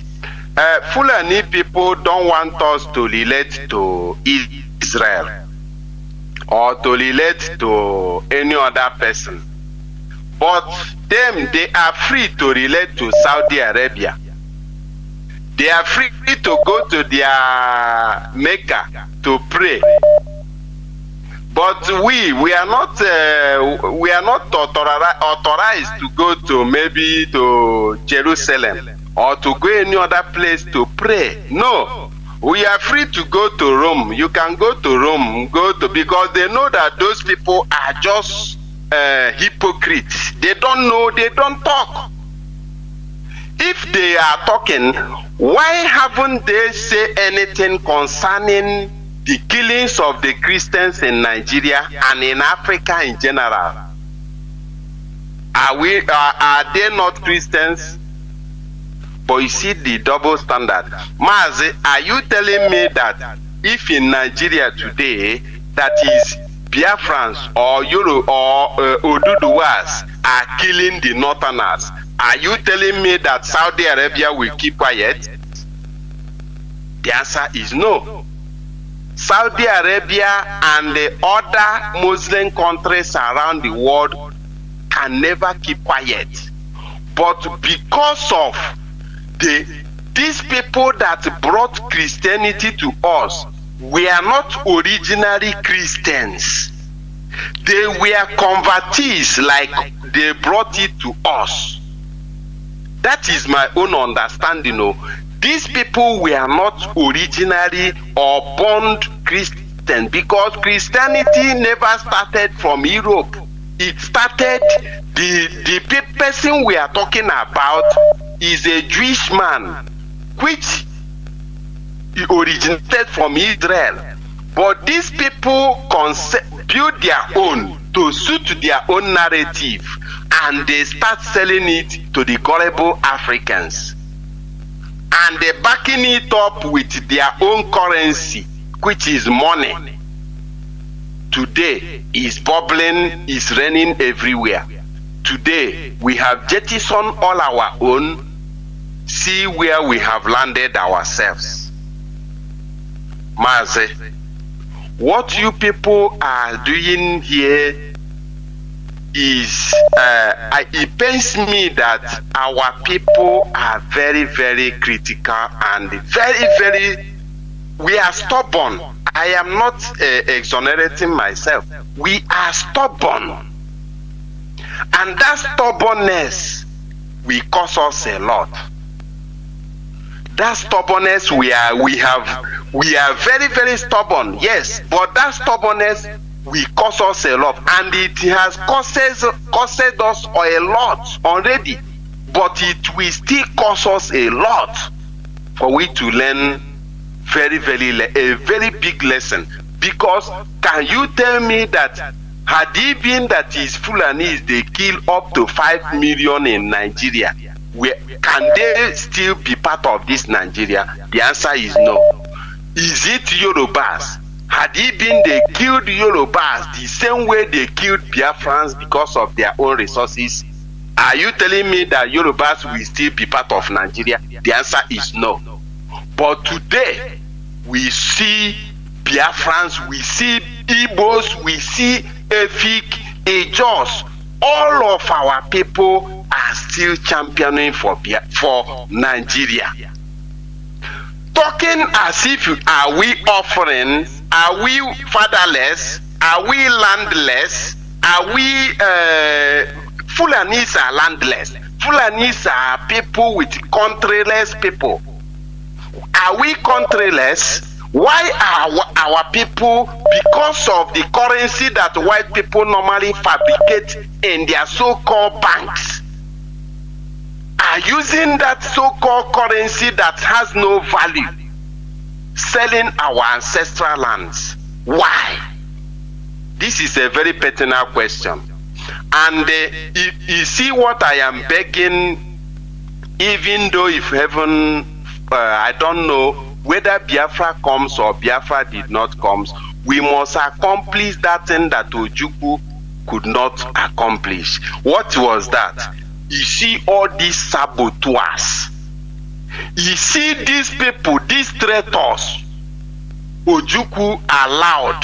Ojukwu allowed. Our Dim Ojukwu allowed They never dealt with them. People who sabotaged Biafra from 1967 to 1970, they allowed them.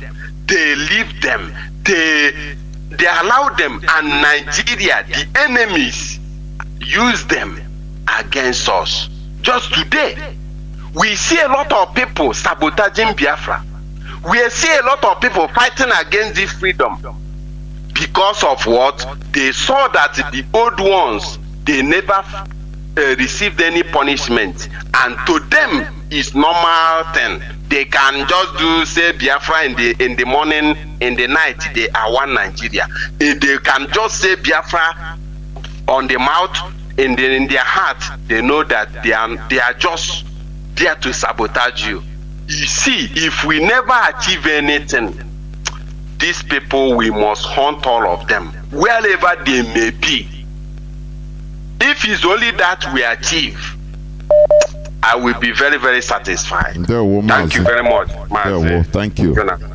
Let me say something concerning what our brother said. Our late Jim, eternal hero, not that he left saboteurs, never. Far be it. People, he didn't leave them. No. The reality is that we lost the war. You understand? With the help of the saboteurs, yes, we lost the war. And as you lost, there is nothing much you could do. Saboteurs became imposed on us as our political leaders, our political elites. Do you understand? Didn't you see somebody that came up after the war, 80s, Sam Mbakwe? He was a hardcore Biafran, and he started doing good things, setting up industries in Imo State. He built Imo State airport through the general contributions, which I did. That time I was going to school. I was going to school, you know. My father paid for it also. They call it Imo Airport Appeal Fund. So, but what happened? I think they put him in jail after the military takeover of they invited them. They destroyed everything subsequently. So, it is not that our eternal leader, Dim or Dime Gojuku, left the saboteurs. Let us say it as it is, please. It is that he was overwhelmed. We are defeated, and the conqueror, not a conqueror anyway, because they didn't conquer us. They defeated us, and they entered into the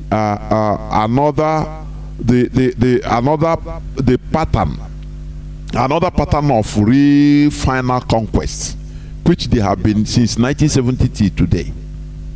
But they couldn't. It's late now. It's too late. So, in our own time, that is why I am soliciting, as hardcore Biafrans, do not come here to tell, dear S, we should give us order. All those known saboteurs, anywhere in the world, you can take a wolf action. That is it. That is how people sabotage will, diminish in our land. When they see that, the people that are missing in this country, in this place, one saboteur is missing. The other side, another saboteur is missing. You see people now become afraid. Our people, they see that we are powerless. We can't do nothing. Instead, too much, cannot do anything. You see people come here, Mazi, Nnamdi Kanu, DOS, give us order, so that which order are you waiting? Because you are weak. I give an example always. Look at Arabs, look at Muslims. They take wolf action. Wolf action. And that is why they are respected all over the world. Because if you are in one part of the world doing something against the religion, in your place, you don't know, as you are going out in another part of the world, one person will just target you, and without waiting for any command, no person commands him. He's doing it defending his religion. Biafra is our religion. Any person that is sabotaging this, he should be automatically sentenced. Do not wait or expect for us to come on air, for the HOD come on air and announce, oh yeah, this person. No, because that is what our people should be doing. Wolf action. That is it. One other, I don't know. Please, you have to come in and make your departing remark. Many people are still calling, but I can no more. We are 4 hours plus. Go on, ma. One other.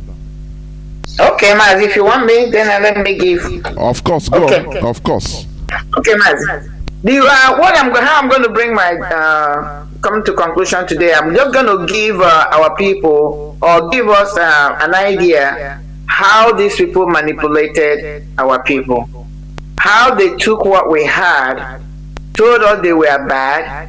On the other hand, they brought the same thing, but in a different format and ways.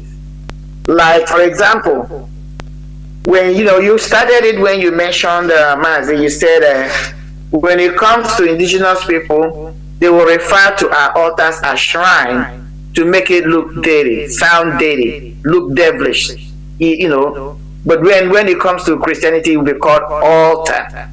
They're all the same thing. When it comes to like our priests, which is whom people will find in the altar, our own, they call them, the way they call it, native priests. There's a way they call that priesthood. All these native priests, giving the connotation that all they do is do evil, devilish things. But when it comes to the Christianity or this Christian religion, they will call them reverend fathers, sisters, nuns. They are all priests. Whether they are traditional priests, they are altar priests. Altar is altar. Whether you call it altar or shrine, they're the same thing. You come to Ani or Allah, which is the Mother Earth.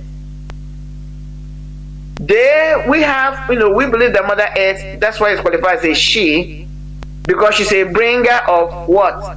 The things of food. Let me use the word food that we use to sustain life. So invariably, Mother Earth is what gives us, sustains life, gives us life. Through Mother Earth, life is brought and life is encouraged. And then our people believe in Mother Earth. They worship Mother Earth, and it's a powerful deity we worship. What did they do? Virgin Mary is a kind of Annie. She's a virgin. Through her, when you break her, you bring out life. Life springs out. That's what I'm telling you. Through her, a seed was sown, and this seed is whom you call Yeshua, according to the Christians, Jesus. And through this Jesus, true life, which is spiritual life, is given. Just like our people believe in Annie, through Annie or Allah. A seed, we sow seed, and through the seeds we sow to Annie, where life is encouraged, life is embellished, life is multiplied. So these are the things our ancestors were doing. That's what I'm trying to bring out. When they came out, they already knew these things. They knew we knew how to worship God. They knew what we're doing were not devilish. They were not that. I'm not saying everything. Most of the things we're doing, just like with every other culture. But just to bring in deception, they kind of change the formats, change the names, change the scenario, the conversation to make our own look bad and nasty. So, but let's look at this. This is the kicker for me when I was writing this down. Now everybody's talking about climate change, greenhouse energy and all that, trying to combat climate change. The question is, what is it that brought climate change? It's Western civilization. That's what it is. But then look at that. That is Western science and technology. Again, I'm not putting it down, but the way they went about it is what is destroying the atmospheric air world. And then we are talking about climate change. We have to combat it. But because this earth we are talking about have been here for millions of years, science is proving that human beings have lived or walked on this physical earth for millions of years. And our ancestors were part of those ancient people that lived. They have lived, they never violated nature. Rather, they respected nature because they understood that they have to work in harmony with nature. They had their own science. They had their own technology. Like I invoked earlier on, they were great navigators. They traveled a lot, both land and sea. They were great astronomers. That's science. That's technology. Some of them, people may not believe, but I can tell you, there are very few people that can still do it. But some people, you know, in English you can call it telepathy or teletransportation. They can be here and they'll be able to be somewhere else. You may not see them, be able to affect things, affect change. That's a science. Unfortunately, they could not write some of these things down. They didn't write them down for us to continue.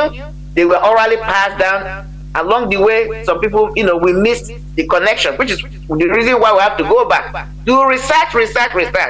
Find out how were our ancestors able to live? How were they able to read nature? How were they able to predict nature? How did they get the amount of knowledge of astronomy?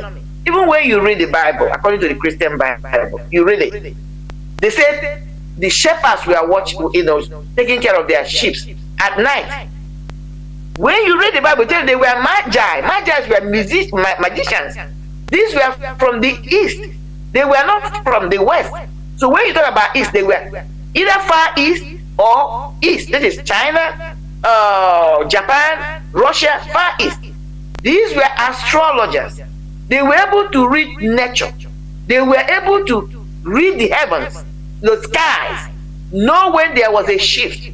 There's going to be a paradigm shift in nature. That was why, according to your story in the Bible, they were able to spot that something new, if you want to believe and follow the story of the Bible, something new has happened in nature.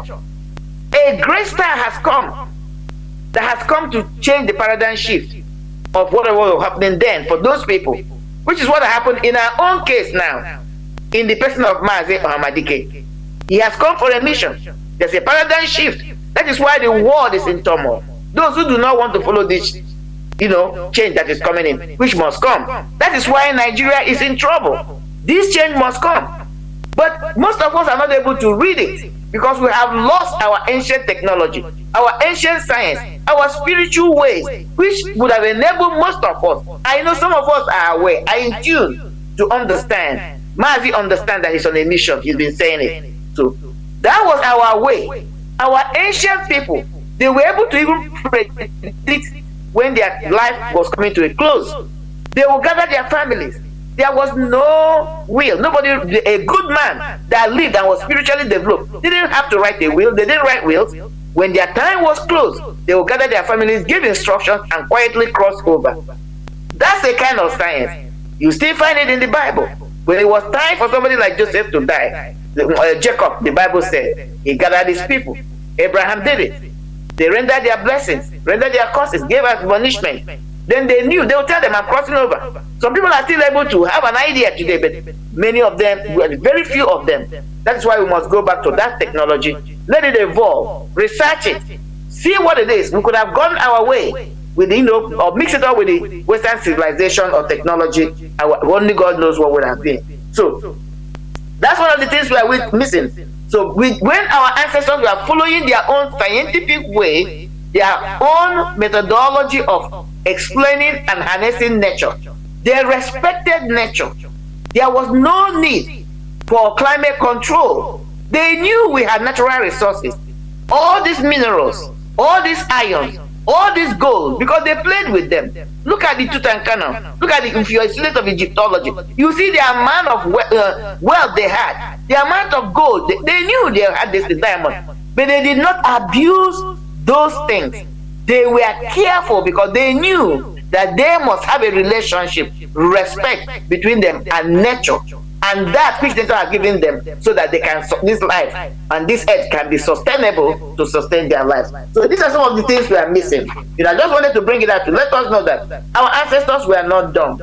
They were not dumb. They knew better. Even this, you know, the only thing that the science of the white man is practical, is physical, you know, but it's more of illusion. I'm not condemning it. There's a place for it, but there should be a place for our own too. Because even this medicine we are talking about, if some of us can go back and do a little reading, you don't have to go deep, you will find out that this medicine we are talking about, at the inception of medicine, The herbal medicine, that is traditional medicine, and the conventional medicine were one time the same thing. They were together. Anybody that was a doctor then had the knowledge of both. Even metaphysics, some of them went into metaphysics, cosmology, and all that. It was all brought under the umbrella of medicine. Until the Western or the white man realized that with that kind of concept, you will not be making a lot of money. It goes back again, making profit. It goes back again, control. That was when they came and splitted what you call traditional medicine from conventional medicine. Because traditional medicine was geared really towards into finding the root cause of your problem and taking care of it. Conventional treatment, that's why it's called health management care. They manage the issue, they don't treat the issue. So what I'm trying to propose here, or what I'm arguing here, is this.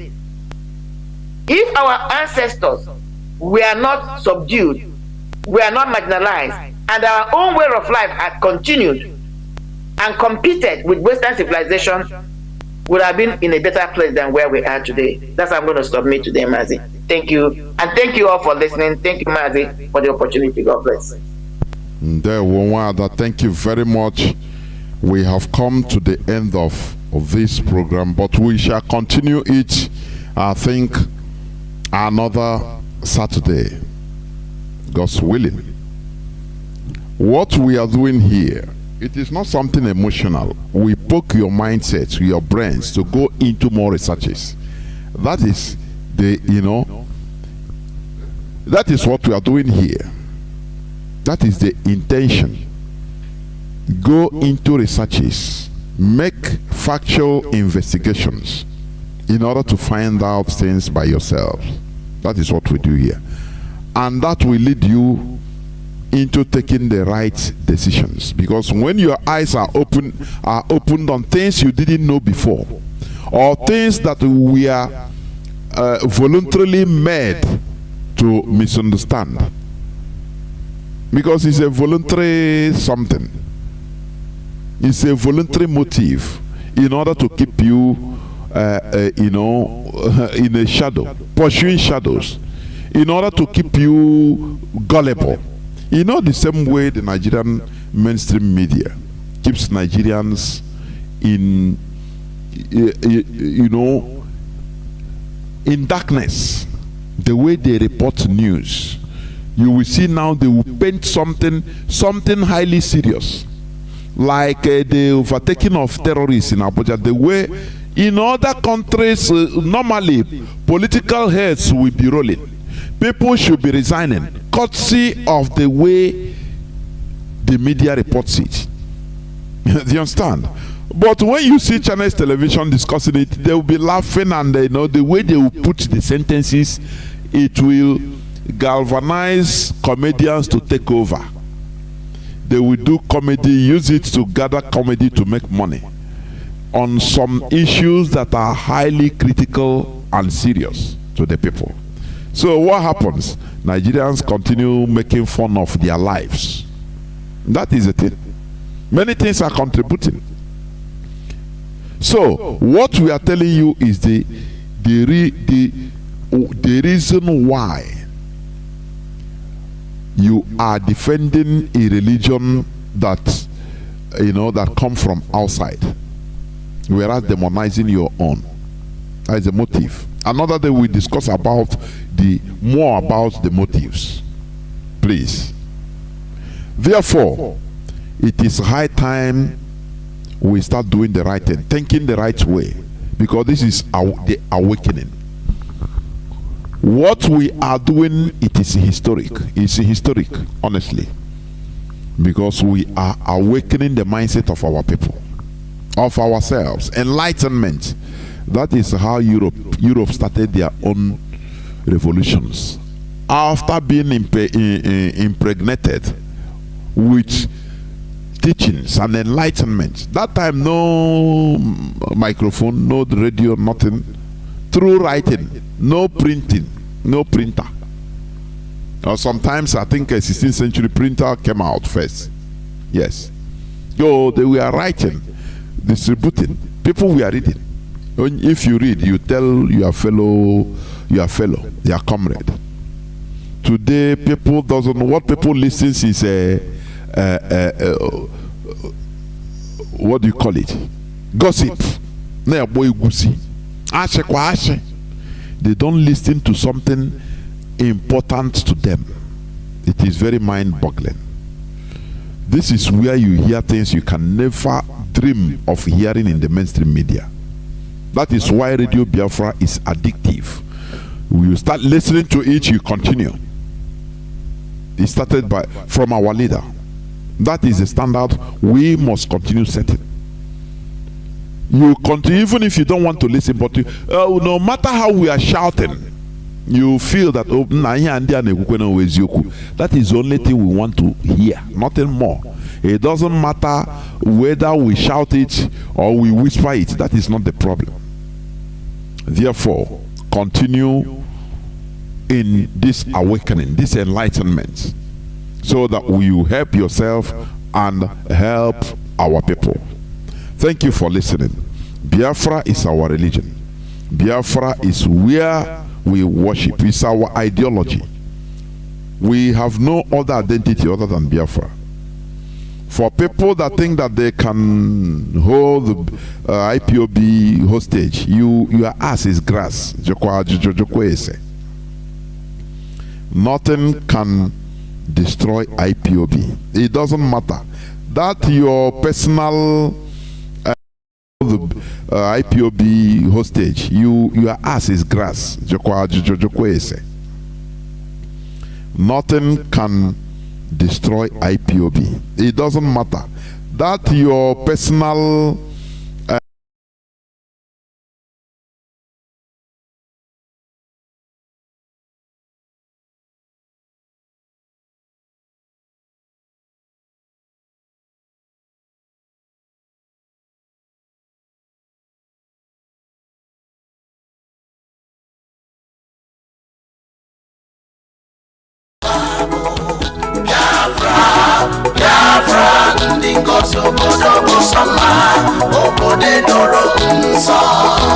The land of the rising sun is a home